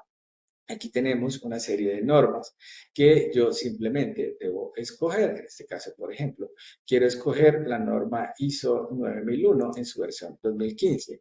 Puedo auditarlo contra 45001, dependiendo del tipo de documento que yo esté generando. Y al finalizar, pues, en este caso, dar en la opción de generar auditoría y ya el sistema iniciará por contrastar de manera automatizada el contenido del documento que estemos auditando versus, en este caso, pues lo que respecta a los numerales o los debes de cada una de las normas. Y al final me va a entregar este documento resumen, que es lo que vamos a ver a continuación.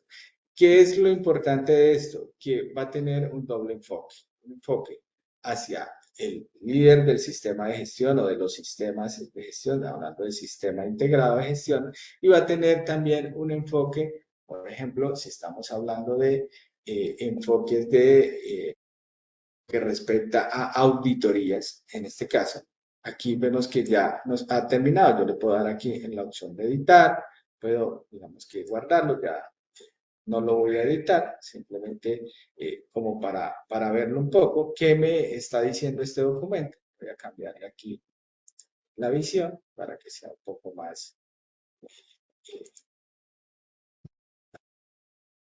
pero a grosso modo me dice, o me da varios apartados. Primero me da un contexto del documento, en este caso, qué contiene el documento.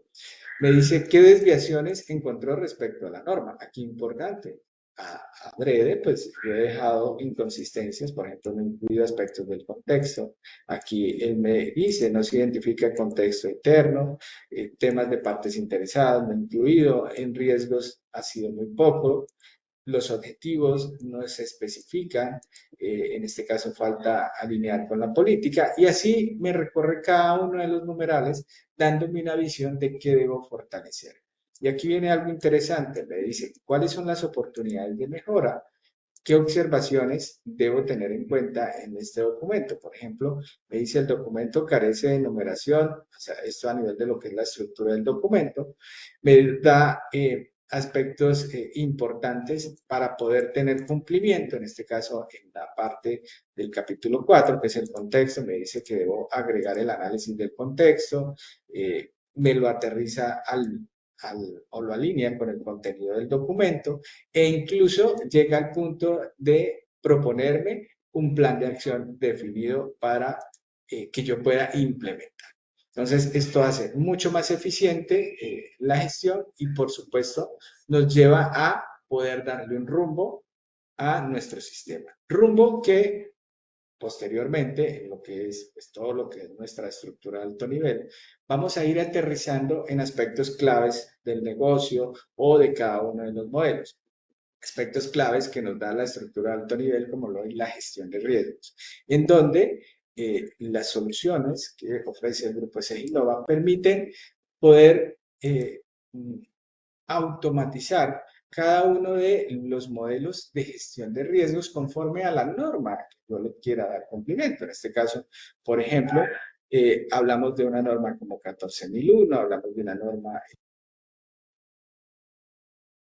mis oportunidades, puedo estar también a nivel de la norma ISO 27001 haciendo una apreciación de riesgos de seguridad de la información.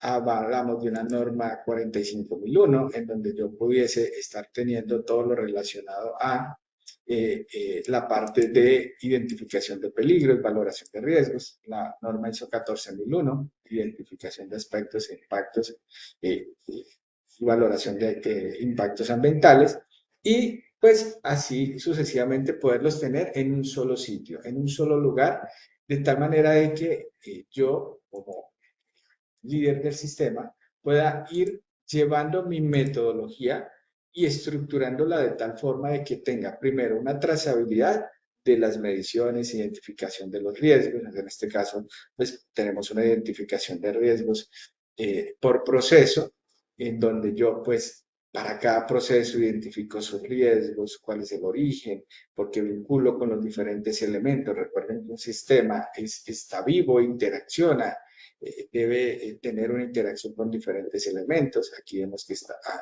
hace una conexión con análisis del contexto. Tenemos pues esta información muy bien documentada. Proceder a hacer esas valoraciones importantes del riesgo antes de los controles, ese riesgo, en este caso, crudo, por decirlo así, con generación de automatismos, de cálculos, de fórmulas, en este caso, en donde pues el sistema me provee o me permite el poder configurar tanto aspectos de criterios y parámetros asociados a cada valoración y haciendo estos cálculos de manera pues automática, como pues lo estamos viendo en este momento. Digamos que esto me ayuda bastante a poder tener pues una visión clara de mi negocio y poder definir, hombre, cómo estoy a nivel de los riesgos, en este caso, y poderlos gestionar. Para ello, pues, debo establecer pues, mis respectivos controles. Esos controles, a su vez, deberán ir pues enfocados en este caso pues al riesgo específico al cual he identificado, tener esa clasificación, el tipo de control, la periodicidad, bueno, toda esta información para posteriormente pues proceder a medir esa eficacia tanto en el diseño, en la eficacia en sí del control y pues la efectividad del conjunto de controles. Todo esto previamente definido, automatizado para que el sistema haga sus respectivos cálculos para generar finalmente pues una intervención o un plan de tratamiento en donde puedo definir responsables. En este caso aquí tenemos un ejemplo de plan, ¿cierto? En donde tengo un responsable, este responsable tiene una fecha planificada de ejecución, tiene una fecha límite, puedo llevar un control del estado, puedo llevar un control de las diferentes evidencias, en este caso que se me van generando. Y aquí hay algo importante, poder constatar o tener toda la trazabilidad de que los registros y lo que yo estoy llevando, por ejemplo, aquí se certifican con una firma, se certifican como una evidencia. Y todo esto a través de un solo clic. Ahora bien, aquí vemos ya en este ejemplo el resultado de una acción realizada o ejecutada. Pero yo puedo, con este resultado de esta valoración de riesgos, por ejemplo, alimentar mis diferentes programas de gestión, controles operacionales. Programas que puedo centralizar o puedo documentar dentro de una gestión de proyectos estructurada, en este caso como vemos, y en la cual me va a permitir no solamente documentar sistemas o un solo sistema de gestión, sino dar una visión integral, como lo vemos acá, por todos los sistemas. Aquí vemos 9001, 14001, 45, 27, documentar los programas asociados a cada uno de ellos y, por supuesto, lo más importante, llevarlo a la ejecución, porque muchas veces, pues, lo planeamos, pero ¿cómo lo ejecuto? ¿Cómo lo hago más sencillo? Poder llevar el control desde una ejecución o un avance esperado y un avance real de la ejecución de mi proyecto o en este caso de mi programa de gestión, hacer una programación de tareas y esas tareas a su vez integrarlas con diferentes herramientas. Herramientas en donde voy a poder definir un responsable y este responsable pues va a ser el encargado ya sea de ejecutar, por ejemplo, en este caso, inspecciones en terreno para poder garantizar que se estén realizando las actividades, realizar auditorías en sí, a través de este tipo de herramientas, como por ejemplo aquí lo vemos, esta es una herramienta que permite realizar inspecciones en terreno, en donde el usuario en una interfaz muy sencilla va a poder controlar, por ejemplo, qué actividades tiene para el día de hoy. Aquí vemos que, si movemos un poco acá, pues son básicamente las actividades de inspección que estamos viendo en el programa, en donde el usuario va a poder simplemente a un solo clic ir a ejecutar esas inspecciones, dejando como resultado, pues en este caso, o los documentos o las evidencias propias de esta inspección. Aquí vamos a ver una inspección en donde ustedes van a poder ver algunas de las funcionalidades o bondades, en donde puedo tomar capturas al inicio, tener una trazabilidad respecto a una tarea que es una inspección de área que está programada, asociada a un programa o de gestión como tal. Luego vamos a tener la posibilidad de ir respondiendo cada una de las preguntas, tipo, por ejemplo, cumple, no cumple, generando evidencias, en este caso, de texto, de audio. Vamos a ver por acá que también tenemos la posibilidad de tomar fotografías. Ya, vamos a ver aquí un ejemplo. Aquí he generado, por ejemplo, una pared que tiene grietas. Esa pared, pues, le he adjuntado una fotografía de esa pared, digamos, como la evidencia. Producto de ello, incluso he levantado un hallazgo, en donde ese hallazgo, pues, he redactado ese hallazgo, tengo mi evidencia objetiva, ¿cierto? Y así sucesivamente. Al final, digamos, de todo esto, aquí sencillamente están todas las ejecuciones, pues yo puedo básicamente, por ejemplo, aquí poner una firma a mano alzada, ¿sí? Aquí, vamos a poner cualquier elemento ahí y una vez realizado esto, tomar una captura final y en su efecto poder finalizar este registro que cabe resaltar una de las características principales, por ejemplo, que puedo tener conexión y no conexión a Internet.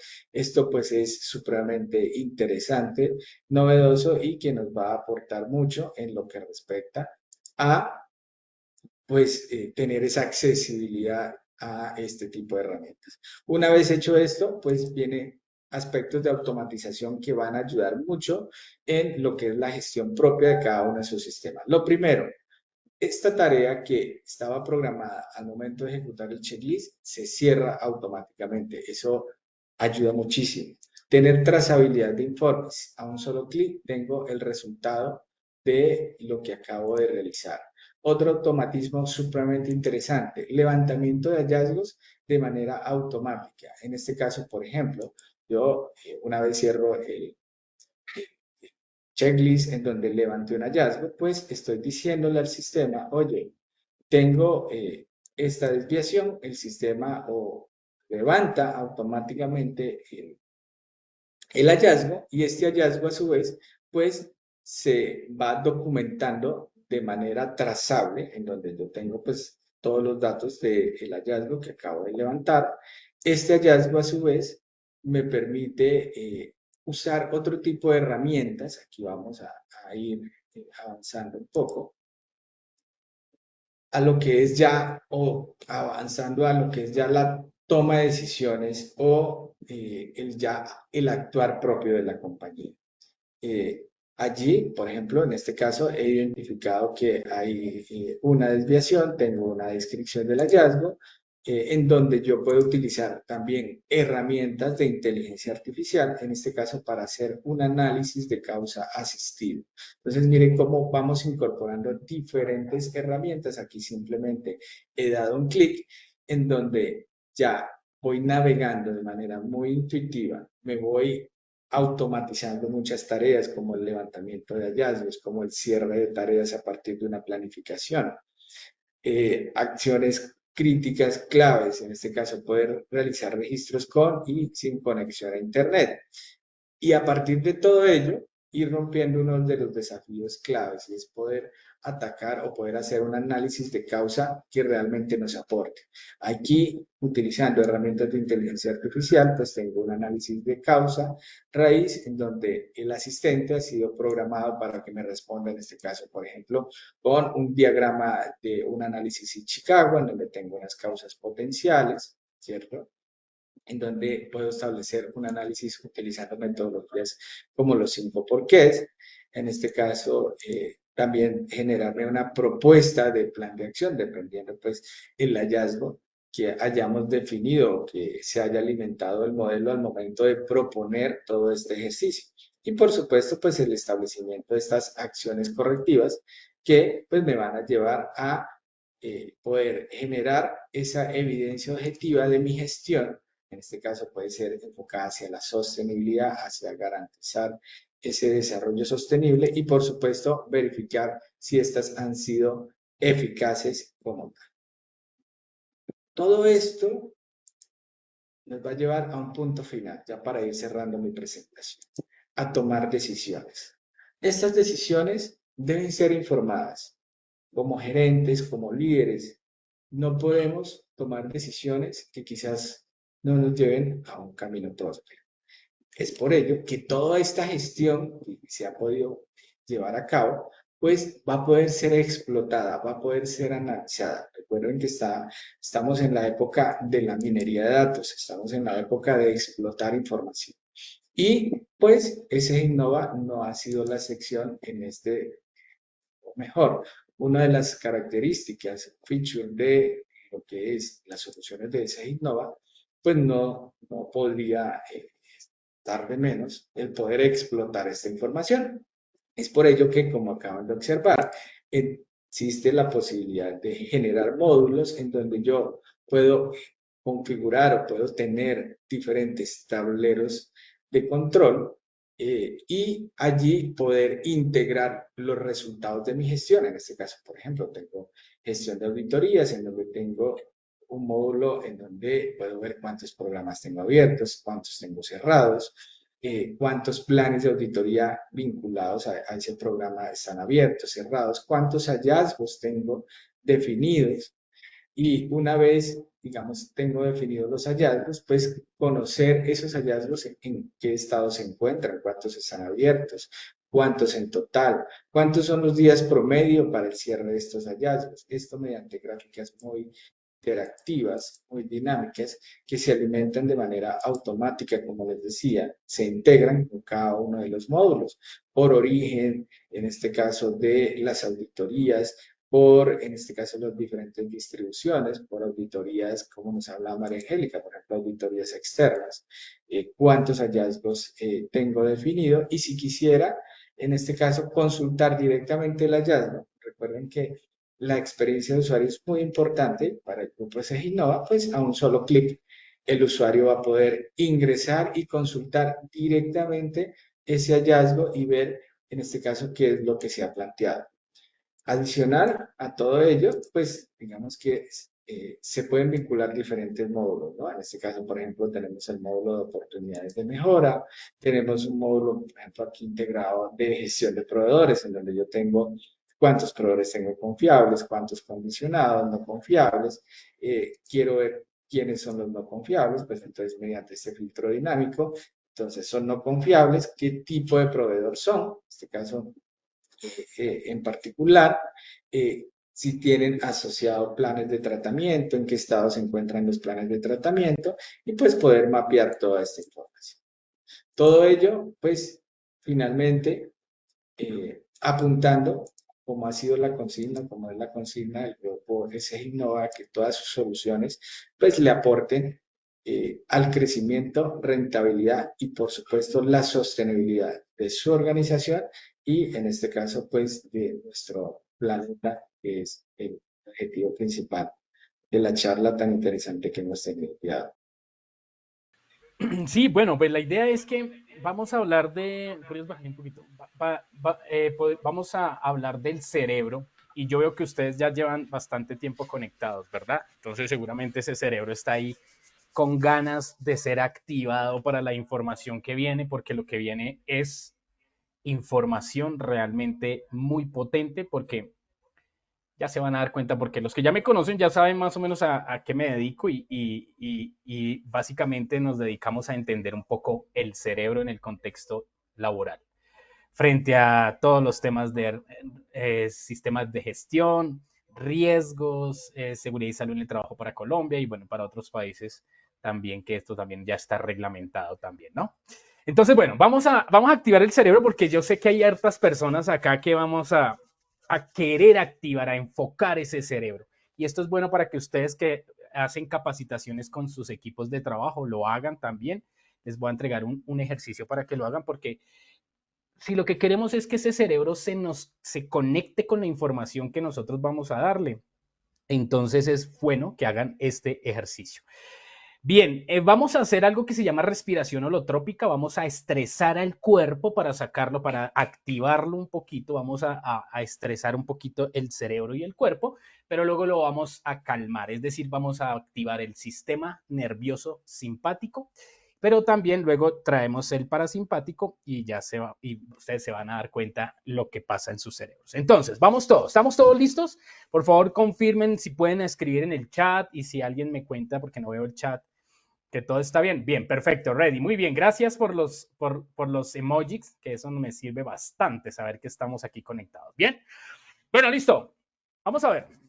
Vamos a hacer algo que se llama respiración holotrópica. Vamos a estresar el cuerpo, vamos a hacer que el cortisol se eleve.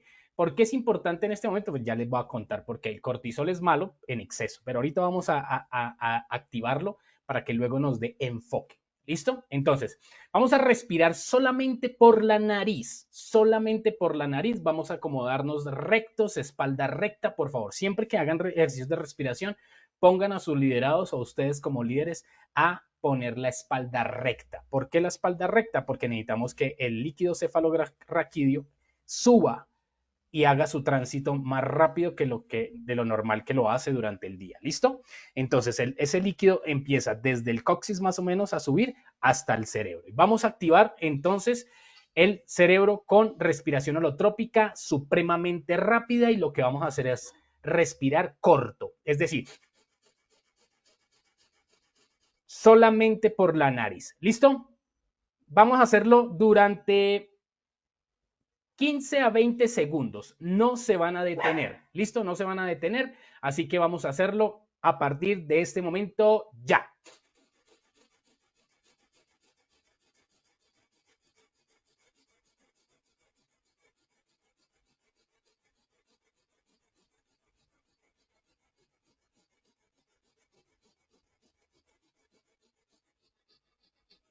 Seguimos, rápido, rápido, rápido. Cuando yo les diga ya, lo que vamos a hacer es respirar profundo, ¿ok? Pero por ahora seguimos con la misma respiración holotrópica.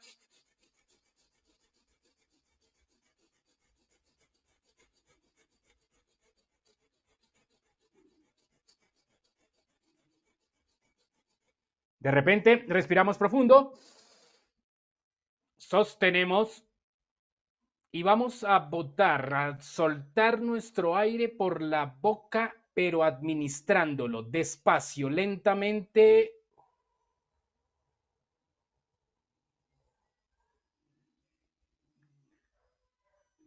De nuevo, respiramos.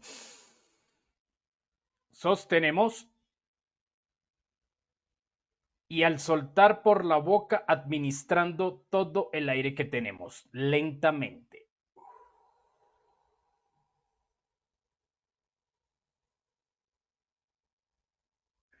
Una vez más.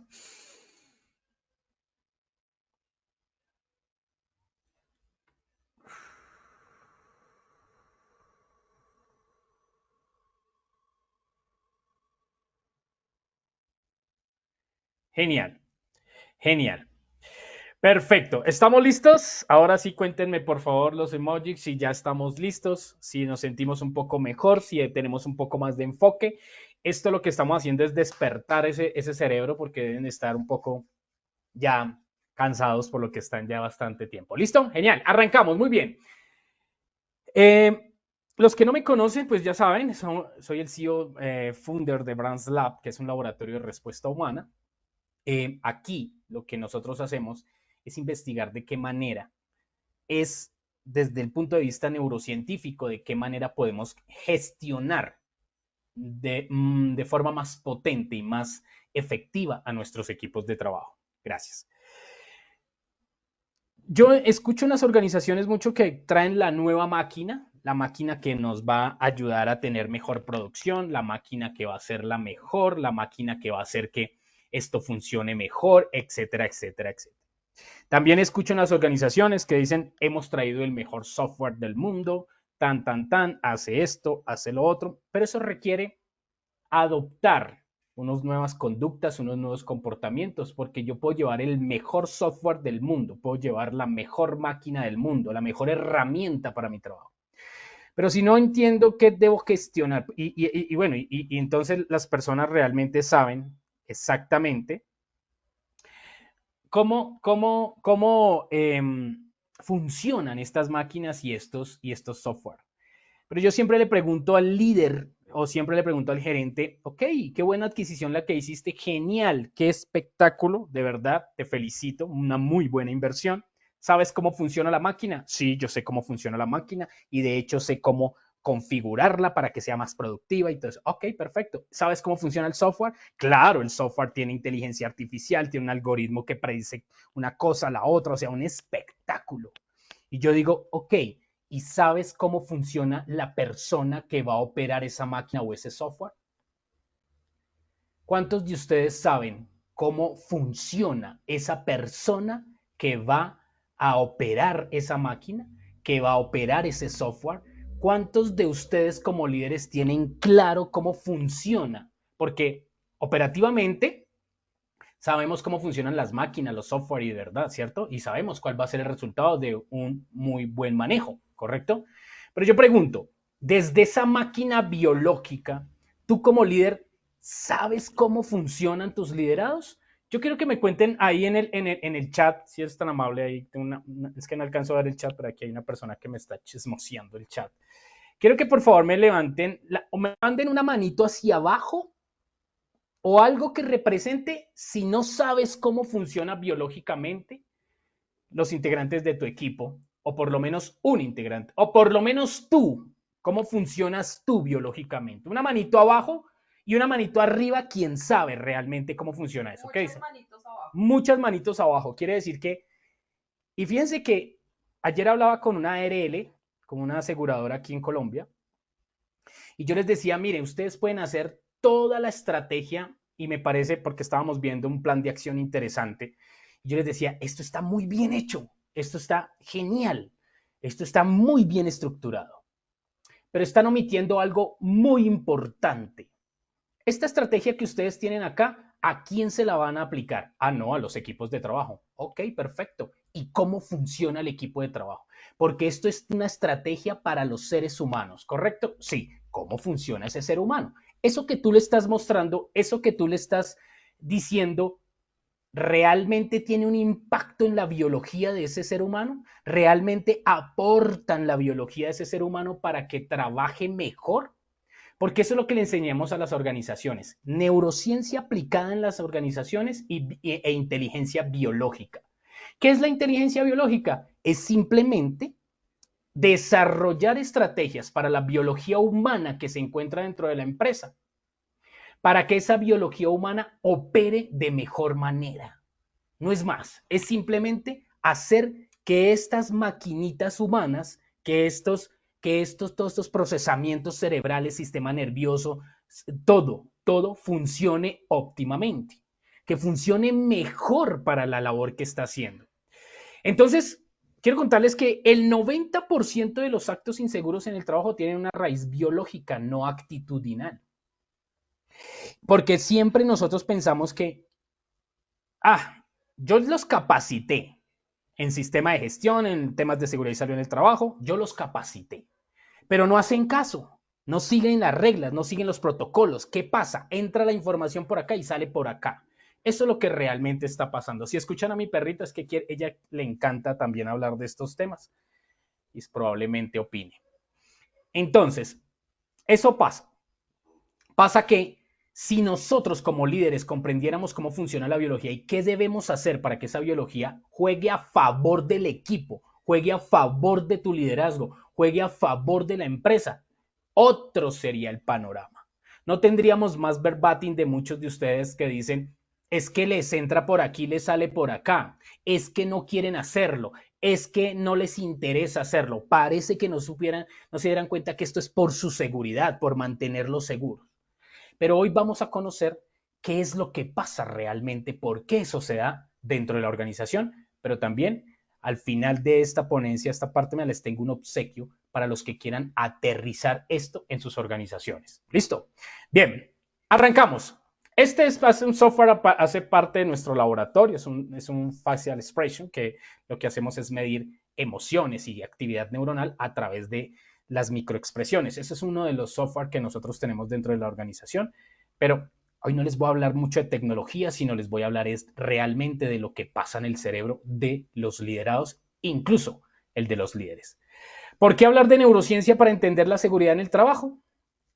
¿Qué creen ustedes? Analícenlo. Si la neurociencia estudia cerebro, mente, sistema nervioso, que es de las cosas que estudia la neurociencia, pero no existe solamente la neurociencia dentro de la organización, existe la neurociencia de la educación, existe la neurociencia de las enfermedades, existe la neurociencia del deporte, es estudiar holísticamente al ser humano desde diferentes disciplinas sociales que estudian el comportamiento humano, como la biología, la psicología, la antropología, dependiendo del contexto, pues otras ciencias sociales como la sociología, etcétera, etcétera. Si queremos llevar neurociencia al consumo, pues hay que hablar de mercadotecnia con neurociencia para poder integrar esto. Y aquí lo que vamos a hacer es neurociencia en el ejercicio de liderar. Bien. Hablar de seguridad en el trabajo sin hablar de neurociencia es abordar solo la superficie del problema, y eso es lo que por años hemos venido haciendo. Tratando de que con pañitos de agua tibia, como lo decimos las personas que están aquí en Colombia, que son colombianos, saben a qué me refiero con este dicho. Con pañitos de agua tibia queremos solucionar problemas de comportamiento que ponen en riesgo a las personas, que se accidentan, que incluso dejan de ser productivos, dejan de trabajar o sea, comportamiento. Y la neurociencia del comportamiento es nuestra especialidad. A neurociencia aplicada del comportamiento dentro de las organizaciones. ¿Y por qué la neurociencia del comportamiento? Porque todo lo que hagan tus liderados va a partir de una actitud, luego se genera una conducta, esta conducta repetitiva es un comportamiento y cuando tenemos un comportamiento hemos creado un hábito, ¿verdad? Y hoy vamos a comprender por qué es que pasan esas cosas, que no se dan esos hábitos y no se da. La mayoría de las decisiones que toma un trabajador en su jornada no son racionales ni plenamente conscientes. Son automáticas, inconscientes y profundamente biológicas. El cerebro humano está diseñado para sobrevivir, ahorrar energía y repetir patrones que han funcionado antes. No necesariamente para seguir procedimientos de seguridad cuando no percibe el riesgo como inminente. Pero ¿por qué no perciben el riesgo como inminente los trabajadores? Hay algo que quiero que sepan y es una regla fundamental que ustedes deberían comprender. Y es que el cerebro, todo lo que hace, todo lo que aprende, lo hace a través de algo que se llama neuroplasticidad. Y la sinapsis, ¿verdad? La neuroplasticidad es la capacidad que tiene el cerebro de adaptarse. Es decir, que una persona que les diga, no es que yo no puedo hacer esto, en realidad no es que no pueda, es que no encuentra la forma de hacerlo. Porque tal vez quiere, pero no encuentra la forma de hacerlo. Y tú como líder debes orientar esa forma de hacerlo, ¿correcto? Pero ¿cómo te va a ayudar a comprender que cada vez que nosotros tenemos un nuevo aprendizaje hemos creado una red neuronal, una nueva red neuronal? Y esa red neuronal se va fortaleciendo a través de la repetición. Siempre digo, ¿cuántos de ustedes saben montar bicicleta? Por ejemplo, ¿cuántos de ustedes saben montar bicicleta? Quiero que me manden una manito hacia arriba en el chat, por favor. ¿Cuántos de ustedes saben montar bicicleta? La mayoría, ¿verdad? La mayoría saben montar bicicleta. Y les voy a contar una cosa. Al principio fuimos algo torpes, ¿verdad? Muy torpes a la hora de aprender.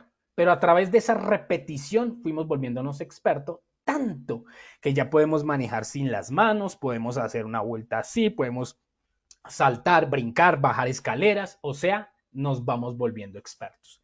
Y el cerebro nos va diciendo, no te preocupes, ya eres experto, entonces ya no hay riesgo. Baja la percepción del riesgo en la medida en que tú repitas la acción y esa red neuronal se fortalezca. Y el riesgo no se ha ido, pero la percepción de riesgo se fue, que es totalmente diferente. Eso es uno de los principios que ustedes tienen que tener claro por qué muchos de sus liderados no perciben el riesgo como lo perciben ustedes a través de los sistemas de gestión, a través de todas estas estructuras y estrategias y toda esta identificación de riesgos y demás dentro del ambiente de trabajo, ¿cierto? Pero es que tu liderado cada vez que lo hace todos los días, constantemente, a veces sin casi descanso todo el tiempo, o sea, el resultado no puede ser otro. que la misma biología me diga a mí, ya eres experto, ya no hay peligro. Uno de los principales problemas que tenemos.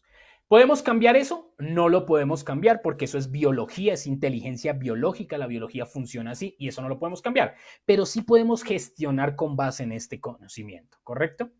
¿Qué es la neurociencia del comportamiento? La neurociencia del comportamiento estudia cómo el cerebro influye en nuestras decisiones, emociones y acciones y se enfoca en entender los procesos cerebrales que determinan cómo percibimos el entorno, cómo reaccionamos ante diferentes estímulos y cómo aprendemos y cambiamos conductas. En el contexto laboral, esto nos ayuda a comprender por qué las personas actúan de cierta manera y cómo optimizar esas conductas para mejorar el rendimiento y la seguridad en las organizaciones.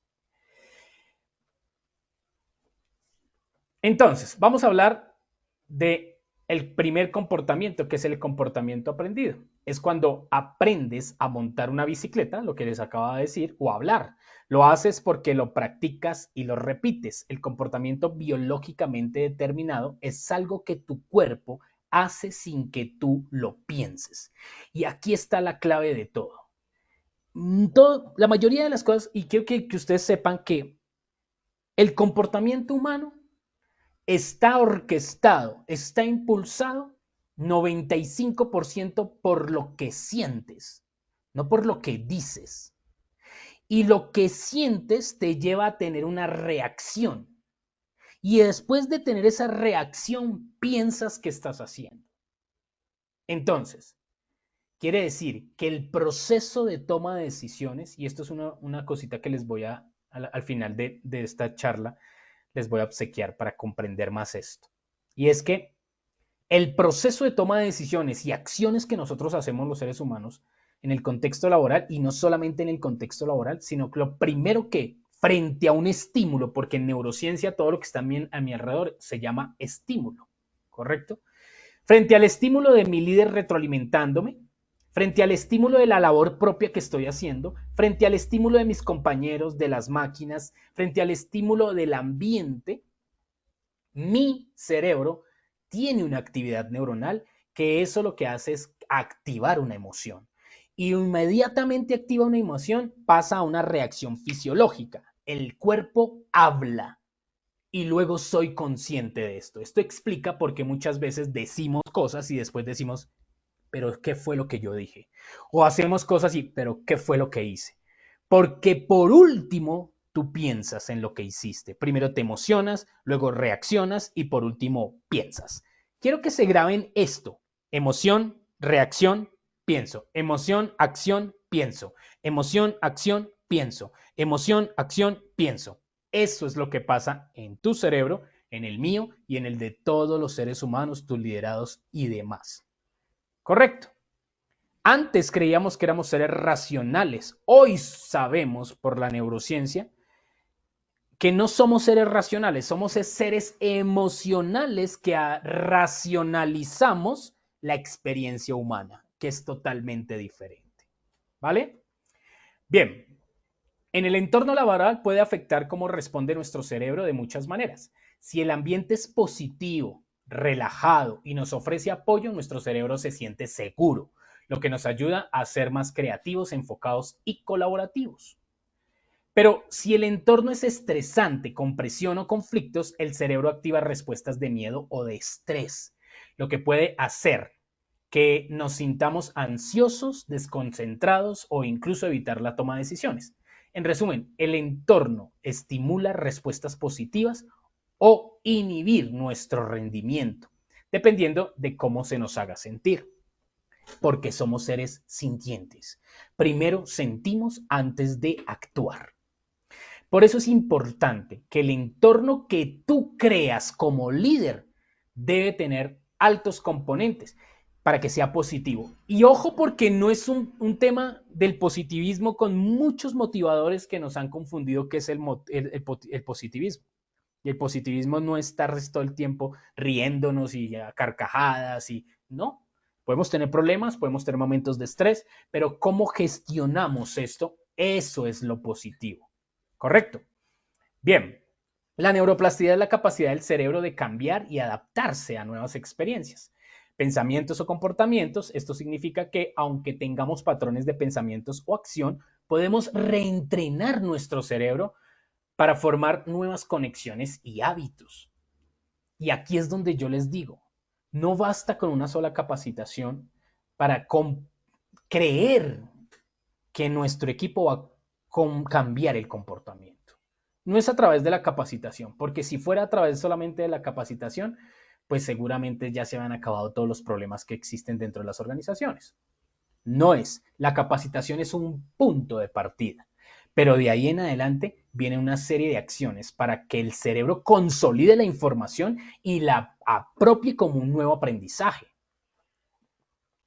Para reentrenar el cerebro hacia la seguridad se puede practicar repetitivamente comportamientos seguros hasta que se conviertan en automáticos. Al hacer esto, el cerebro fortalece las conexiones neuronales relacionadas con la seguridad y reduce respuestas impulsivas o inseguras. Esto no solo mejora la manera en que respondemos a los riesgos, sino que también cambia nuestra manera de pensar sobre ellos. ¿Eso es lo que ustedes hacen generalmente? Sí, eso es lo que se hace muchas veces con el reentrenamiento y entrenar volver a hacerlo. Pero entonces, ¿por qué no funciona? No funciona porque lo primero que tenemos que comprender es cómo el cerebro asimila la nueva información sin que haya algo que en psicología se llama reactancia. Es decir, cuando el cerebro, la nueva información, esa nueva norma, ese protocolo que tú ya creaste y todo este cuento, o todo lo que quieras hacer dentro de la organización, entonces es importante que esos cerebros hagan un proceso de asociación. Un proceso de asociación volvemos al ejemplo de la bicicleta. Entonces, ¿cuántos de ustedes saben montar moto? Ya no es bicicleta, ahora es moto. Envíenme la manito hacia arriba los que saben montar moto. ¿Cuántos? Unos sí, otros no. Unos sí, unos no. Más sí, más no. Como iguales. Sí. Ok, perfecto. ¿Qué pasa? Es más fácil, los que no saben montar moto y los que saben montar moto me van a desmentir. Es más fácil para los que saben montar bicicleta aprender a montar moto que para aquellos que nunca han montado bicicleta aprender a montar moto o a manejar moto. Porque resulta que la moto y la bicicleta tienen la misma particularidad que es el equilibrio. Hay que hacer otras acciones, pero ya tienes equilibrio, ya tienes una red neuronal de equilibrio. Integrarle este nuevo aprendizaje va a ser mucho más sencillo y sus cerebros lo va a percibir como algo interesante que tiene que ver con lo que ya está almacenado en sus cerebros. Por eso cuando yo voy de una capacitación, no basta solamente con concentrarme en qué les voy a decir. Lo que tienen que concentrarte es qué les va a quedar a ellos dentro de sus cerebros. Y para poder hacer un ejercicio de asociación potente, ¿qué creen? Necesitan conocer a sus liderados. Ese cuento de hace muchos años de que usted viene a trabajar aquí y su vida personal es allá en su casa o por fuera del trabajo, eso es una gran mentira y la neurociencia está demostrando que esa actitud genera más inconvenientes dentro de la percepción humana dentro del entorno laboral. Hoy por hoy sabemos que empresas que se preocupan por el bienestar de sus empleados, de sus liderados, que se preocupan por cómo están, gestión de sus emociones, entenderlos desde su biología, genera un vínculo emocional con la empresa. Lo que nosotros hemos hecho es que hemos aplicado metodologías que el que odiaba a la empresa empieza a amarla y el que la amaba la ama más. Porque la percepción cambia cuando tú muestras una sensibilización a la humanización. Y es que todas las empresas hablan de humanización en las empresas. Y es que vamos a humanizar la empresa. Y yo les digo, genial, qué buen camino el que ustedes van a recorrer, van a humanizar la empresa. Cuéntenme una cosa, ¿qué tienen pensado para humanizar la empresa? No, vamos a dar capacitaciones. No, vamos a ayudarles con un día de descanso, que si tienen ir a entregar las notas del colegio, de la escuela de sus hijos, pueden ir, y que esto y que lo otro. Y digo, ok, perfecto, todo eso está muy bien. Y ya que van a humanizar la empresa, ustedes comprenden cómo funcionan los humanos dentro de la empresa. La mayoría no lo sabe. Lo más interesante es que nuestro método científico con bases neurocientíficas, tenemos un equipo científico bien interesante. Nuestro director científico, que es decano de universidad aquí en Colombia, aparte de eso es profesor en 7 universidades a nivel internacional, premios todos los que quieran, y hace parte del staff de Colciencias aquí en Colombia. Y de ahí para abajo, nuestros psicólogos, nuestros antropólogos, tenemos biólogos genetistas. Y lo que nosotros hemos creado son perfiles neurocientíficos dentro de las empresas que han funcionado de manera muy potente. Y no es más sino entregarle esa información a los líderes de sus liderados para que puedan gestionar de manera más potente no a la persona, sino el cerebro de la persona, a la biología de la persona. ¿Por qué? Porque yo primero tomo decisiones, mi cerebro toma decisiones y luego yo, después de 10 segundos aproximadamente, ni siquiera milisegundos, sino 10 segundos, en algunos casos entre 7 y 10 segundos, soy consciente de la decisión que ya mi emoción tomó. ¿Correcto? Entonces, estos perfiles neurocientíficos se los entregamos a la empresa para que comprenda cómo gestionar desde las características neurocientíficas de cada uno de los liderados. Los perfiles cerebrales que define CRETA, que es nuestra metodología, son diferentes maneras en la que cada persona procesa la información, toma decisiones y responde al entorno. Estos perfiles nos ayudan a entender cómo reacciona cada individuo en el trabajo y cómo motivarlo o gestionarlo mejor. Entonces, resulta que todos sabemos, y ya les conté, que la toma de decisiones de todos los cerebros funcionan con la misma ruta. Emoción, acción, pienso. Emoción, acción, pienso. ¿Está claro? Por favor, lo que lo tengan claro, que me mande una manito en el chat. Emoción, acción, pienso. Grábenlo, escríbanlo, grábenselo. Emoción, acción, pienso. Emoción, acción, pienso. Si ustedes tienen claro esta ruta, ya no van a poner a las personas a que racionalice de primer impacto, sino que se emocione de primer impacto. Si yo logro emocionar a la persona de manera correcta, toma acción a lo que yo necesito que tome acción. Y cuando él racionalice esa acción, va a decir, tiene toda la razón, eso es lo que hay que hacer. ¿Sí? El problema es cuando no sabemos con qué persona estamos hablando allí, porque aunque la ruta de toma de decisiones es exactamente la misma para todos los cerebros, emoción, acción y pienso, resulta que mi decisión, mi acción, mi motivación, mi movilizador, lo que nosotros llamamos drivers de conducta, drivers que me impulsa la conducta, y también tenemos inhibidores de conducta, lo que detiene a la persona y que no la deja hacer, por ejemplo, asumir de buena manera el cambio, cualquier cambio. Uno de los problemas más graves que tenemos dentro de las organizaciones es la gestión del cambio efectiva, ¿sí? Eso consume dinero y tiempo. Pero consume esa cantidad de dinero y tiempo porque no comprendemos cuáles son los cerebros que estamos impactando para esa gestión del cambio. Entonces, si la toma de decisiones tiene esta ruta, mi decisión va a estar influenciada por alguno de estos 3 segmentos que les acabo de mencionar: emoción, acción, pienso. Emoción, cerebro emocional, la mitad del cerebro, el cerebro límbico, donde procesamos todas las emociones. Tallo encefálico, el instintivo, acción, instintivo. Y luego pienso, la razón, el neocórtex, ¿correcto? Pero yo, por lo menos que tengo una dominancia instintiva dentro de mi perfil neurocientífico. Yo soy instintivo 8 con carácter 5.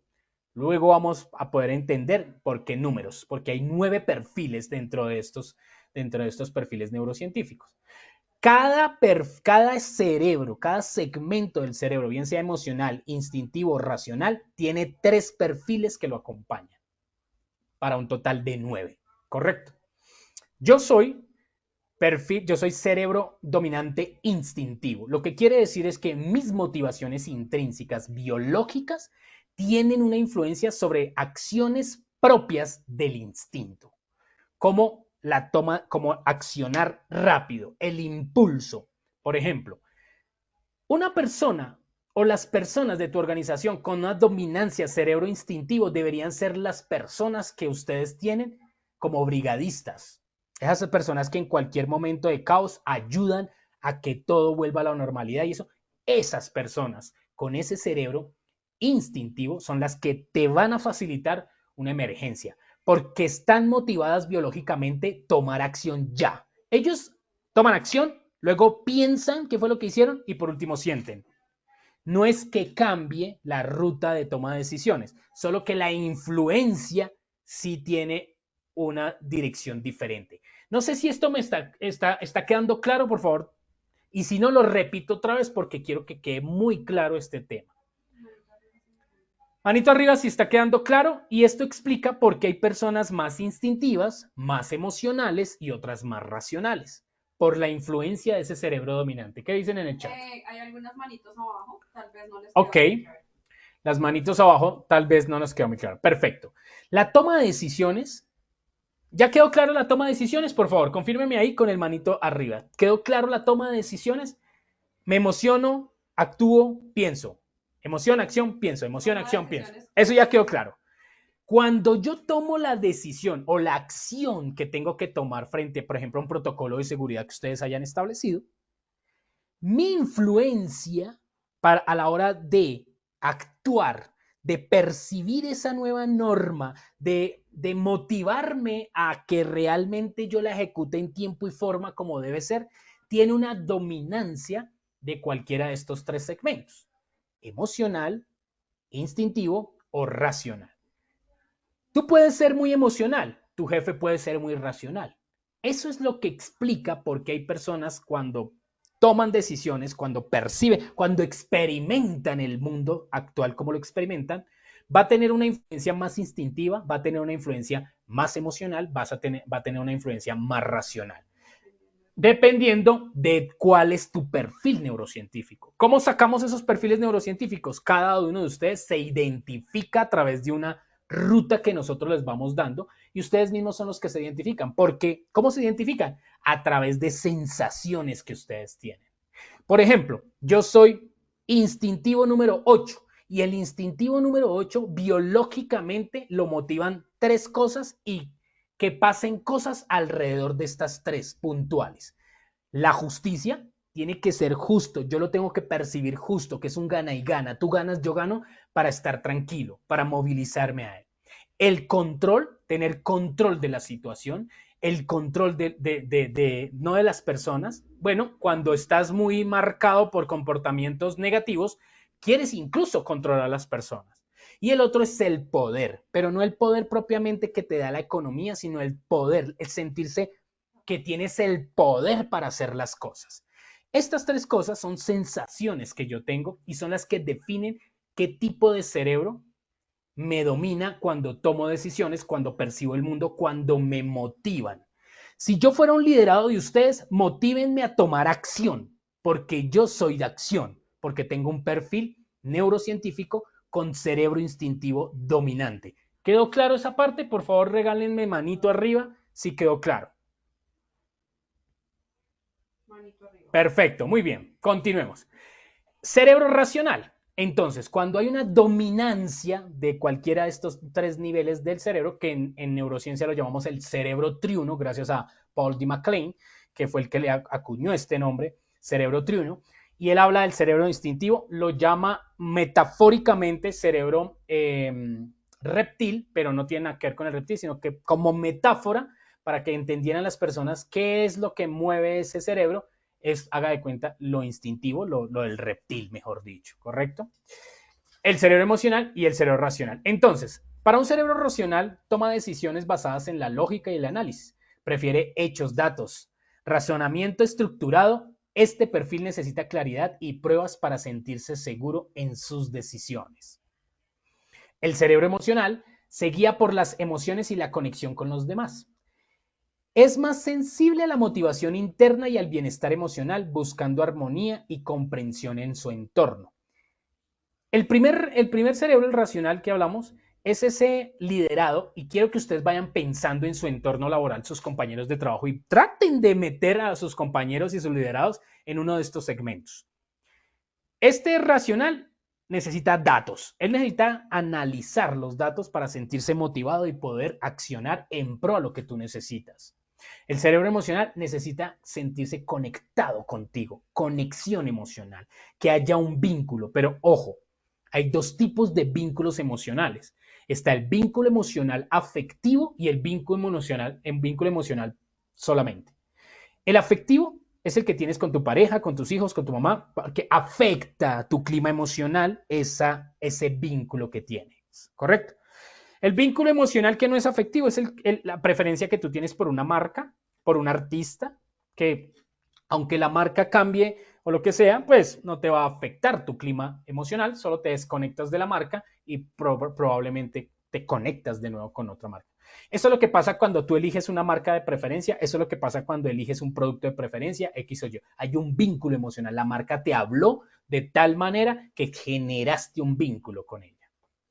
El cerebro instintivo actúa rápidamente siguiendo sus instintos y hábitos. Prefiere tomar decisiones rápidas y sin mucha reflexión, priorizando la acción sobre el análisis. Por ejemplo, un cerebro instintivo tienes que mostrarle la ruta de acción, no el resultado, ni emocionarlo, porque no le interesa eso. Biológicamente no está configurado para eso. Y esto es lo interesante de esto, porque a partir de este momento que tú tienes estos perfiles neurocientíficos, vas a poder gestionar a la biología, a lo que tiene una influencia del 95% en mi comportamiento. Por esto es tan potente, porque ya no le hablas a la persona, le hablas a su biología, lo que su biología le hace sentir para él experimentar el mundo.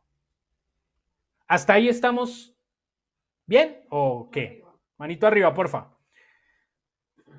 Perfecto. Cada uno de estos perfiles tienen sus propias fortalezas, áreas de mejora, y entenderlos permite personalizar las estrategias para optimizar el rendimiento y la seguridad en el trabajo. Ya no segmentes a las personas por equipos de trabajo, por áreas o departamentos. Segméntalas por perfiles de cerebros. ¿Tenemos que cambiar las instrucciones para cada perfil? No. Tenemos que configurar un lenguaje adecuado para cada perfil. Perdón, la instrucción es la misma, solo que el lenguaje lo vas a cambiar. Ese sí lo vas a cambiar. Las acciones, lo que tienes que hacerle sentir a un cerebro racional, lo que tienes que hacerle sentir a un cerebro emocional, lo que tienes que hacerle sentir a un cerebro instintivo. Porque se trata de sentir, no lo que le dices. No hagamos lo de muchos líderes que dicen, me preocupo por su bienestar, pero cuando realmente necesitan una actitud de preocupación por bienestar, el líder no está. Ahí hay reactancia psicológica. Entra en disonancia cognitiva el liderado, porque no tiene congruencia lo que piensa, dice y hace el líder. Entonces el cerebro que lo está mirando, ¡boom!, se desconectó. No, esto no es real. Y yo puedo hablar mucho, pero el lenguaje de los cerebros son las emociones, son las sensaciones, la energía que tú emites a la hora de entregar una información o de conversar con alguien. ¿Va? Bien, los perfiles cerebrales se manifiestan de manera diferente en situaciones de riesgo o presión. El cerebro racional en situaciones de riesgo tiende a analizar y calcular cada acción antes de tomar una decisión. Un cerebro racional, tanto análisis, puede generar parálisis, porque tiene que pensar tanto en la solución que muchas veces no toma acción. ¿Por qué? Porque necesita llegar al análisis profundo hecho por él mismo, no por el que tú hiciste, por él mismo, ¿vale? Puede demorarse en actuar buscando soluciones lógicas y evaluando cada opción. En presión, a veces puede sentirse paralizado por el exceso de información. Un cerebro racional hay que gestionarlo, darle información, pero información que primero interiorice y después pasamos a la otra. Porque un cerebro racional lo mantienes motivado. De esta manera, mire, hay algo que se me pasó, se me estaba pasando a decirles, y es que hay dos maneras de liderar dentro de las organizaciones. Dos, yo sé que la psicología y otras técnicas han dicho, no, es que hay diferentes tipos de liderazgo, pero existen dos puntuales para la neurociencia. Y ya, tú decides hacia dónde te quieres ir. La primera manera de liderar efectivamente es a través de la persuasión. Persuadir a estas personas para que tomen decisiones que lo favorecen en primera instancia a él y también nos favorece a nosotros como equipo y a la empresa. Esa es la persuasión. ¿Se utilizan las mismas técnicas para manipular? Sí. El resultado es el que identifica si es manipulación o persuasión. La manipulación generalmente solamente uno gana y generalmente el otro, a quien fue manipulado, se hace daño. ¿Correcto? Por eso la manipulación no está dentro del lenguaje, pero podría confundirse con manipulación. Aquí vamos a persuadir. Y tú como líder puedes persuadirlo o la otra manera que es inspirarlos. La inspiración, ¿se puede aprender a inspirar? Claro que se puede aprender a inspirar. ¿Cómo se puede aprender a inspirar? Si tú tienes todo este conocimiento de cada uno de tus liderados, vas a hablarle a su propia biología. La sensación de ellos va a ser siempre bienestar. Aquí me entienden, este es el lugar. Si le hablas a la biología. ¿Correcto? Y esa es la diferencia. ¿Se siente inspirado un trabajador? Total. Es que me habla a mí. Sé que esto es para mí. Porque eso es lo que siento yo en el mundo. ¿Vale? Cerebro emocional, bajo presión o riesgo, se enfoca más en cómo se siente y cómo afectan las relaciones. Son de esas personas que en un momento crítico, lo primero que se enfocan es cómo te sientes tú. ¿Pero estás bien? ¿Sí? Antes de incluso de ellos, siempre están pensando en cómo se sienten los demás. ¿Sí? Puede actuar impulsivamente para protegerse emocionalmente o para evitar conflictos. A veces puede reaccionar con miedo o ansiedad ante situaciones inciertas, priorizando el bienestar personal o del grupo. Son esas personas que se preocupan por el grupo. Por ejemplo, tú necesitas a un aliado para que te ayude a la resolución de conflictos. Identifica un cerebro emocional y ponlo a que solucione los conflictos. Vas a tener a un liderado supremamente motivado e inspirado por ti. ¿Sí? Tú lo sabes hacer muy bien, pero lo que quieres es conectar con tus liderados y que te sigan, que tú los puedas inspirar. Haz esto y me cuentas qué va pasando. Cerebro instintivo. En situaciones de riesgo reacciona rápidamente sin pensarlo mucho. Guiándose por su instinto de supervivencia, puede tomar decisiones muy rápidas basadas en lo que ha aprendido a través de la experiencia. Sin embargo, puede no considerar todos los riesgos o consecuencias a largo plazo, actuando más por el impulso. Estas personas toman acción y después piensan si lo que hicieron estuvo bien o estuvo mal. Por eso les decía que personas con un cerebro instintivo dominante podrían ser las personas que te ayudan en un momento de caos, porque toman esa acción. Ellos van a proteger su manada desde la acción. El emocional va a proteger su manada desde la emoción que siente. Y el racional va a proteger su manada si lo puede proteger, porque a él le cuesta conectar emocionalmente con las personas, porque no es que no sienta emociones, sino que racionaliza la emoción, que es un tema totalmente diferente. ¿Vale? Bien. Ejemplo, cerebro racional. Cuando recibe una instrucción de seguridad, este perfil querrá entender los detalles detrás de la regla. Preguntará el por qué y cómo de la instrucción, buscando evidencia lógica de su importancia. Su respuesta será seguirla rigurosamente, pero solo si está convencido de que tiene un fundamento racional. El cerebro emocional. Este perfil se centra más en sentir que la instrucción es válida a nivel personal o grupal. Puede reaccionar de manera positiva si percibe que la instrucción mejora el bienestar de las personas o del grupo. Esto está, que el grupo está comprendido con la seguridad. Su respuesta será seguir la instrucción si se le presenta de una manera en que se tranquilice emocionalmente. ¿Sí? Por ejemplo, una de las cosas para un cerebro emocional, no les haga sentir que los están vigilando. Háganlo sentir que se están preocupando por su seguridad a través de la comunicación y a través del entorno. Porque es que fíjense que ustedes pueden, hablemos del contexto de relación de pareja. Entonces resulta que tu pareja te dice, no, yo no estoy de mal genio, estoy bien. Y tú sabes que está de mal genio y no está bien. Porque es que no basta con lo que dices, sino con lo que transmites a nivel cerebral, emocional. Mira, las emociones son energía en movimiento con información. Esto lo tiene claro la neurociencia, ya que esto explica por cómo afectamos el entorno desde lo que pensamos. Porque la neurociencia es clara y lo dice, las emociones se transmiten a través de energía con información. Energía en movimiento con información.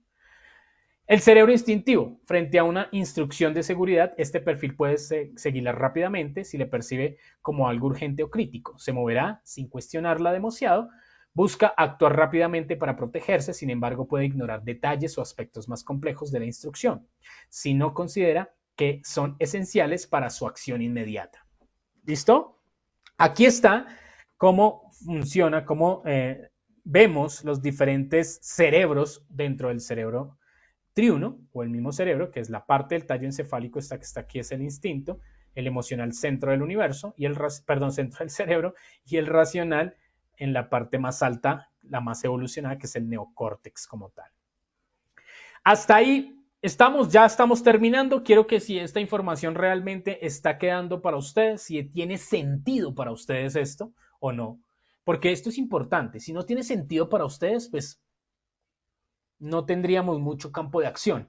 Pero si esto empieza a hacer sentido para ustedes y ustedes pueden empezar a detectar a sus liderados, sus compañeros de trabajo y demás dentro de estos perfiles, pues hombre, si desarrollas la habilidad de estar agudizando ese sensor de comprender con quién estoy hablando aquí al frente, qué tipo de cerebro, cuáles son esos indicios que me dan las acciones y las respuestas de este sujeto para comprender en qué perfil lo puedo segmentar. Pero esto necesita entrenamiento, necesita práctica, necesita comprender más el concepto, interiorizarlo, vivir la experiencia. Porque si tú no sabes cuál es tu cerebro dominante, pues sí que menos vas a poder detectar el cerebro dominante de los demás. Esto es así de simple. Si yo no hago el trabajo en mí, no tengo cómo hacerlo en el otro. Pare de contar. Esto no es para líderes que solamente quieren magia, que hagan así y que todo funcione bien. No, esto es para líderes que quieren evolucionar, que realmente entienden, comprenden que la biología tiene una afectación inmensa en nuestro comportamiento, en nuestras decisiones, en nuestras acciones. Si no lo sabes, si no lo sabías, hoy lo estás sabiendo y puedes buscar en internet, puedes buscar en muchas fuentes de esto que te estoy diciendo si realmente tiene o no tiene sentido. Un cerebro dominante es el sistema cerebral que más influencia tiene en la forma en que las personas piensan, actúan y toman decisiones, lo que les decían al principio. Aunque todos usamos las tres dimensiones, racional, emocional e instintiva, cada persona tiene una que predomina y guía su comportamiento la mayor parte del tiempo. Por ejemplo, si tu cerebro dominante es racional, tiendes a analizar antes de actuar. Si es emocional, tus decisiones se basan en cómo te sientes o cómo afectarán a otros esas decisiones. Si es instintivo, reaccionas rápido y confías en tu intuición o experiencia. Conocer el cerebro dominante de cada persona ayuda a entender mejor su comportamiento, sobre todo en situaciones de presión, riesgo o cambio. ¿Cómo vamos hasta ahí? ¿Estamos bien o no? Cerebro dominante y su impacto en el comportamiento. Percepción del riesgo. El racional evalúa el riesgo analizando datos, secuencias y lógica. Si no hay evidencia clara del peligro, puede subestimarlo. Emocional. Percibe el riesgo a través de cómo le hace sentir el riesgo. Si algo le genera miedo o malestar emocional, lo considera riesgoso, incluso si no lo es objetivamente. Instintivo. Detecta el riesgo rápidamente y de forma visceral, como una alerta automática. Puede reaccionar de más o de menos, según su experiencia previa. Reacciones ante las normas. Un cerebro racional acepta las normas si tiene sentido lógico para él. Necesita entender el porqué para cumplirlas. El cerebro emocional cumple las normas si están conectadas a valores, empatía o sentido de pertenencia. Si se siente parte del grupo respaldado, lo sigue con más compromiso. El instintivo sigue las normas si son claras, directas y fáciles de recordar. Si son muchas o ambiguas, puede ignorarlas por impulso. Capacidad para seguir instrucciones o actuar por impulso. El racional sigue instrucciones si están bien explicadas y si hay coherencia. No actúa por impulso fácilmente, pero puede paralizarse ante instrucciones poco claras. El emocional sigue instrucciones si vienen de alguien en quien confía o admira. Miren esto. El emocional toma esas decisiones y lo percibe muy bien si confía y si te admira. Si no te admira y si no confía en ti, apague y vámonos. Va a ser difícil. Pero ¿cómo puedo cambiar esa percepción de confianza y de admiración? Comprendiendo la biología de tus liderados. Primero la tuya, porque ahí vas a entender qué pudiste activar en ellos para que te percibieran de esa manera. ¿Va? Instintivo, tiende a actuar primero y pensar después. Aprende por repetición, no por teoría. Es más impulso, sobre todo en situaciones de presión. A este no le hables de teoría, háblale cómo accionar la teoría. Y ahí lo tienes inspirándolo. ¿Bien? Porque muchas veces dice, ¿por qué los actos inseguros no siempre son errores humanos? Porque muchas veces no son decisiones conscientes, sino respuestas automáticas del cerebro. Quiero que sepan que el cerebro de nosotros siempre está como un radar detectando estímulos y estos estímulos le generan una actividad neuronal.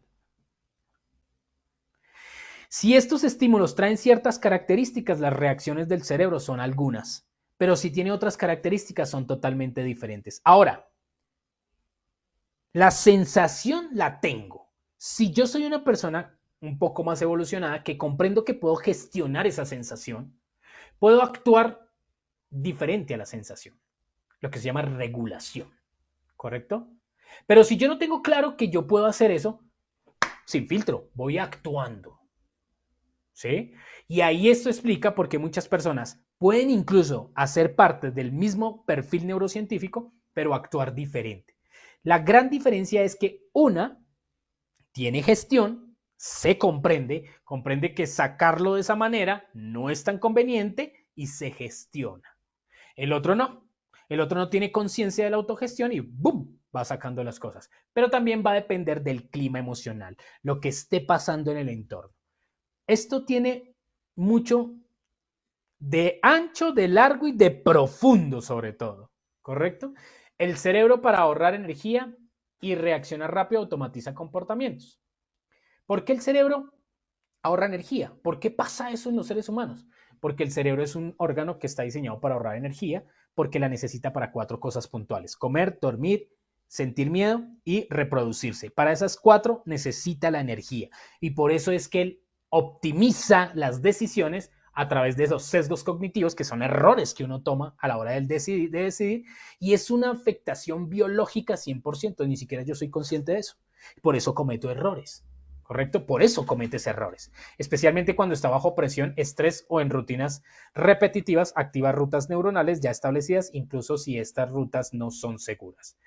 No significa que no siempre hay intención de fallar. Hay muchas veces la persona ni siquiera se da cuenta de lo que hizo hasta después. El acto inseguro puede ser el resultado de un hábito mal aprendido, no de una mala actitud. Ojo, un hábito mal aprendido o no una mala actitud, que no tiene que ver nada con la actitud. Un trabajador que lleva años saltándose un paso de seguridad, nunca ha pasado nada, no está desafiando la norma por rebeldía. Su cerebro automatizó ese atajo como si fuera parte del proceso seguro. ¿Recuerdan lo que hablamos de fortalecer la red neuronal que baja la percepción del riesgo? Y aparte de eso, súmale a que el cerebro automatiza ciertas acciones simplemente por ahorrar energía. Y yo no soy consciente de eso. Por eso es que ya no percibo el riesgo. Y no es que yo no quiera, es que mi cerebro me lleva a percibir eso. ¿Vale? Bien. Factores neurobiológicos que activan comportamientos inseguros: estrés, fatiga, dopamina y cortisol, detonantes invisibles de los errores. En el trabajo, los errores muchas veces no vienen por falta de conocimiento, sino por cómo está funcionando el cerebro en ese momento. Aquí te lo explico cómo. Estrés y cortisol. Siempre que tenemos estrés, tenemos niveles altos de cortisol. Ojo con el cortisol, porque es un veneno. En altas cantidades se convierte en cortisona, y la cortisona literalmente es un veneno para tu cuerpo. Cuando hay estrés constante, el cerebro libera cortisol, una hormona que nos prepara para el peligro.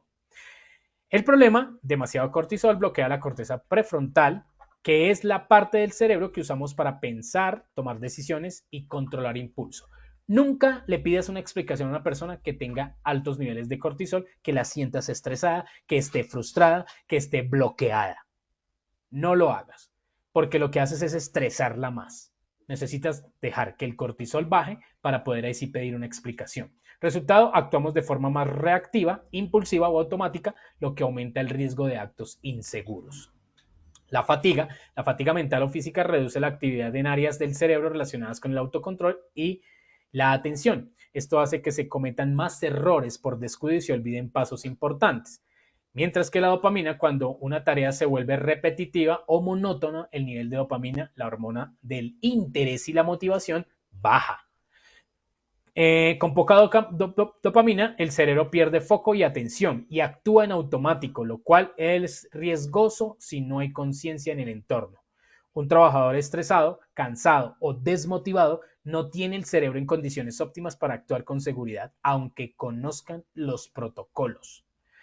Miren, la motivación intrínseca, el 70% de la motivación de un individuo dentro del contexto laboral es lo más importante. ¿Cómo conoces la motivación intrínseca? Tienes que conocer cuál es su cerebro, porque esas motivaciones intrínsecas son esas sensaciones que te motivan a tomar acción. Si tú conoces de qué forma estos personajes toman acción, haciéndoles sentir lo que su cerebro quiere sentir de todo su entorno, entonces simplemente los vas a tener más fidelizados. Bien, un entorno laboral no solo influye en el estado de ánimo, también altera el funcionamiento cerebral. ¿Qué pasa en el cerebro? Ambientes con gritos, presión excesiva, amenazas o falta de reconocimiento activan el sistema límbico encargado de las emociones y la supervivencia. El cerebro libera cortisol y adrenalina, lo que hace que se reduzca la capacidad de pensar con claridad, aumente la respuesta impulsiva e instintiva, se bloqueen procesos como la memoria y el aprendizaje. Si el espacio está mal diseñado, espacios sobrecargados de ruido, sin luz natural o zonas de descanso o sin zonas de descanso estimulan malestar sensorial y mental. Esto drena la energía del cerebro, lo que lleva a una mayor probabilidad de error, distracción y desconexión emocional con el trabajo. Un ambiente laboral tóxico o mal diseñado interfiere directamente con la seguridad porque obliga al cerebro a sobrevivir, no a pensar ni cuidarse. Ese es el problema de mantener estos cerebros llenos de estrés, que están todo el tiempo en supervivencia. Y si tú actúas en supervivencia, va a ser más difícil que tu razón te dé la razón de que realmente hay que hacerlo de esta manera. Los líderes no solo gestionan personas, también activan o apagan cerebros y redes cerebrales en sus equipos. Es decir, el cerebro de un trabajador responde al estilo de liderazgo que recibe. ¿Qué redes cerebrales están en juego? Red de amenaza, la amígdala, se activa cuando un líder es autoritario, impredecible o genera miedo. El resultado del trabajador entra en modo de defensa y se vuelve más impulsivo y menos reflexivos. Red de seguridad y confianza, corteza prefrontal y oxitocina, se activa cuando hay empatía, claridad y reconocimiento. El resultado del trabajador se siente seguro, conectado y piensa mejor antes de actuar. Tiene todo que ver nosotros como líderes. ¿Cómo es el ambiente emocional del equipo? Tiene todo que ver. Si yo les pregunto a ustedes, ¿ustedes creen en un aula de clase, si no aprendieron los estudiantes, de quién es la responsabilidad? ¿Del profe o de los estudiantes? ¿Qué creen ustedes? Si es del profe, manito arriba. Si es de los estudiantes, manito abajo. ¿Qué dicen?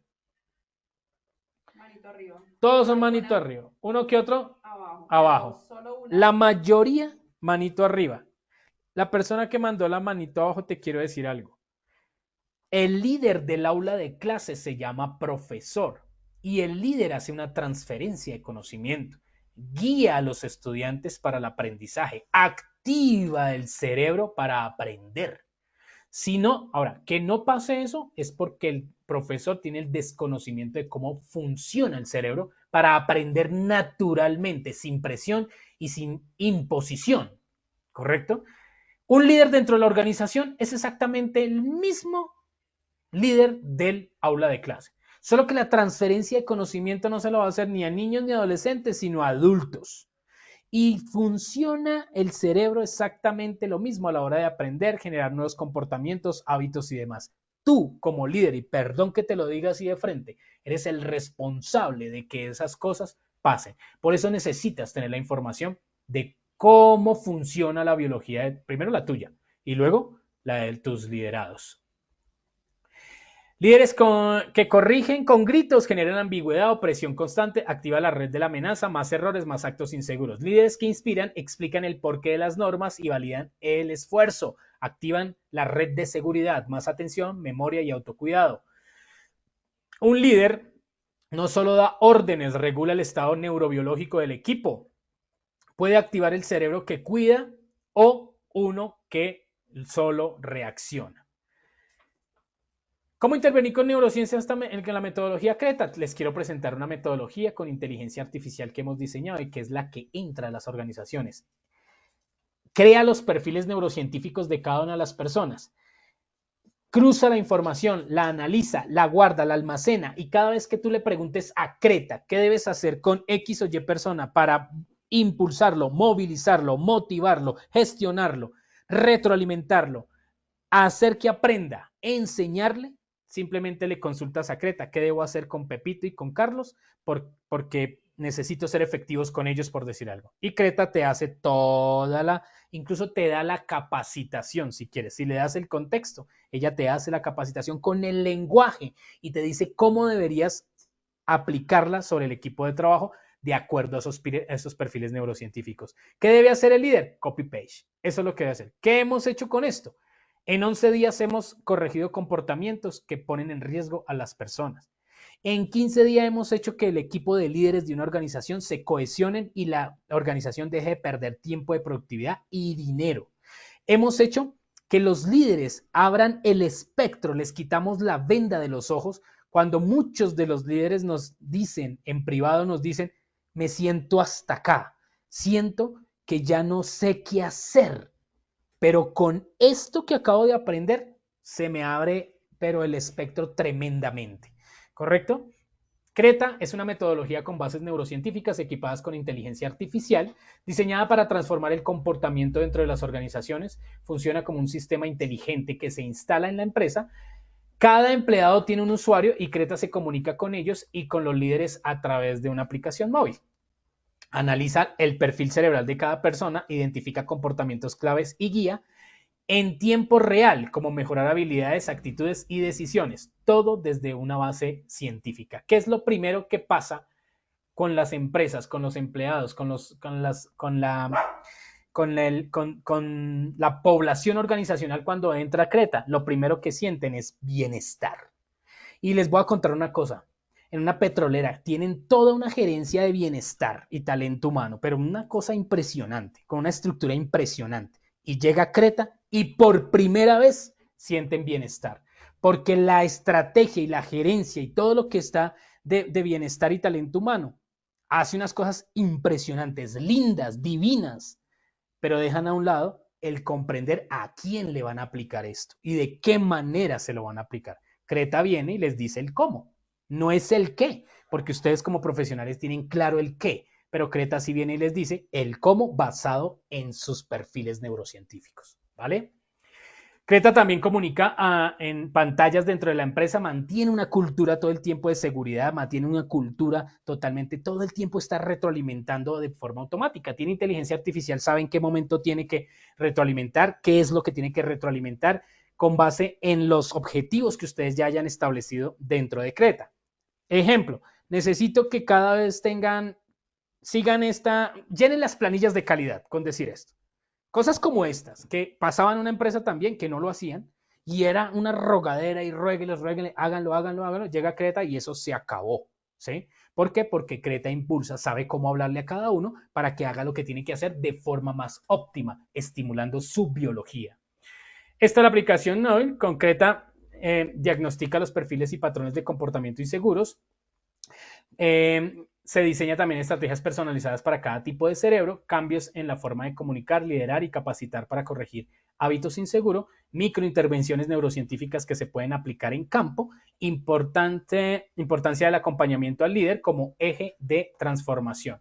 CRETA se convierte en tu asistente de gestión, porque ella ya tiene toda la información neurocientífica de la población organizacional y simplemente te dice, con este equipo las cosas funcionan mejor de esta manera y te da la explicación. Siempre te da la explicación. Nunca te va a decir, hágalo porque yo soy creta y yo soy... No. Con base en esto y esto y esto y esto, lo mejor es hacer esto y esto y esto. ¿Correcto?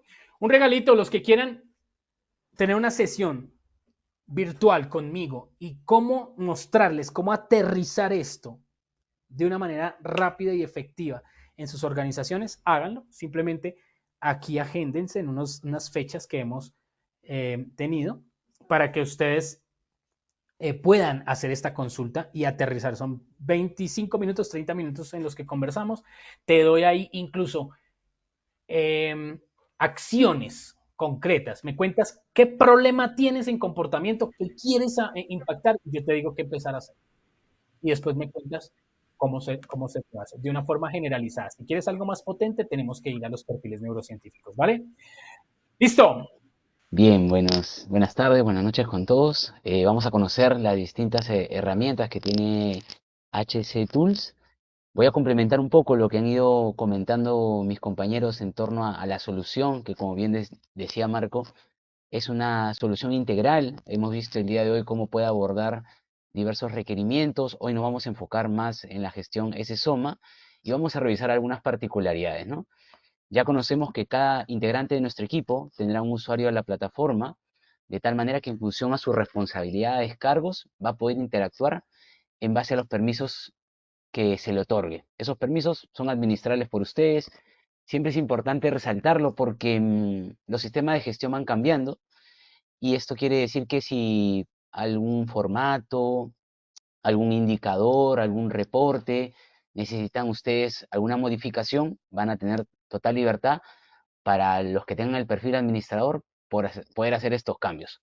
Otro aspecto importante, hablando dentro de la gestión SOMA, es que tenga una visión colaborativa, ¿no? Todos los usuarios podrán participar, no solamente hablando de los usuarios internos, sino también vamos a ver cómo los contratistas pueden interactuar con la solución. Para ello vamos a disponibilizar distintas herramientas, ¿no? Lo que denominamos módulos de la solución, que en la práctica son procesos automatizados. Y como queremos que nuestros usuarios naveguen de manera práctica y sencilla, al momento de interactuar con la plataforma se encuentran con un mapa de navegación, donde van a encontrar estas distintas herramientas para ya sea planificar, ejecutar tareas, consultar información, entre otros, ¿no? Siempre de la mano con las responsabilidades que tengan. Ya hemos visto cómo también pueden navegar sobre el mapa de procesos y para conocer cómo pueden ayudarnos con los procesos de la gestión SSOMA, vamos a tomar algunos módulos como referencia, ¿no? Por ejemplo, vamos a ingresar al módulo de investigación de eventos. Ahí la terminología que tengan en sus organizaciones se adapta dentro de la plataforma y vamos a tomar también el caso de incidentes o accidentes. Al ingresar al módulo vamos a tener una vista principal, esos campos totalmente configurables durante la implementación y posterior a ella. Y por aquí tenemos otra vista con otros campos, ¿no? Una codificación, la fecha del evento, dónde sucedió, la descripción, en qué etapa se encuentra actualmente.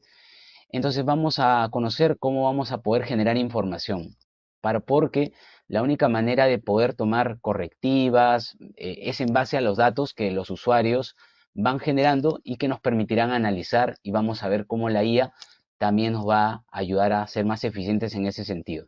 Entonces, lo primero, para poder levantar información, recopilar estos datos, los distintos formatos, ¿no? Desde la versión web le daremos un clic y encontraremos un formato a completar. Este formato es totalmente configurable en base a las distintas categorías, opciones, campos que ustedes tengan definidos, dentro de los cuales podemos definir campos obligatorios y opcionales. Los usuarios completarán la información, le darán clic en aceptar y eso transitará automáticamente a un siguiente responsable. Luego, de igual manera, en la plataforma tenemos aplicaciones móviles, ¿no? Tanto para dispositivos con sistema operativo iOS y Android.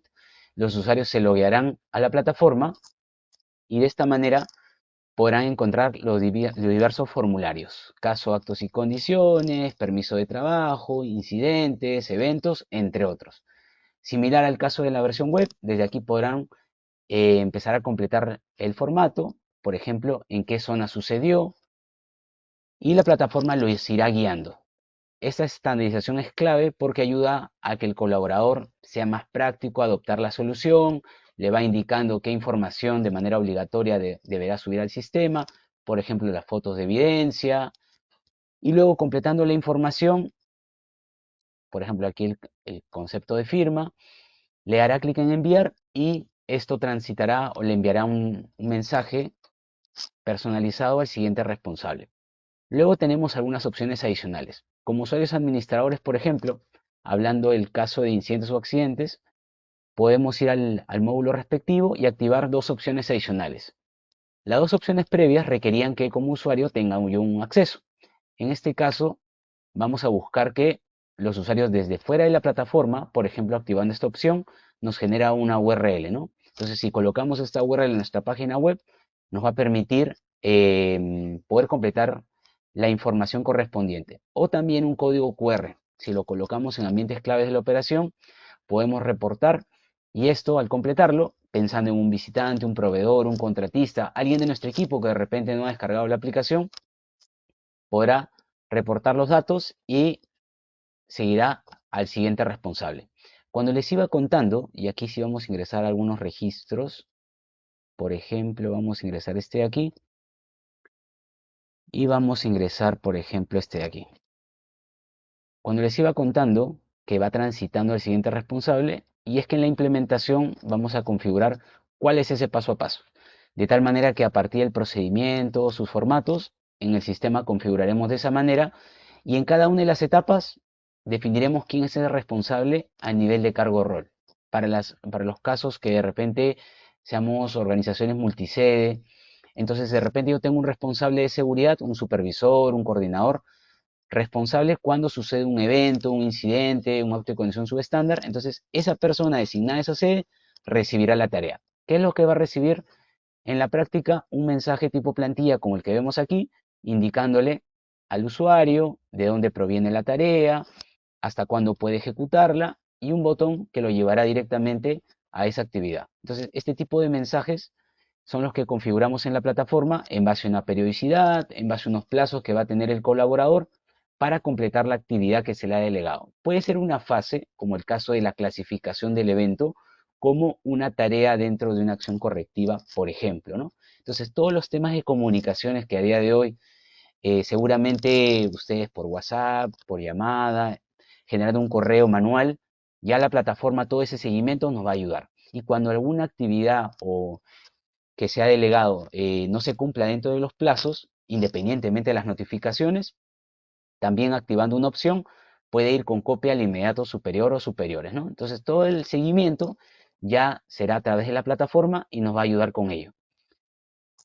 Una vez generemos el registro, tenemos la información del evento, por eso hacia el lado izquierdo en color verde aparecen todas las fases que habíamos transitado, en color plomo la que se encuentra pendiente. Entonces ahí habremos reportado toda la información concerniente a este evento, habrá una clasificación correspondiente, para ello un colaborador tendrá esa actividad delegada y luego necesitamos hacer la investigación.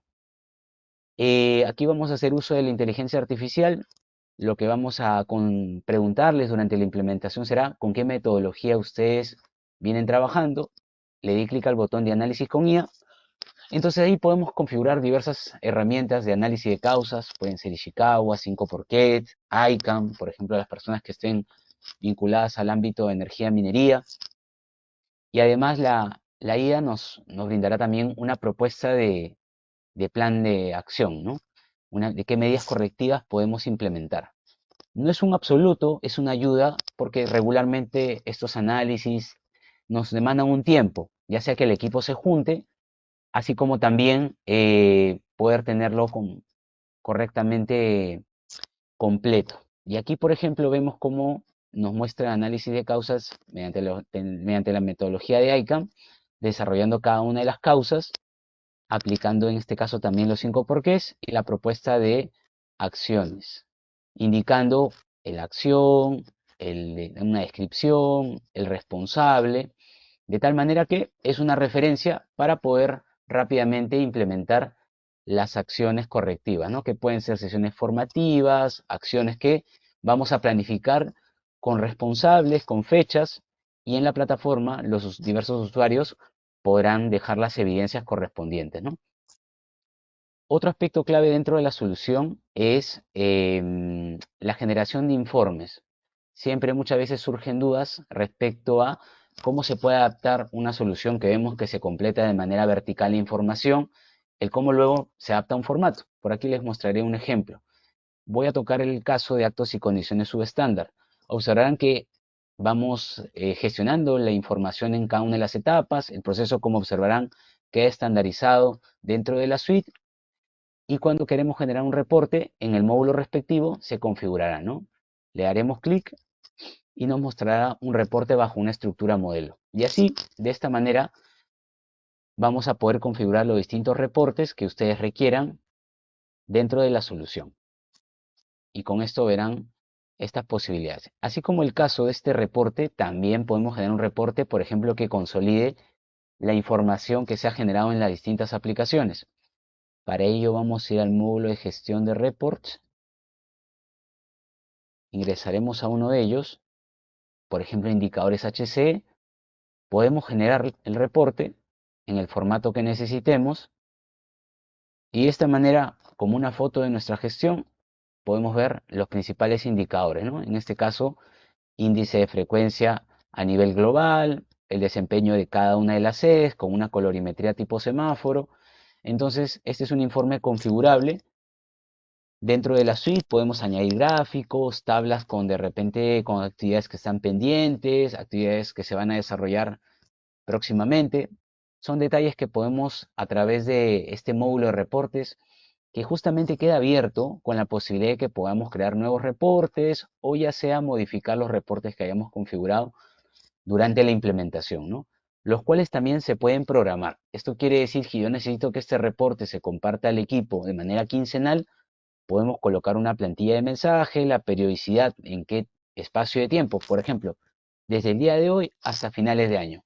A qué áreas, cargos necesitamos que la plataforma autoenvíe periódicamente el informe y de esta manera el sistema también nos ayudará a socializar los informes de ese SOMA, ¿no? Entonces, vamos viendo cómo a través de la suite y cómo las distintas herramientas nos van ayudando en labores que regularmente hacemos manualmente en el día a día. Por aquí también quería dejarles aplicaciones que pueden probar tanto para ese SOMA. Esta es una aplicación que pueden encontrar en Google Play o en App Store. Se llama HC Tools Controles. Es una aplicación para checklist. Es totalmente gratuita. Les va a pedir que se registren, les llegará un correo, luego darán de alta su contraseña y pueden interactuar con esta solución. De igual manera, esta solución de ISG Innova Gap, que les va a permitir hacer un autodiagnóstico en modelo de sostenibilidad, también súper interesante para quienes estén implementando o hayan implementado, le va a ser de bastante utilidad. Y van a ver cómo estos checklists, y vamos a ejecutar justamente uno de ellos, cómo nos puede ayudar a obtener informes utilizando la inteligencia artificial. Entonces vamos a ir a ese ejemplo. Esta es la vista de la aplicación, ustedes la tendrán en su celular. Van a un nuevo diagnóstico, observarán que les aparecerán 5 tipos de checklist. Los invito a que puedan probar cada uno de ellos. Vamos a utilizar para efectos de la demo el tercero. Vamos a evaluar nuestro sistema de gestión de seguridad. Le haremos clic al nuevo diagnóstico, le haremos clic en comenzar y aparecerá el checklist, ¿no? Aparecerá el criterio. Siempre podemos añadir una ayuda a memoria para que el usuario específicamente tenga conocimiento del criterio que está evaluando. Así como los criterios, los grupos de preguntas, las respuestas son totalmente configurables, inclusive dentro de un propio checklist, las respuestas, imaginemos en este caso es cumple, no cumple y aplica, ¿no? De repente en el siguiente criterio es alto, medio, bajo, en el siguiente necesitamos otro tipo de respuestas. La clave para automatizar es que definamos qué respuesta nos va a generar un incumplimiento, ¿no? Y esto viajará a un módulo para poder continuar con la gestión. Y desde aquí podemos levantar toda la información, los comentarios, las evidencias fotográficas. Entonces es bastante útil, como el caso que exponía otro compañero, esta aplicación funciona offline, entonces le va a permitir recopilar los checklists en campo Trabaja también con geolocalización, si es queremos cerciorarnos que estamos in situ en determinada ubicación. Y una vez que hayamos completado las distintas inspecciones, auditorías, que tiene bastantes usos, podemos darle clic al botón de sincronizar y hará el envío correspondiente de la información. Uno de esos casos, completando, por ejemplo, este checklist, por aquí tengo un ejemplo. Vamos a ver un caso de este checklist, por ejemplo, ¿no? Yo lo he ejecutado previamente, un poco para que veamos los resultados. Aparece la cabecera de detalle del checklist, la información previamente ingresada, según los grupos de preguntas, el nivel de cumplimiento general por cada grupo de pregunta, las respuestas, las evidencias fotográficas cuando correspondan, y no solamente quedarnos con el levantamiento de información, sino a través de la inteligencia artificial, pedirle a la IA, por ejemplo, que, vamos a avanzar un poco aquí, que nos ayude realizando un análisis crítico, ¿no? Y nos dará una respuesta a razón de ello. Entonces, este prompt lo habremos configurado y le daremos la instrucción respectiva, de tal manera que nos brindará el análisis que requerimos. Por ejemplo, el análisis FODA. Y de igual manera, por aquí tenemos una propuesta de acción correctiva, ¿no? O acciones a tomar. La actividad, la descripción de la misma, quién la debe liderar y un tiempo tentativo para poder ejecutar. Entonces, este tipo de soluciones las podemos obtener a través de las herramientas que tenemos para facilitarles. Eh, Otro aspecto interesante, como el que les contaba, es el caso de la gestión de contratistas. Es una solución que nos permite involucrar a los terceros, a nuestros socios estratégicos, a través de un entorno independiente, ¿no? Seguramente al inicio habrán escuchado sobre las certificaciones que tenemos, que a día de hoy son 11. Entonces es importante que la plataforma funcionalmente, como estamos viendo, sea una herramienta que cumpla con los criterios, las expectativas que ustedes tengan, pero que sea una plataforma segura. Incluso con el uso de la inteligencia artificial, nosotros hemos certificado la 42001. Entonces es importante que los datos, la información que transite en la plataforma, observen que esté en un entorno seguro. Eso se los comento porque no solamente hay que quedarnos con las funcionalidades, sino con estos aspectos técnicos que finalmente en el día a día van a ser relevantes. Aquí, por ejemplo, en el caso del portal de contratistas, la idea es darles un acceso a los terceros, de tal manera que ellos, en automático, dependiendo qué tipo de contratista es, la plataforma les pedirá determinada información. Y la idea es que ellos se autogestionen. El motivo de esta solución es que ellos sean una autogestión, ya sea a nivel documentario, para que posteriormente ese documento sea revisado, sea validado o quizás rechazado, ¿no? Y toda esa trazabilidad de comunicaciones queda en la plataforma. Lo mismo para el caso de los colaboradores que de repente van a ir a personarse a dar un servicio. Ahí el contratista se autogestionará, indicará cuáles son los colaboradores, ya automáticamente le aparecerá la documentación hacia el lado izquierdo que ellos deben respaldar para cada colaborador. Esta documentación puede responder a un vencimiento, una periodicidad. Ahí son detalles que se configuran y ustedes pueden administrar, porque en el camino de repente quieren cambiar tipos de documentos a requerir, entre otros detalles que finalmente son parte de la configuración que van a poder administrar sin ningún problema. Y así como el caso del manejo documentario, también pueden hacerlos partícipes de otros procesos, como el caso que hablábamos al inicio, de incidentes o accidentes, de tal manera que el contratista puede conocer, por ejemplo, en qué incidentes estuvo involucrado, ¿no? Acceder a un registro, también con la posibilidad de que ustedes les puedan colocar una tarea y de esta manera él, dentro de un plazo determinado, pueda subir los sustentos correspondientes. Entonces ya los vamos haciendo más partícipe del sistema de gestión a través de los plazos que le otorguemos y con la posibilidad de que interactúen directamente, siempre respetando que vean lo concerniente a la gestión que les involucra, ¿no? De toda la gestión que hemos ido visualizando en la plataforma, las distintas herramientas, lo que buscamos finalmente es poder tomar decisiones.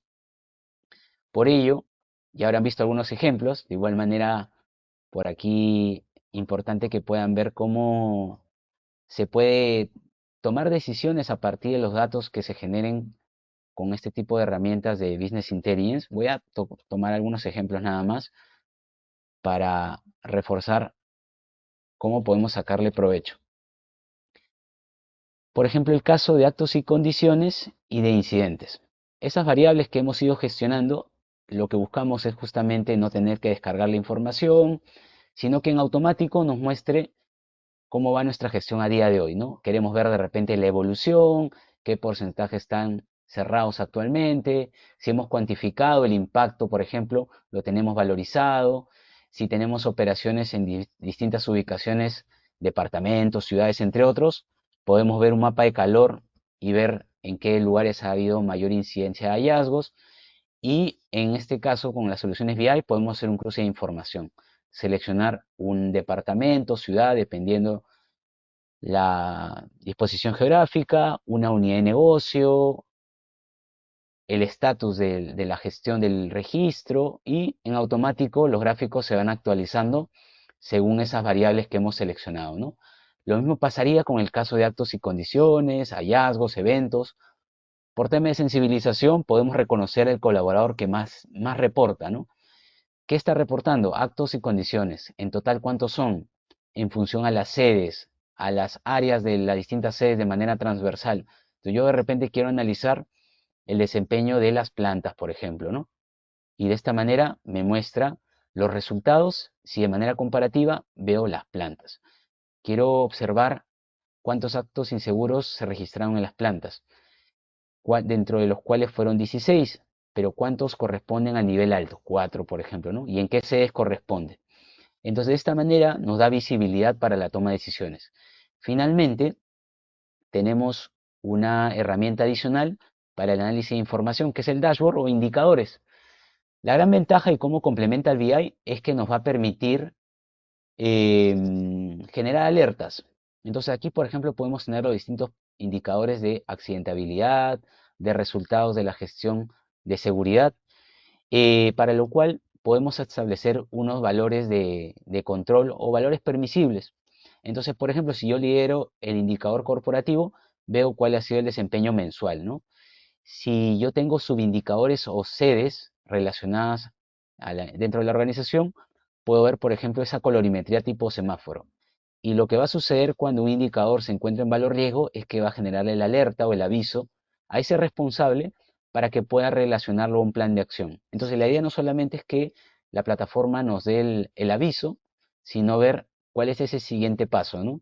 Y tener esa trazabilidad de por qué se generó esa acción dentro del sistema. ¿Y por qué les contaba que se complementa? Porque justamente en indicadores con estos valores permisibles, el sistema nos irá alertando, así como nos comunica una tarea, nos comunicará cuando un indicador nos esté cumpliendo, por ejemplo, ¿no? Esto era parte de lo que quería contarles. Tal vez tengan algunas preguntas, consultas. Pero me gustaría aclarar algunos puntos que son bien importantes, como el caso, digamos, de cuáles son las expectativas en función de la planificación estratégica, que normalmente pues se crea en una organización. La planificación pues es una de las herramientas pues que más se ha utilizado, se sigue utilizando y se va a seguir utilizando en el tiempo, que debería de estar alineada en función de la misión, de Juan la Francisco. visión, de los valores. Hola. Sí, perdóname. No, te lo digo por si quieres ponerlo a pantalla completa, la presentación, y así los asistentes lo ven mejor. Ah, muy bien, perfecto. Ajá, ahí lo van a ver mejor. Gracias. Ah, muy bien. Sí, en el caso pues de las compañías pues de consultoría, pues una de las herramientas de la planificación estratégica pues es uno de lo que más se utiliza como herramienta de gestión. Y pues lo que se condensa dentro de este ejercicio de planificación estratégica, pues todo ese esfuerzo, la razón de ser de la compañía, digamos, del por qué existe, qué valores gobiernan, digamos, o están intrínsecos dentro de la cultura de la organización que impulsan y hacia qué horizonte, hacia dónde va la organización. Pues para eso pues está la estrategia y en este sentido pues todo está sentado en lo que denominamos la parte de la calidad que son en la parte de los procesos, que se ha hablado mucho de la cadena de valor y de cómo todo, pues, el tema del riesgo, pero también se ha hablado de que de las personas, de la importancia de las personas dentro de la organización. Justamente ellos son los que ejecutan estos procesos. Vamos a adelantarnos un poco. Claro, las organizaciones o las empresas pues generan todo para las partes interesadas y cada uno pues tiene un rol al respecto. Eh, esta lámina la había puesto en función de que hay algunas organizaciones que hacen pues su ejercicio de definición de la planificación estratégica en 1 o 2 días o 3 días y listo, ya tienen la estrategia. Pues algunos estrategas le ponen a esto como el show del éxito. Es bien difícil realmente solamente replantear la parte de las estrategias como para poder tener de un tiro los famosos objetivos estratégicos que son descritos a la luz de 3 o 5 años en función de en cuánto tiempo se define la estrategia. ¿Por qué no se define en menos de 3 años? Pues menos de 3 años estamos hablando de un plan táctico. Menos, pues básicamente estamos hablando de la parte del plan operativo. Para esto, pues, básicamente hay otras herramientas que se utilizan para poder comprender el contexto, un contexto de lo que se hablaba más temprano, que no lo voy a abordar en detalle, pero como el contexto para algunas variables externas, como lo son el cisne negro o el horizonte gris. Vamos a enfocarnos la parte antes de seguir avanzando. Se ha hablado mucho de ESG.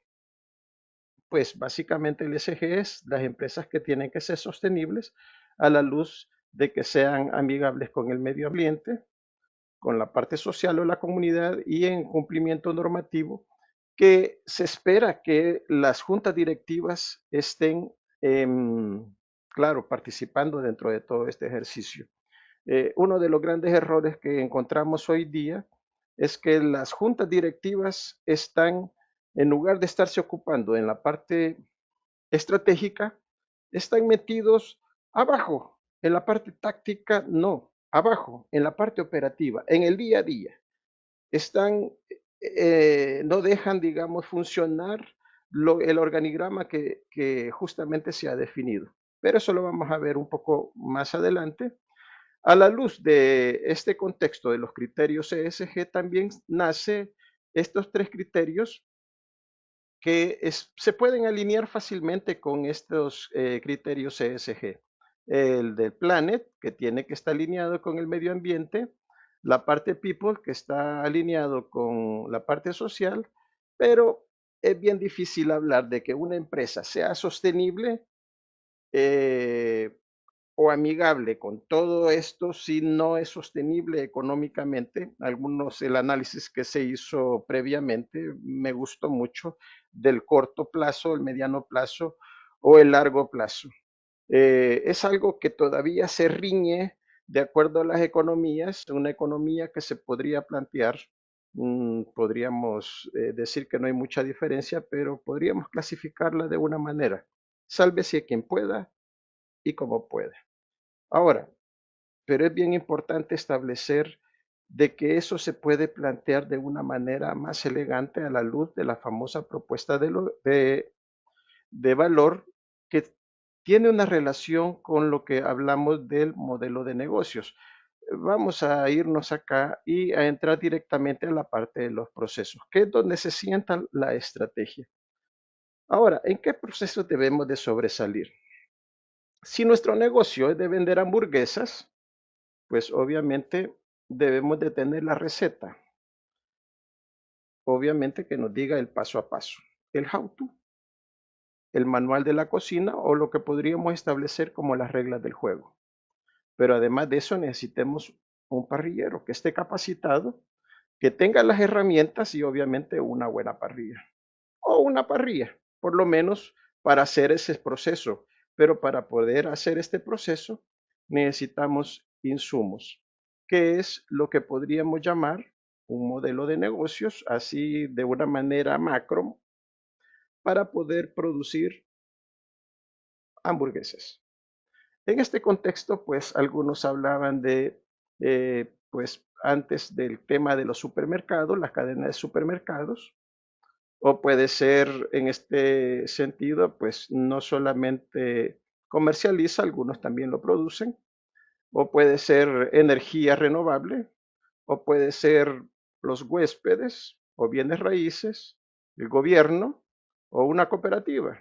Las cooperativas han tenido mucho éxito aquí en América Latina. No sé qué tanto se habrán desarrollado en Europa, en la parte de España también. Pero lo que sí es cierto es que si lo vemos todo, cada uno de estos como un macro proceso, podemos hablar de un modelo de negocios que está definido básicamente con sus procesos en la creación de valor para poder am, resolver una necesidad que ha sido identificada, que es lo que podemos decir nuestros stakeholders eh, o nuestros clientes, ¿ya? Y básicamente, pues todo modelo de negocios necesita una entrada, como todo un macro proceso, y tiene una salida. Pero a la luz de esto, pues, de este macro negocio, pues tenemos controles que tienen que ver con el cumplimiento normativo, las políticas, reglamentos, los manuales descriptores de funciones del puesto, los controles y las auditorías externas, evaluación de la madurez de los procesos y la organización, diccionarios de KPI, que son bien importantes a la luz de qué es lo que se está haciendo. En este caso pueden ser, eh, en el caso de procesos, pues estamos hablando pues de los indicadores para medir los procesos, pues, pero para medir un modelo de negocios como tal, pues estamos hablando de los KPIs. Pero no solamente tienen los controles, sino que también tienen los recursos que necesita para poder procesar los requerimientos de acuerdo al modelo de negocios.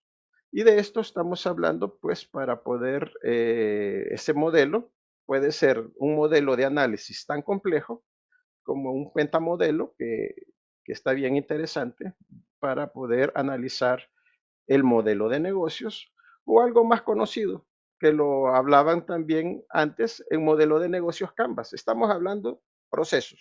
Estamos hablando en esta parte de procesos. ¿Justamente para qué? Para generar una propuesta de valor.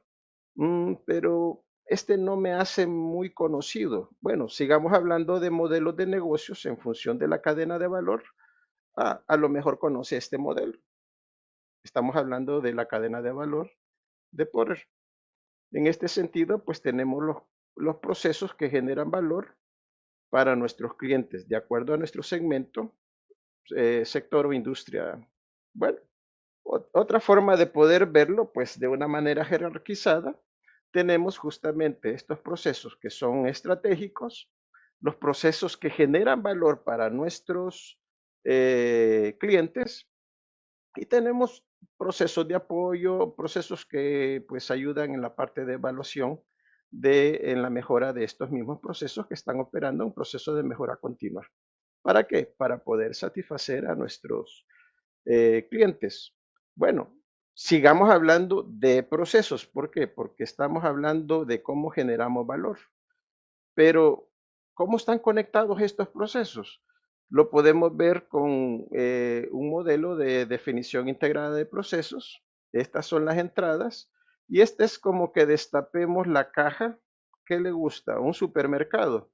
Bueno, veamos los procesos, los macroprocesos y cómo están conectados en función de la generación de valor para nuestros clientes.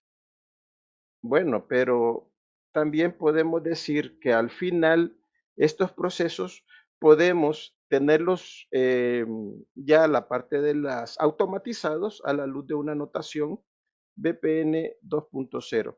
Ahora, quiero aclarar de que este es un modelamiento para la documentación, pero ya esta notación permite la automatización de los procesos como estábamos viendo en la plataforma.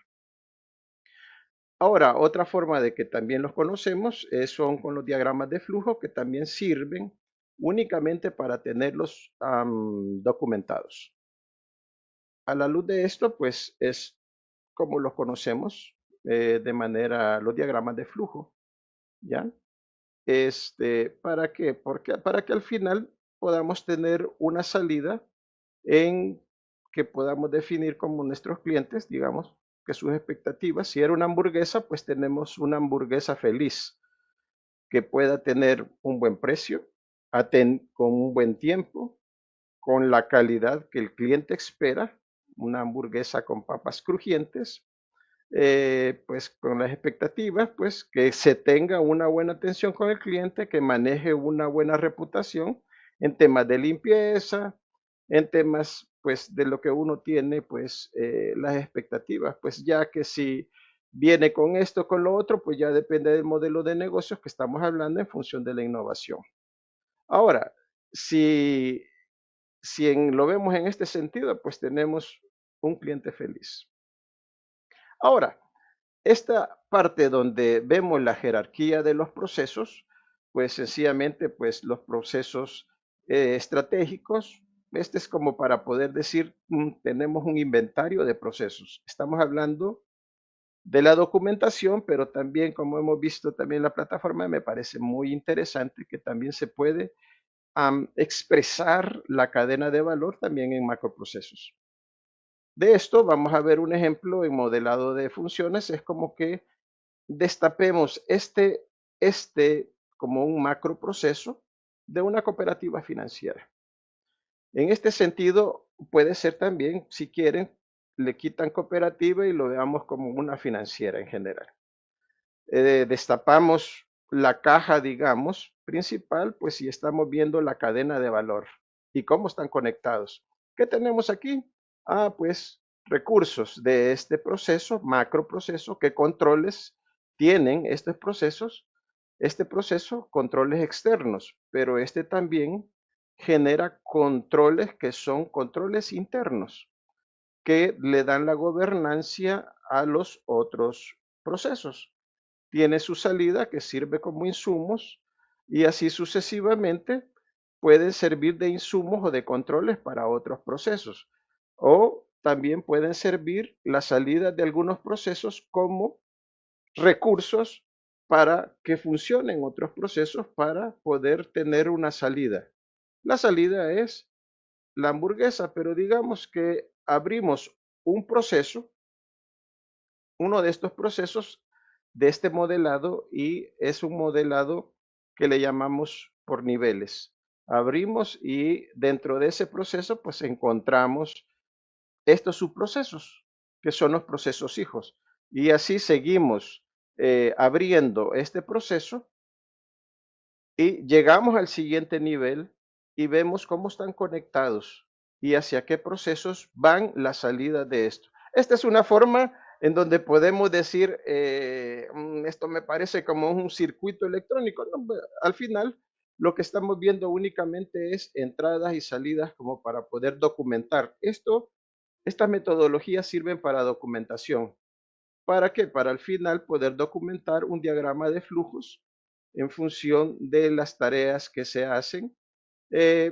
Por ejemplo, en la gestión de cobros, cada uno de los roles, pero si yo quisiera inclusive sacar el descriptor del puesto, pues por ejemplo del jefe de cobros, es como que le diera clic también aquí y pudiera tener el descriptor. Aquí están traslapadas las páginas como para poder saber el objetivo del puesto, las actividades del puesto, que son diarias, semanales, que son mensuales, vamos a acercar un poco más, trimestrales, anuales, cuando sea requerido. No soy muy amigo de esto porque sencillamente, como diría el ponente anterior, pues genera estrés ya de acuerdo a las cargas que ya están definidas, pero es importante el que se pueda tener planteado las actividades que se esperan de acuerdo al día y aquí tiene una gran camándula de cosas cuando sea necesario. Es decir, tiene hora de entrada, pero no hora de salida.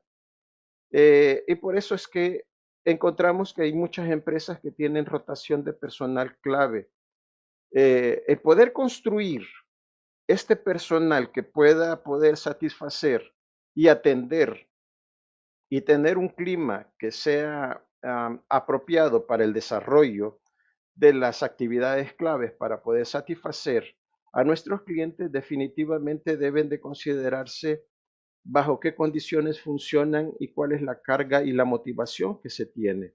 Pues se puede pedir que tenga una gran experiencia, todas las estrellitas doradas, todas las habilidades, pero también hay que ser coherente en función de qué es lo que se va a hacer, porque si un empleado cansado atiende a un cliente, seguro que lo va a ahuyentar. Entonces, es la parte de la coherencia que hemos venido hablando en función de las normativas y de cómo se hacen de acuerdo a las buenas prácticas, para poder decir que estos procesos, si no tienen estos controles, definitivamente vamos a dañar, vamos a tener un impacto negativo. Por eso es justamente que todos estos controles, hay que ver qué controles se tienen em, que son necesarios, qué normativas, qué manuales, qué políticas, qué reglamentos, qué indicadores. No es necesario tener una gran cantidad de indicadores, sino los necesarios, como dicen, dentro de nuestro modelo de negocios. Ahora, justamente, no solamente tenemos un impacto negativo, porque no solamente tener, como bien decía, la última tecnología, o tener al personal capacitado, o tener, bueno, podemos tener todo, pero no la calidad para poder impactar de manera positiva de acuerdo al propósito de nuestra organización si lo vemos como un proceso. O sea, las actividades se pueden realizar de manera perfecta, muy bien. ¿Cómo se entregan al cliente? Puede ser el desaire que puedan tener los clientes en función de la calidad de que se entrega, problemas de calidad, problemas de funcionalidad, el tema de las quejas, y empiezan las quejas. ¿Y por qué tenemos quejas? En función ya sea de la calidad, ya sea del producto o del servicio que se da, pero es por la ausencia de los controles, que definitivamente para esto entonces necesitamos verlo de manera holística a la luz de no solo los procesos, necesitamos ver cómo podemos alinear todos nuestros recursos tangibles e intangibles de nuestra organización para poder generar resultados que sean resultados que puedan hacer felices a los shareholders, a nuestros inversionistas. Y obviamente, pues tenemos ahí al cliente insatisfecho. A la luz de esto, pues lo que es importante, pues es pensar en un alineamiento estratégico.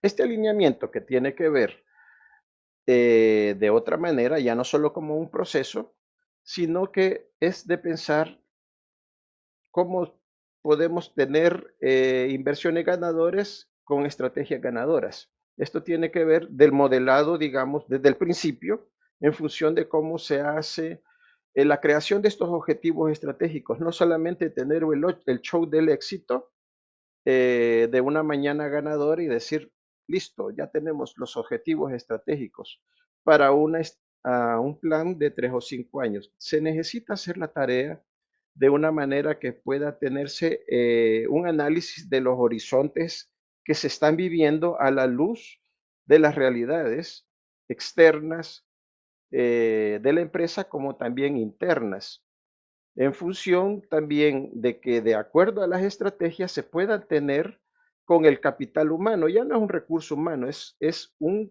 capital de la información, perdón, con la tecnología que se necesita de acuerdo al modelo de negocios que se está trabajando. Para eso también se necesita capital humano que tenga sus competencias actualizadas. Muchas de las empresas no tienen idea de cuáles son los puestos claves de su organización. No saben también dentro de lo que tienen de su capital de información, el nivel de seguridad que tienen, que es parte, digamos, de la gobernanza que se debe de tener dentro de la organización. Los recursos, así como también el conocer qué procesos, de acuerdo al inventario de los procesos, qué procesos se hacen de manera manual y deben de hacerse de manera manual y otros qué procesos se hacen manuales y deberían de estar automatizados y entrar dentro de ese proceso de transformación digital.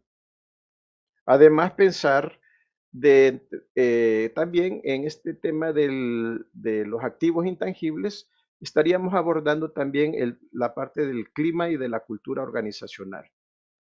Que tengamos un clima donde las personas no se vayan. Hay muchas personas que se van porque el ambiente laboral es tóxico. A mí me gustaba esta empresa, pero me fui porque tenía un mal jefe.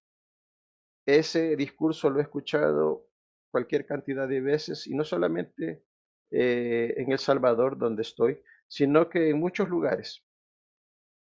Por eso es necesario pensar no solamente la parte de los recursos, sino ver cómo este recurso ejecuta estos procesos para la creación de valor con el cumplimiento de normativas, políticas y reglamentos claramente definidos, los manuales claramente definidos, los controles y las auditorías, para entonces tener un alineamiento estratégico. ¿De qué? De nuestros activos tangibles e intangibles, alineados con nuestra visión, con nuestra visión, con nuestros valores. ¿A dónde se activan estos valores? En la parte de este clima y cultura organizacional, que todos estos procesos se ejecuten con esos valores, pero para eso las personas deben de conocerlos. Es la parte filosófica de las organizaciones. ¿Qué sucede? Voy a una agencia, una sucursal de una financiera y en eso que estábamos conversando le pregunto, mire, entre otras cosas, si usted de casualidad se puede los valores de la empresa. Entonces me dice, pues mire, va algo así. Ah, ya. Y en el caso de la misión, ¿cuál es la misión de su empresa? Mire, fíjese que no me la puedo, pero va más o menos así. Y de la visión, pues fíjese que tampoco me la puedo. La verdad es que eso es curioso porque se lo he preguntado tanto a ejecutivos, digamos, que están a un nivel muy operativo dentro de los procesos, que estábamos viendo los procesos están jerarquizados, pero estos procesos que también están en la creación de valor y que están de frente con el cliente, pues no tienen clara la parte filosófica. Están operando como robots. Sencillamente no tienen vida, ese sentimiento. Ellos están porque tienen que ejecutar una función, pero no tienen empatía, no están conectados con la parte filosófica de las organizaciones. ¿Por qué? Porque de repente se les ocurre y hacen unas visiones como que son testamentos. Establecen visiones también muy grandes y los valores que dan paso a los principios rectores, pues están desconectados dentro de la ejecución de los procesos. Pero, en fin, a la luz de poder darle paso a una estrategia ESG, ¿ya? Porque a la luz de esto, los procesos pueden estar alineados con una estrategia perfectamente. Ahora, para poder tener una salida de una estrategia ESG, pues obviamente deben de estar alineados para poder tener un impacto con el medio ambiente, con la comunidad y con el cumplimiento normativo, pero sobre todo que puedan decir que tienen ingresos, que son empresas que son sostenibles. Muy bien, por supuesto, vamos a tener inversionistas felices y también nuestros clientes van a estar felices. Me voy a saltar todo esto que son de la cadena de valor. Hay algunos, por cierto, tengo yo un toolkit, una hoja de Excel que yo he desarrollado a la luz de esta auditoría de procesos de Harvard Business Review. Me parece muy interesante, si a alguno le interesa, pues es para evaluar la madurez de los procesos donde pueden ustedes a la luz de ciertos criterios evaluar en qué nivel están, ya sea para evaluar la madurez del proceso o evaluar la madurez de la organización. Es algo que está desarrollado de una manera bien sencilla y bien práctica. Seguimos, vamos a pasarnos esto también. Bueno, esto es la parte en donde es bien importante que los procesos con nuestra, pues la familia de puestos estén conectados con el tema de las competencias, qué es lo que hace a qué nivel. Pero para eso es que se necesitan, obviamente, hacer un inventario de procesos y conectarlos para poder determinar qué actividades hace quién. Quizás algo así como esto. Proceso, macroproceso, como que lo abrimos, seguimos el proceso hijo, proceso hijo, hasta llegar a los procedimientos. Es decir, esto desde el macroproceso vamos bajando hasta llegar a la parte de los procedimientos y decimos, bueno, ¿qué actividades le toca hacer a quién y cómo interviene?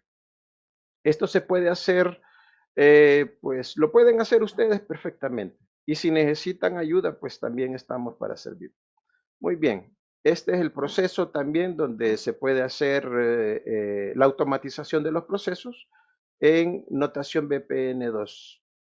Vamos a hacer, estas son las barreras. Esta es la parte donde la cultura se come la estrategia para desayunar. Es real. Vamos a saltarnos esto. Quizás voy a ver. Pam, pam, pam. Ah, muy bien. Sí, estamos cerca. Esta parte de que estamos hablando, donde alineamos nuestros procesos para poder entregar un resultado que sea, pues, que esté alineado en temas, es bien interesante porque sí se puede moldear a la luz de la estrategia con el Balance Scorecard y se puede hacer bien sencillo. Bien sencillo a la luz de cómo se puede usar el Balance Scorecard para comunicar la estrategia a la organización. No solamente como para decir, hicimos el plan estratégico y como sucede en muchas empresas que he conocido, pues hacen el plan estratégico y solamente lo hacen para tener presupuesto. Y de ahí a la gaveta. Lo importante es que el plan estratégico dé paso a una forma de cómo se puede comunicar la estrategia de la organización, que a nivel directivo pues esté entendido, los gerentes, así como los equipos de trabajo y hasta la persona que está más abajo pueda entender qué es lo que tiene que hacer, cuándo lo tiene que hacer, cómo lo tiene que hacer para el logro de los objetivos estratégicos.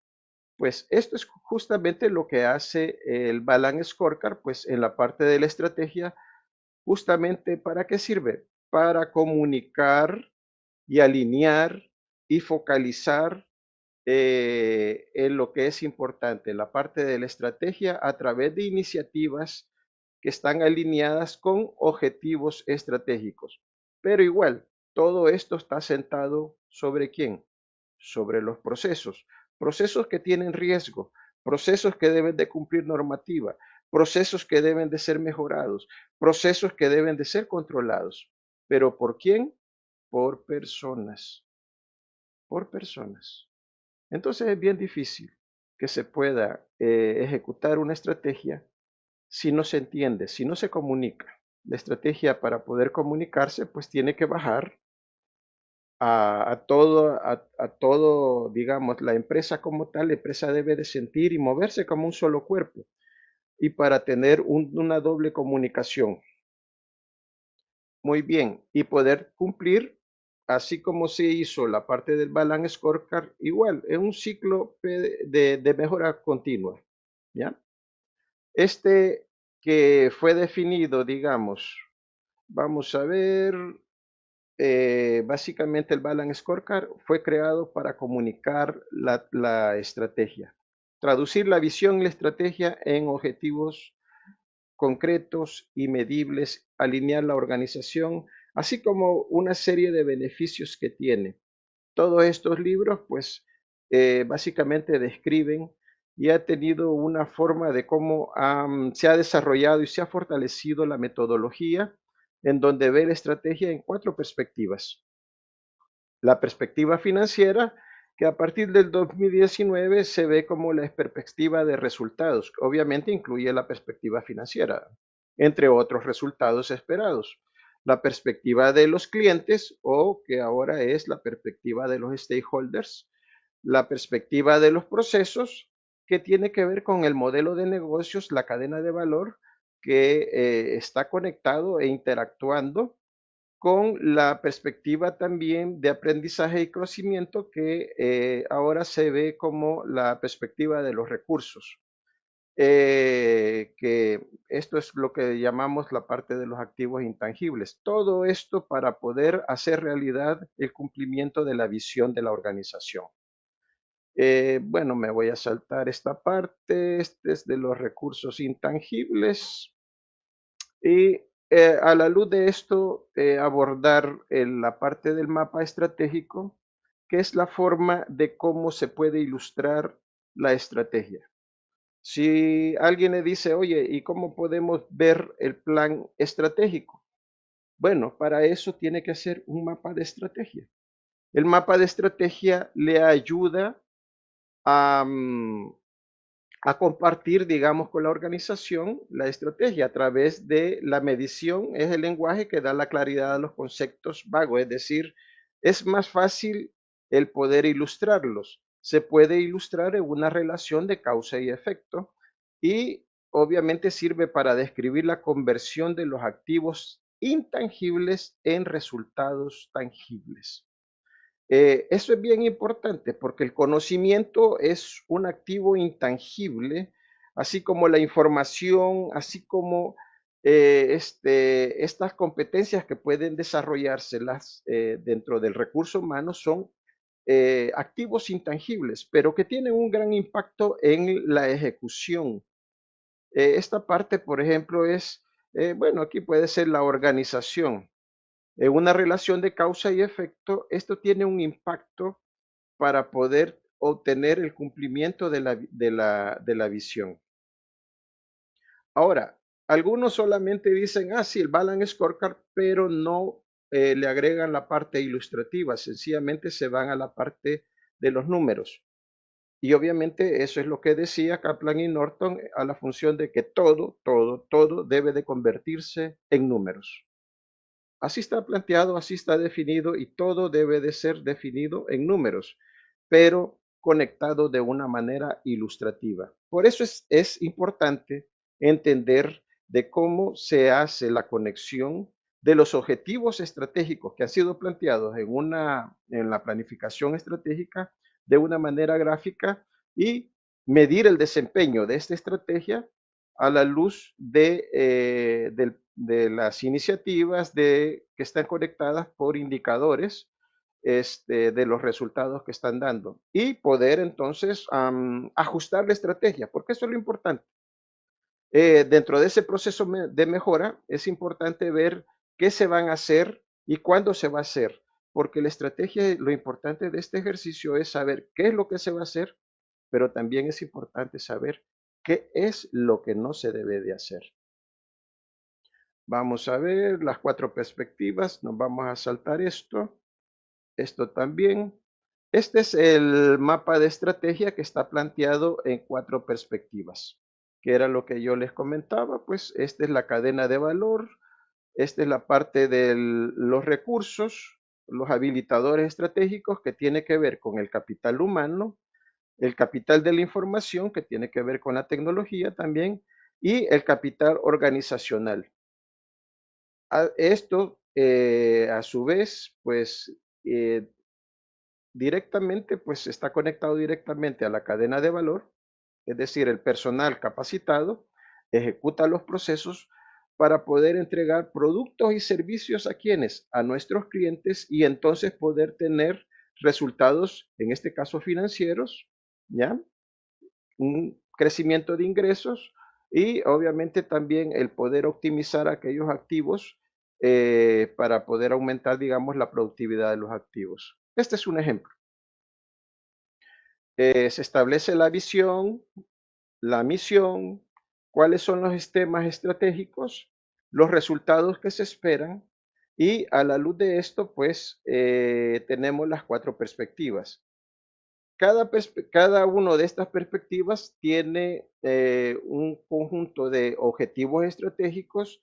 Cada objetivo estratégico tiene su indicador, su meta, su iniciativa, su presupuesto, tiene su responsable, tiene su proceso, digamos, que está ejecutando, digamos, estas iniciativas y todo esto se puede hacer metodológicamente para entonces migrarlo a una plataforma. Porque hay empresas que pueden tener, quieren migrar, pero no tienen un diccionario de indicadores, no tienen un mapa estratégico, pero es fácil. Si no lo tienen, es fácil poder hacerlo basados en un ejercicio. Pero ¿qué impulsa todo esto? Los valores, ¿ya? Por eso es importante definir los valores que permiten o ayudan dentro de todo esto la ejecución en cada uno de estos momentos y medir el desempeño de los objetivos. Los objetivos no cambian en el tiempo, sino que en el tiempo lo que van cambiando o pueden cambiar son los indicadores. La idea es ver de qué manera se puede ir ajustando también la estrategia. Pues vamos a la parte final de esto y está claro de que si en la teoría Z, digamos, si tenemos el personal, la tecnología y la cultura organizacional adecuada, entonces así se lee un mapa de estrategia. Sí, entonces, si contamos con el personal, la tecnología y la cultura, entonces hacemos los procesos correctamente, entonces vamos a tener nuestros clientes satisfechos, que sean leales, pero además de leales, vamos a tener clientes que son rentables también. Entonces, nuestros shareholders o inversionistas, pues vamos a hacer más y mejores negocios. Esta es una forma de cómo se define un objetivo, pues en función de un verbo de aumentar, fortalecer, desarrollar un objetivo estratégico, el indicador que se va, digamos, de cómo se va a plantear el indicador y la iniciativa que está vinculada para que suceda este objetivo. Este es un poco igual de la parte de la relación causa y efecto. Este es un planteamiento de un mapa de estrategia para un impacto económico. Es como que estuviéramos viendo el plan estratégico de una cooperativa. Impacto económico, impacto social, el impacto de la comunidad, del medio ambiente, ¿verdad? Como tal, y cuáles, a la luz de las 4 perspectivas, cuáles son los objetivos y cuál es la relación que se tienen. Una relación causal que puede ser de abajo hacia arriba o la relación horizontal que puede haber. Estamos viendo el mapa estratégico a nivel corporativo, pero esto se conecta a nivel de departamentos, a nivel de equipos, o si es de otros países, pues con otros países, pero todo tiene una conexión global. Este es para una cooperativa. Digamos, si así fuera el caso, el corporativo, el balance scorecard, digamos, el desempeño, la cadena de valor, la familia de puestos que están conectados con los procesos, y este puede ser justamente una cooperativa con sus sucursales. Una oficina de un supermercado con las sucursales o una banca con sus sucursales, una empresa, pues, y que puede ser gestionada a la luz de una oficina de gestión estratégica que sirva como facilitadores de gestionar toda la estrategia a nivel global. Esta es una forma de cómo estaría conectado. Los departamentos, digamos, cómo están conectados en un siguiente nivel. Digamos, si este es el mapa corporativo, este sería la conexión en un segundo nivel. En función de dar más das más créditos, digamos, si fuera una financiera. Este es para una ciudad, desarrollo económico, social y de medio ambiente. Para un hotel, igual, económico, social y el medio ambiente. Pues, y así podemos seguir hablando al respecto de cómo se van desarrollando las farmacias, laboratorios. En el caso de energía, pues también tenemos mapas estratégicos que también están a nivel desarrollo económico, social, también la parte del ambiente, la gobernanza que es, se puede ir, digamos, planteando de la manera que se pueda comunicar mejor. El Balance Scorecard, pues básicamente es los resultados, los objetivos, el KPI, la meta y la iniciativa. Igual para una petrolera, para un banco de consumo y pues podemos seguir hablando de esto.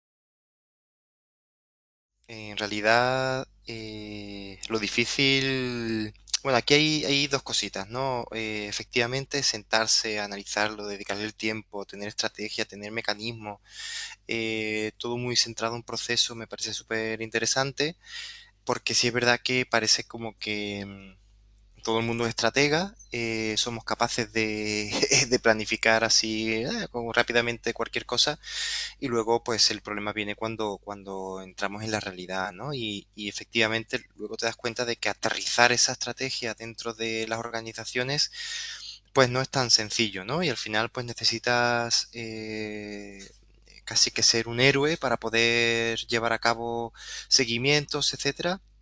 Y la verdad es que simplemente, pues a lo mejor lo que falta es metodología y lo que falta luego es digitalización y automatización, ¿no? En este caso, nosotros vamos a presentar nuestra plataforma, nuestros módulos para la gestión estratégica, ¿vale? Esta solución.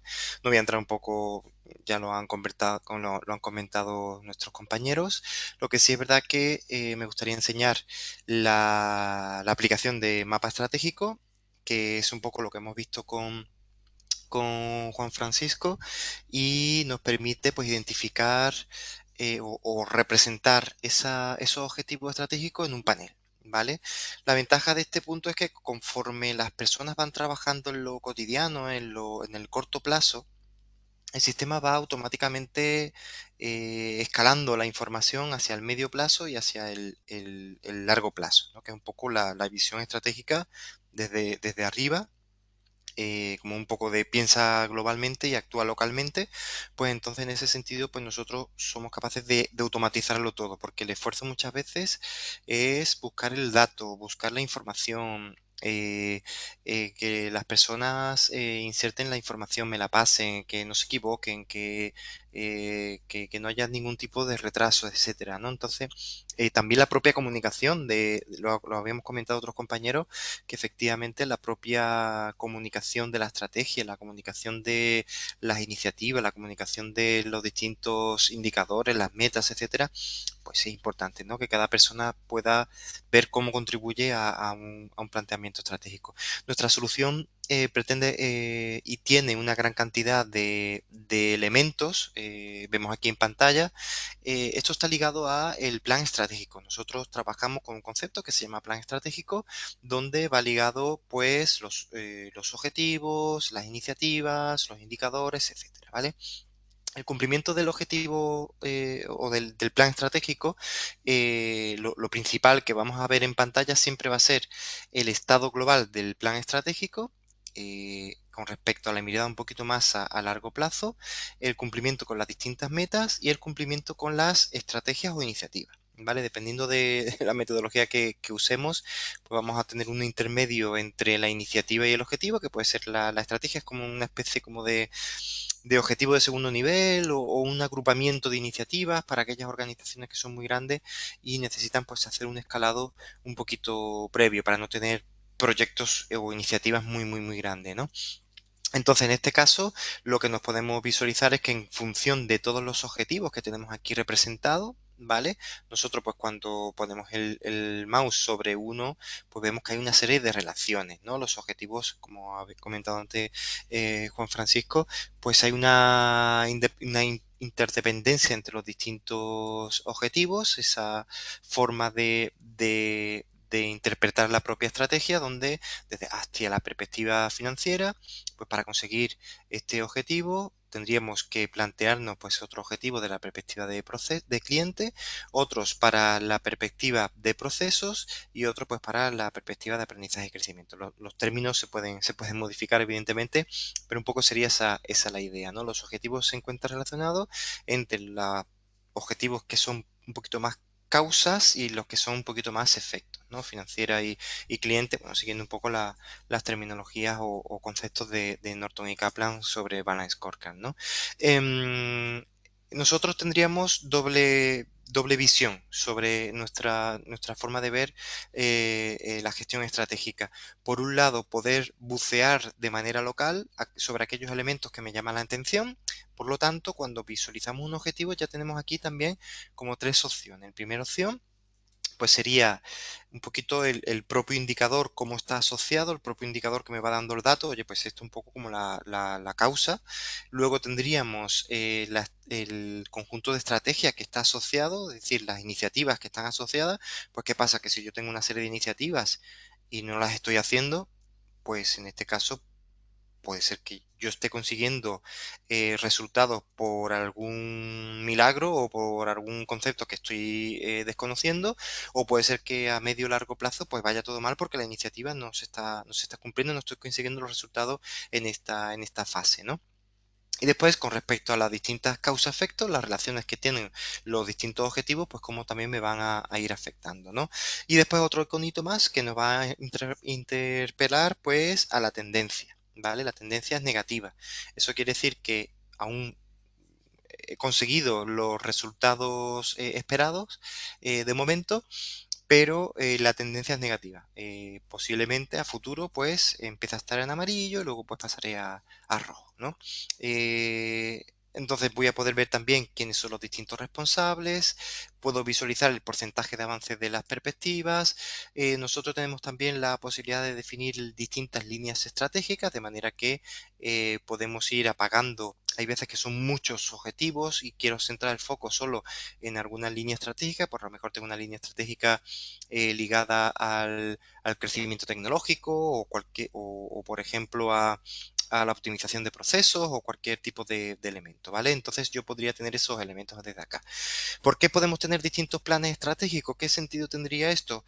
Pues cuando las organizaciones, a partir de un plan estratégico global, subdividen o trocean y escalan esos distintos planes estratégicos hacia abajo. También puede ser que tengamos plan estratégico global de la compañía y después algunos pues por línea de negocio, ¿vale? Pues también podríamos tenerlo donde se caracteriza y se personaliza esos objetivos hacia un concepto pues parcializado de una gran compañía o de una organización, ¿vale? Los objetivos se encuentran ponderados, ¿vale? De manera que a lo mejor no queremos dar, por lo que sea, queremos dar mayor énfasis a un objetivo. Este año, estos 2 años, quiero dar un mayor énfasis a un objetivo y entonces ese va a tener mayor peso dentro de la propia perspectiva. Las propias perspectivas también se pueden ponderar, de manera que vamos a ser capaces pues también de poner foco y poner mayor interés en el sistema, ¿vale? Como decía, podemos ir buceando hacia algo que me llama la atención. Por ejemplo, aquí estoy viendo un azul. Dice, bueno, pero Rubén, esto es un sistema semafórico, pero los semáforos no tienen 3 colores, no tienen 4. Nosotros en realidad tenemos 5 colores. Pues el clásico verde, pues estoy correcto, el amarillo estoy en peligro y el rojo, pues que estoy básicamente en riesgo, ya estoy fuera de los límites, pero también tenemos un color que sería el blanco o el negro, dependiendo de lo que queramos poner. Y eso significa que está vacío, que no tengo datos, ¿vale? A mí me preocuparía más ver cosas en blanco aquí. Eso significa, por ejemplo, este de aquí, veo que pues no hay datos. Sí es verdad que a lo mejor no lo ven bien en pantalla, pero tiene como un tono rosáceo, eso porque históricamente tenía un dato negativo. Pero ese dato, ese conjunto de indicadores que está asociado a este objetivo se encuentra desactualizado, lo cual yo como gestor diría, pero ¿qué está pasando aquí, no? Y después, por otro lado, el azul. Y diréis, bueno, ¿y el azul qué es? Es porque estoy sobrepasado muchísimo. Es decir, yo me establecí una serie de metas y las estoy consiguiendo casi casi que sin esfuerzo, ¿no? Oye, pues, ¿qué está pasando aquí, no? Hemos dimensionado mal, los datos son incorrectos, algo debería estar sonándonos extraño, ¿no? Entonces podríamos ir y mirar qué es lo que está pasando en esa línea, ¿no? Cuando queremos hacer un análisis, pues podemos clicar sobre el propio objetivo, vamos navegando, vemos el histórico de los distintos indicadores, vemos que aquí ha pasado algo, nos hemos pasado muy poquito, así que no hay tampoco tanto estrés. Aquí podemos visualizar cómo está la dependencia entre los distintos objetivos, causas de este objetivo. También nosotros damos alguna herramienta pues para evitar el enmascaramiento, de manera que, oye, pues puede ser que yo tenga 5 indicadores. Por ejemplo, aquí yo diría, está todo correcto. En realidad no. Veo que hay al menos un indicador que se encuentra en amarillo. Lo que pasa es que se ve enmascarado por los otros resultados de los otros indicadores, ¿vale? Entonces, pues podríamos hacer ese otro análisis. Por ejemplo, yo aquí estoy verificando esta información, ¿vale? En este caso, ¿cuáles son los porcentajes para la colorimetría?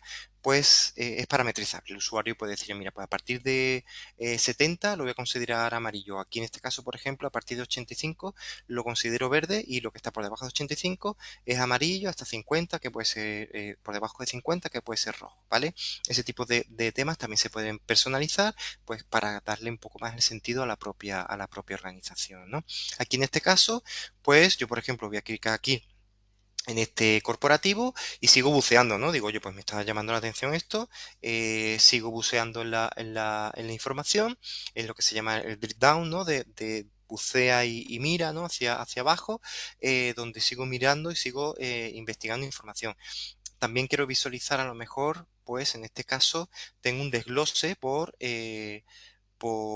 países, pues quiero visualizar cómo se están comportando los distintos países con respecto al tiempo, ¿vale? Pues entonces yo también puedo hacer estas comparativas entre los distintos países, pues por ejemplo, entre Perú, Colombia, pues ahora me interesa a lo mejor comparar entre Argentina y México, pues veo aquí pues cómo son los distintos comportamientos, ¿vale?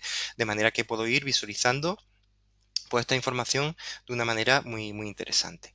También el sistema me permite visualizar lo que serían las iniciativas o estrategias. En este caso hay un nivel intermedio, que son como unos objetivos de segundo nivel, más que objetivos, son como unos grandes componentes, ¿no? O grandes programas.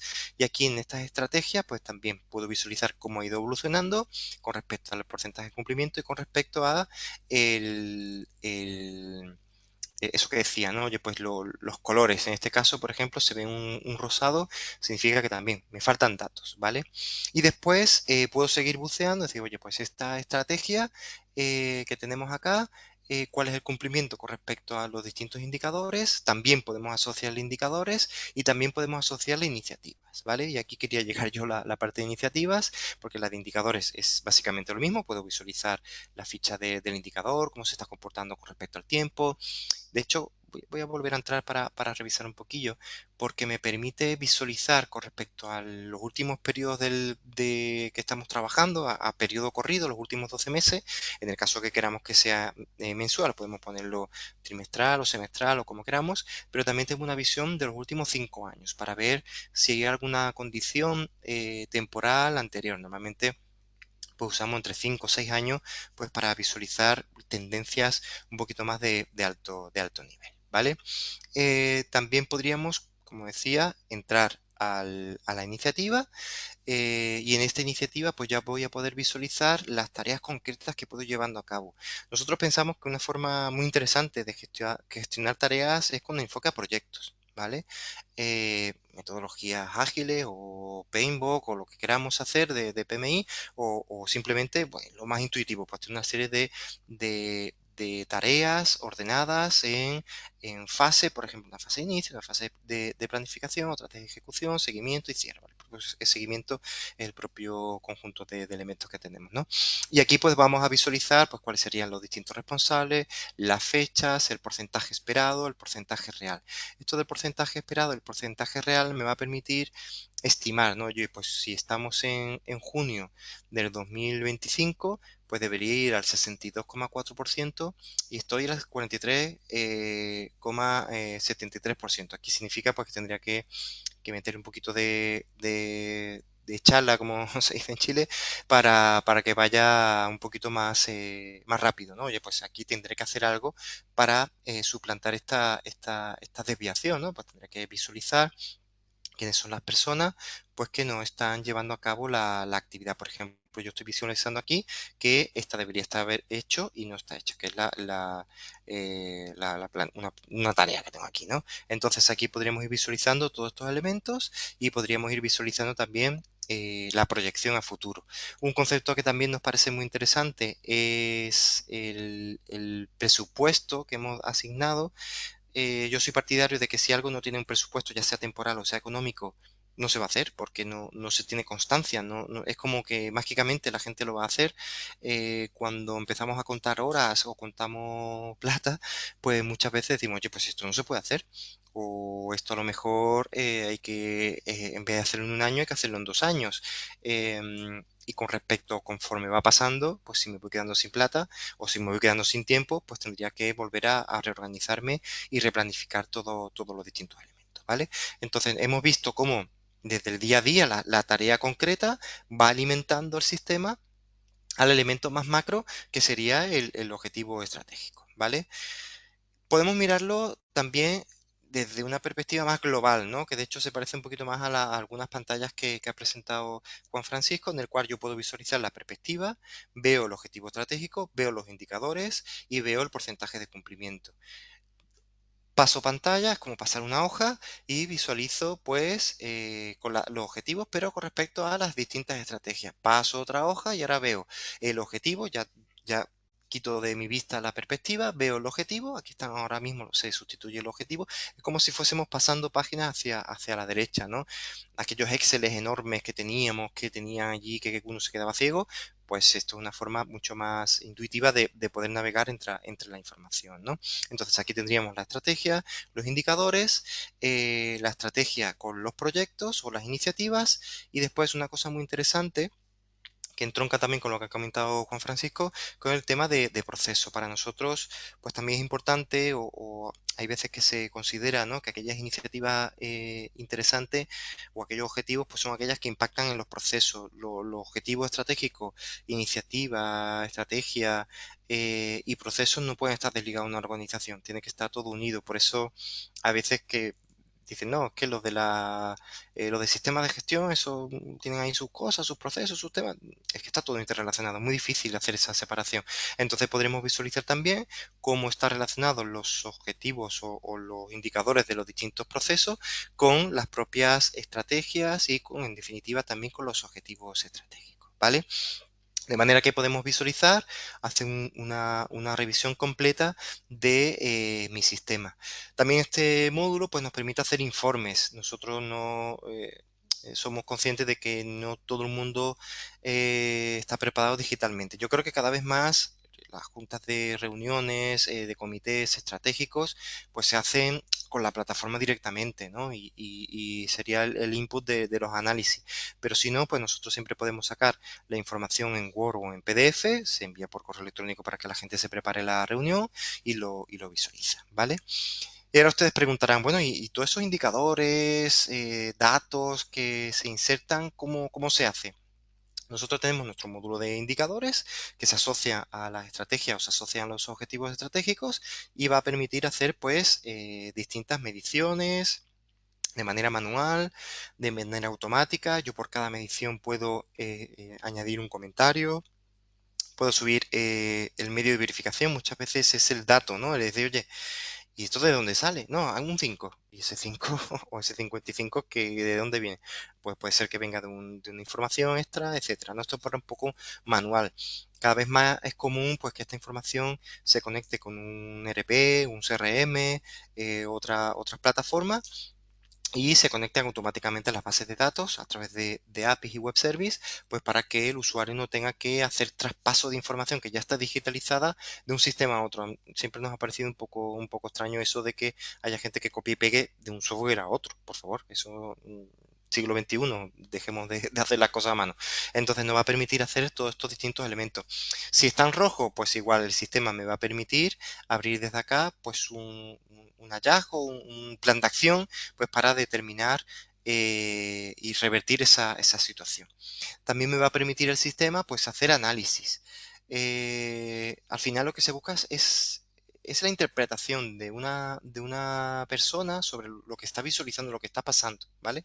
Entonces desde aquí pues podríamos visualizar y podríamos hacer ese análisis. Por ejemplo, yo clico aquí en nuevo, seleccionamos qué periodos son los que quiero hacer el análisis, la unidad que quiero seleccionar y después pues, aquí el nombre del análisis, mis propias reflexiones, observación, si hay algún tipo de incumplimiento legal o normativo o algún acuerdo que se haya llegado, pues por ejemplo con un inversionista o lo que sea, y lo puedo enviar por correo también, pues para que las personas reciban esos informes, ¿vale? Para la gestión de las tareas, pues tenemos nuestro módulo de iniciativas. Y lo mismo, pues es muy sencillo, pues yo clico aquí, visualizo cuáles serían las distintas tareas y puedo pues añadir pues una actividad, un comentario, cuando estoy cerrando, el importe invertido, si está cerrado, no está cerrado, puedo insertar distintas, son como comentarios hacia el cierre de la propia tarea que va a alimentar al propio proyecto que está asociado a iniciativa, que está asociado a objetivos estratégicos, ¿vale? También podemos tener, como decía, hay un comité, el comité se reúne cada cierto tiempo, entonces nosotros tenemos un módulo que nos permite automatizar este proceso. Antes algunos compañeros enseñaban un poco cómo permite hacer ese diagrama de flujo, ese BPMS, donde yo puedo ir pasando por las fases, etcétera. En este caso sería un poco parecido, donde el usuario pues, puede hacer la convocatoria, pasa los datos del alcance de la propia convocatoria.